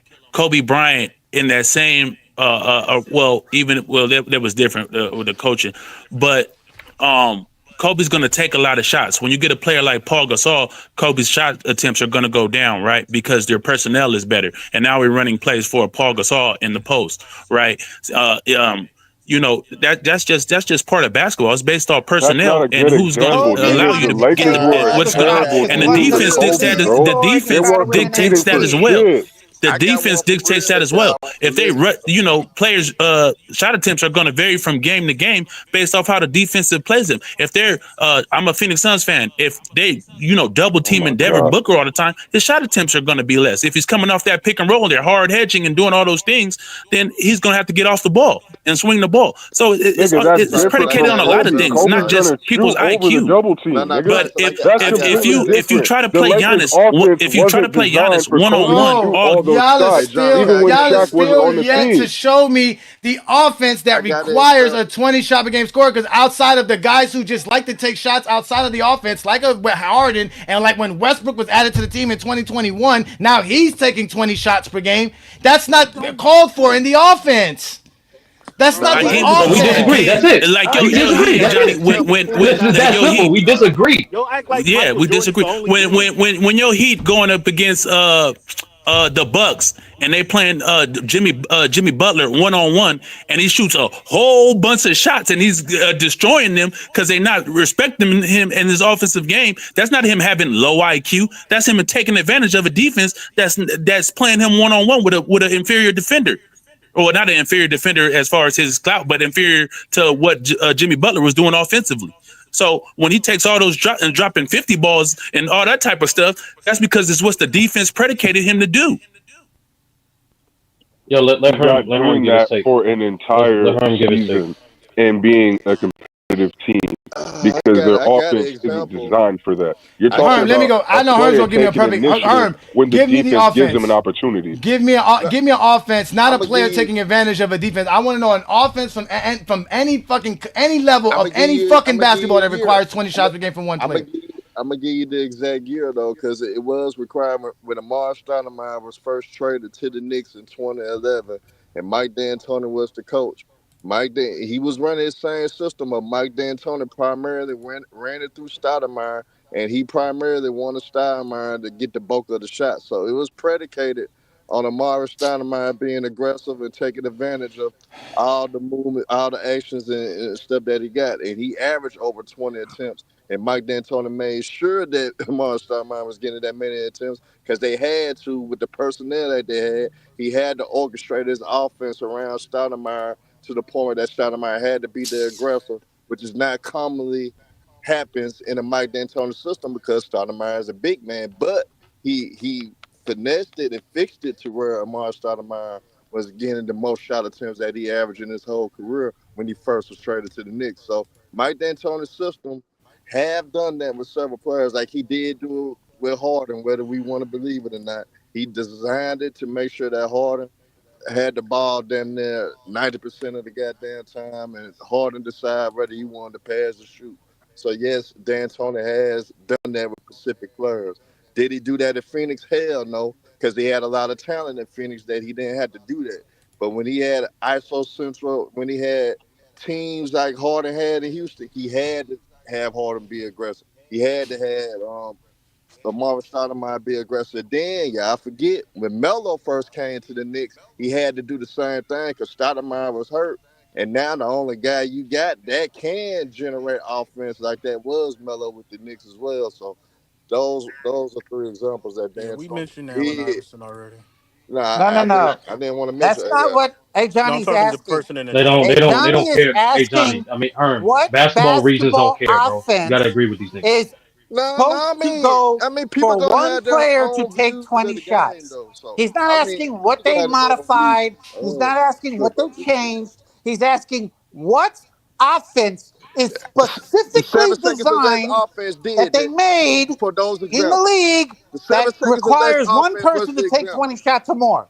It That's was what he asked. that was the example, bro. If you That's No, not these take an it, niggas don't example. want to That's the answer the 7 question, seconds of David. less It's all good. offense We answered the that was question not five fucking to designed the different times, person bro. that This for is a one person disagreement. That's to it. take 20 The fuck shots. wrong with niggas, bro? That it was was not three what it was examples. designed to Damn. do. You know Melo, what? Again, you D'Antoni gave guys, a Melo all your example. answers were not only incomplete, they are not valid. And I'm going to explain why they're not valid. Because you still haven't yet to explain why the offense required that, not the results of what happened that Nah, season. it required it Just, because of the perfect personnel. Look at the example. personnel that The Stoudemire. 2011 Knicks did not have a 20 point per game, a 20 shot per game score. Carmelo was 19.9. The next guy behind him was Amari Stoudemire.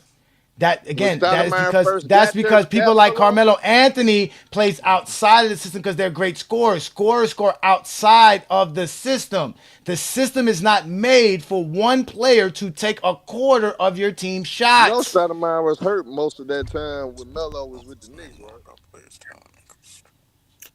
I don't disagree with what Johnny is saying, but to me, and we went off to a different. I agree that offenses aren't designed. If you're running whatever, if you're a high pick and roll offense, it doesn't require that a player shoots 20 shots, right? But again, it doesn't make the players that do that low IQ. That's predicated on the on your personnel, right? That's what that's Exactly. predicated on. Doc Rivers runs a certain style of that. Doc Rivers runs a certain style of offense, right? But why does Tracy McGrady shoot 20 shots on Orlando? But the Clippers, they have a whole different style of offense where everybody shoots, 10, 12, whatever, 15 shots. It's because he's basing it off of his personnel. That's all. That's all. That doesn't Sir, make the players low IQ.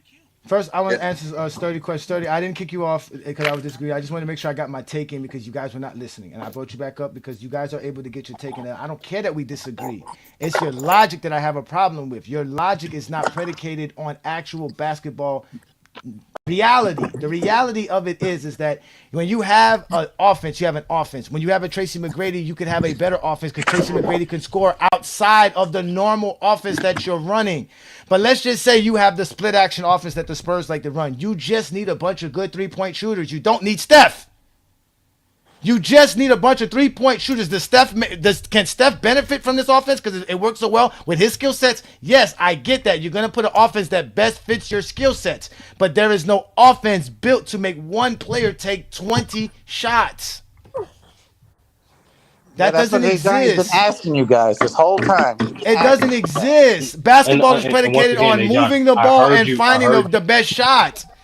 That's not the about point. listening, hey Johnny. I heard what you said multiple times. I heard what every other ad-libber said multiple times. We just disagree, and that's fine.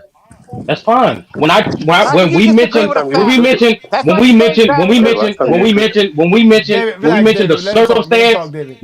circumstance and the personnel and then how, because it, like I said, hey Johnny, a philosophy is just an ideal for any coach that coach any type of team at any team level. Your philosophy is just an ideal. You have to adapt the ideal to the personnel and circumstance you have in front of you. So if you have an equal opportunity offense, like a Princeton or like the Triangle, but you have equal opportunities, offensive skilled players to the same level, is going to be discrepancy in attempts. And it's primarily due to one of the points that Tyson pulled up is defensive adjustment. That's the point of a system. The fact that we all know this guy's gonna get majority touches. We all know that guy's gonna get majority touches. So what are the counters in which how the defense operate? How we gonna operate off that? That is circumstantial. But no, that's not basketball. So you telling me a coach designs an offense predicated on his circumstantial ability to have a team to do it? No, I'm saying a coach have a philosophy. They have an idea of winning. But what happens is if they don't have certain pieces to optimize that ideal, they adjust. My fault. Let me correct myself. Good coaches do that. Because the bad coaches who don't do that shit, they typically get fired. Or get stuck. Wow. Hey, Johnny. I mean, I really don't understand how y'all talk basketball, bro. It really perplexes me, man. It really does, man. And the worst part about it is that I didn't even play that much organized basketball to know the stuff that I know. I don't know why. I kind of understand it better than you guys do, because I'm not saying that to be arrogant or to just like put y'all down, but in reality, bro, it's called an offense. That means I'm going to find an open jump shot. If I have a guy who can shoot the ball, doesn't matter who gets that open jump shot, he's going to get the shot. The offense gets you the shot. The good point about having great players, like this guy's asking me about turnovers, it's the same thing with a guy who takes a bad shot and shoots a shot outside of my offense. I'm not going to stop him from doing that because he's outside of my offense because, yeah, he's a great scorer. The same way I'm not going to stop LeBron James from making great passes because he gets a turnover here and there. I'm not going to stop running the pick and roll with Karl Malone because he gets a couple of turnovers on illegal screens. But it's still not good basketball. There's no play designed to get an illegal screen. You got to run the screen correctly. We run plays to get wide open men. Every play is designed to be great. The reason the play doesn't work is because there's a defender on the other side that devised the scheme to stop that play. That's why you do the best that you can do to not let people know what it is that you actually do on the court or any sport so that you have the advantage. Because if somebody knows what you're going to do, you can stop it because you can devise something to stop it. Every offense is predicated on getting 100% baskets. There's no play designed to get a missed shot. Hey, Johnny, the easy explanation as to why you're right is because if you think about it, some of them players you named was barely cracking 20 attempts per game. So what you gotta subtract is the quick hitters, the ATOs, all of the sets that the coach runs outside of the offense. Those are just all quick hitters, which a lot of times those shot attempts go to the best player. But if you're strictly talking about the offense and what the offense is designed to do, that the best player is probably getting maybe 7-8 shots a game out of the offense. So it's probably even fewer than what y'all think because the quick hitters, the ATOs, the baseline out of bounds, all of those other plays aren't the offense. Those are just quick hitters. So again, if you're strictly talking about the offense, y'all in trouble. Hey, Johnny's right on this. Listen, hold on, wait. Listen, I'm not trying to be right or wrong. I'm just trying to talk basketball. Lamont, let me ask you a question. You said you was wrong. You said we was wrong all this whole time. It is about right or No, wrong. I'm not. I'm not trying. I'm not trying about this. I'm not trying. No, because the problem is that if you guys had said something that I would say is right, I wouldn't be arguing. The problem that's the problem. I have to argue because it's not right. I'm not trying to make a right or wrong argument. I'm just realizing what's wrong. So, as an example, Lamont, how many plays do you have in your playbook where it's only drawn up to get one shot to one player? Nah, not many. I don't think I have any that do that. How many plays in your playbook is designed to get multiple looks on multiple players depending on the defensive look? Any good play is going to have at least 3 to 4 reads, and you have to play off the reads. Any good play. A horrible play is going to give you one out, and those are the worst plays. The easiest to defend. That's why, again, no play, no Johnny, offense designed for one player. Can we get to this point where y'all say, "Oh, that's why we was wrong," even though we're kind of saying the same shit, but whatever. No, we're not. Can we skip to that point? Nobody disagrees with what Lamont and you were saying, hey Johnny. It's not about disagreeing. It's not about. I keep thinking about disagreement. What I'm trying to explain to y'all is that the statement of me making a guy who is a high volume player outside of the offense is considered a high IQ player is the problem. I'm telling you that when you're playing outside of the offense, you're a bad player. It's not winning basketball. That's why the greatest scorers have to be curtailed in their scoring for them to win. All of them have to. Oh, thanks for clearing that up. If we're going by that now, there's no way Jordan is a low IQ player, because we all know, right, based off the testimony of Phil Jackson, it was literally designed for him to participate in the triangle between the first 3 quarters, and then the fourth quarter, what he do? He go ham, like you always said, right? No, that's what you guys say all the time. That's okay. That is not the triangle. Right? That is completely wrong. When you go watch the film, like we've done countless time, the Bulls run the triangle offense in the fourth quarter. Yes. No. Yes. Oh yeah. You don't know basketball. You don't. That's why I learned. You don't. FIM GJK. That's why. No, and I'm being honest with you, brother. Listen, this is not me being condescending. I understand what I'm saying is shocking. Extremely condescending. It's abnormal. No, it's not being condescending, because when you go watch the members, why would a coach design an offense to throw it away in the fourth quarter? Who said that? You just did. You want to? How we lying? Okay. Lamont, didn't I just hear Sturdy say that the Bulls ran the triangle offense and it was for Jordan to take over in the fourth quarter? Didn't I just hear this? No, the triangle offense. If you go listen to what Phil Jackson said, no. I know that's what I know. You and I both know what the triangle offense is, but didn't Sturdy just say that? No. That's what I heard. I heard the same nonsense that all Zesty Jeffries say. This Brandon Katz says all the time on FYF Sports Debate is that the triangle offense was only used for 3 quarters, and when the fourth quarter came around, everybody got out of Michael Jordan's way, and they won games because of it. Well, no, that's not true. That is 100% not true.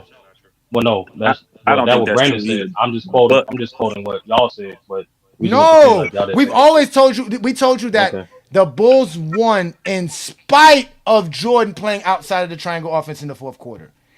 And not just in the fourth quarter, for his entire career. That's one way of looking at it. No, because another way you can look at it, Johnny, is the fact that it's just a reality. Jordan contributed to 6 championships. He contributed to the Bulls' success. Why can't we leave it at that? We know that. We never said he didn't. So hold on. No, you said they won despite.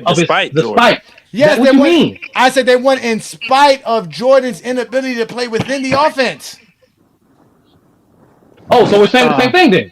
So they won with Jordan contributions, and they won despite his. I told you the Bulls won because of their great defense and their 100%. efficient scoring. Correct. That's what I told you. The reason they had an efficient scoring offense was because they were running the triangle.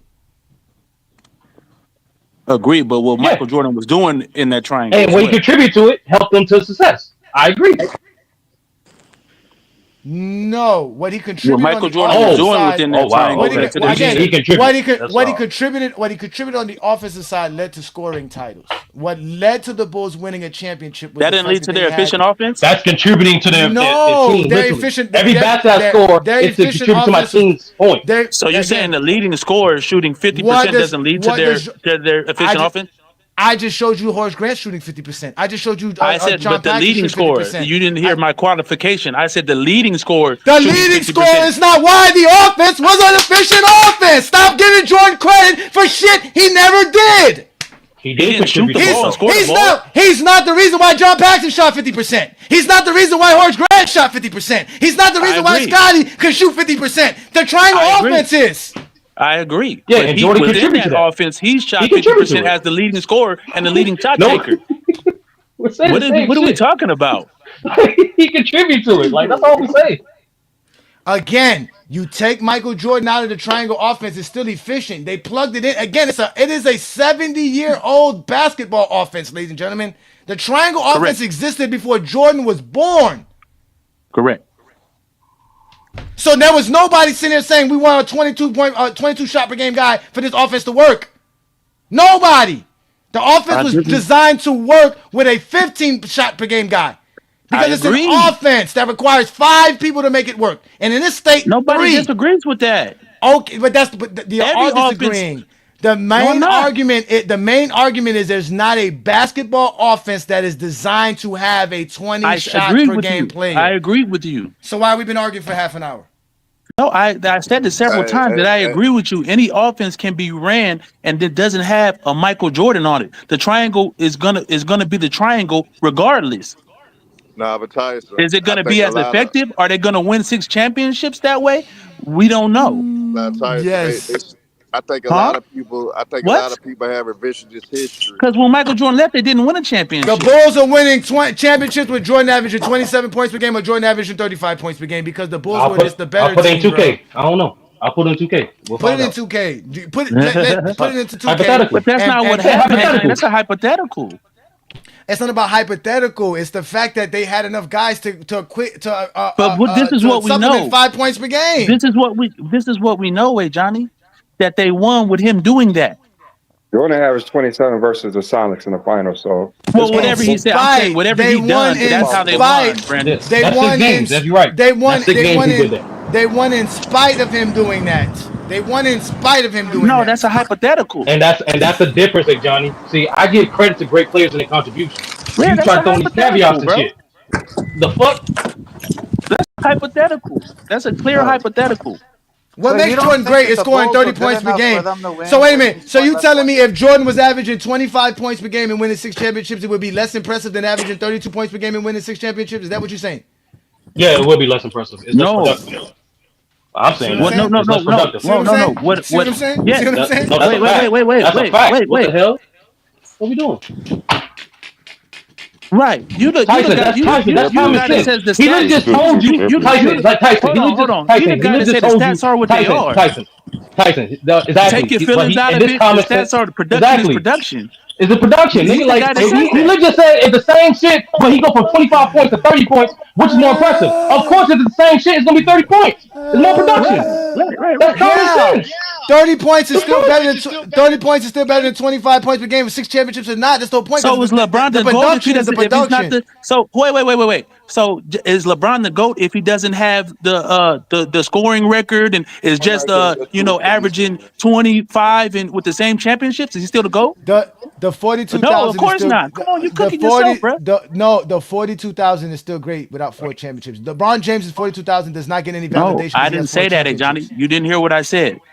I said if he doesn't have the 40,000 points and he has 4 championships, averaging 25 and 5, is he still the GOAT of basketball? Tim Duncan averaged 19 points for his Can you answer the question? LeBron is the GOAT of basketball for his overall accomplishments. LeBron James does not need that includes the points, the rebounds, the assists. That includes all the production. LeBron James does not need 4 championships to have 42,000 points. He doesn't need 42,000 points to have 4 championships. There is no correlation. Jordan's 30 points per game has nothing to do with the Bulls winning 6 titles. Nothing. They would have won it with him averaging 25. That's a hypothetical again. That's literally hypothetical. That's literally a hypothetical. What you want? You want the definition of hypothetical, Johnny? It's a hypothetical to attach his championships to his points per game. That's a hypothetical. And that's why I said, hey, Johnny, Hold on. We never hold on, but separate. Tyson, this Wait, but simple. hold on, bro. Tyson, Wait. this simple. We Real never. quick. Tyson, No, hold on, bro. We never Hold on, bro. we never done that in NBA history. Take away players' scoring prowess and what they've done on the court, and say, oh, the team would have won without it. So without Russell's great defense, because the Boston Celtics were the best team, would they have won 11 championships? You talking about him playing team defense? He made his team defense better, sir. Yes, he team. Yes, defense and better. Jordan makes. So you're Jordan saying doesn't. Tyson, use individual production. Again, use individual production. Again, you can get the 5 points from any other Chicago Bulls players that Jordan doesn't give you. You are not going to get the defensive prowess outside of Bill Russell. It is not comparable. Bill Russell affects the team. Jordan's 30 points per game doesn't. I disagree. Now, that's factually not true, Johnny. That's literally factually. I disagree. You're saying that his 30 points literally contribute to his team's production. No, is this common sense? Is this common sense? His 30 points literally contribute to his team production. So to say it didn't, like that's what it is, bro. Listen to me again, Sturdy. Listen to me again, Sturdy. He could have had 25 points per game and won 6 championships, and he could have had 30 points per game and won 6 championships. The Bulls did not win championships because Jordan was scoring 30 points per game. The Celtics were winning championships because Bill Russell made them the best defense in the game. That he made their team the best defense as a team. Not because Bill Russell was getting 6 blocks per game. His defense. You didn't talk about his blocks. We didn't talk about a specific stat. We're talking about his defense. What Bill Russell did on the defensive side of the ball made his team the best defensive team on basketball. Jordan's 30 points per game had nothing to do with the Bulls' offense. It was just Jordan taking a bunch of shots. That's it. So Jordan at offense and defense. Can I get my 2 cents in, bro? Yeah, go ahead, Posh, because you got to save the show because I'm tired of having to explain basketball to people, man. Because it's not like y'all really take the results and make it seem like the results are the game. The results are just the results, bro. There's an actual game that needs to be played. Go ahead, Posh. Aye. So Jordan have enough fans to defend him. And I've made it clear that I'm not a Kobe fan that says Jordan is better than him.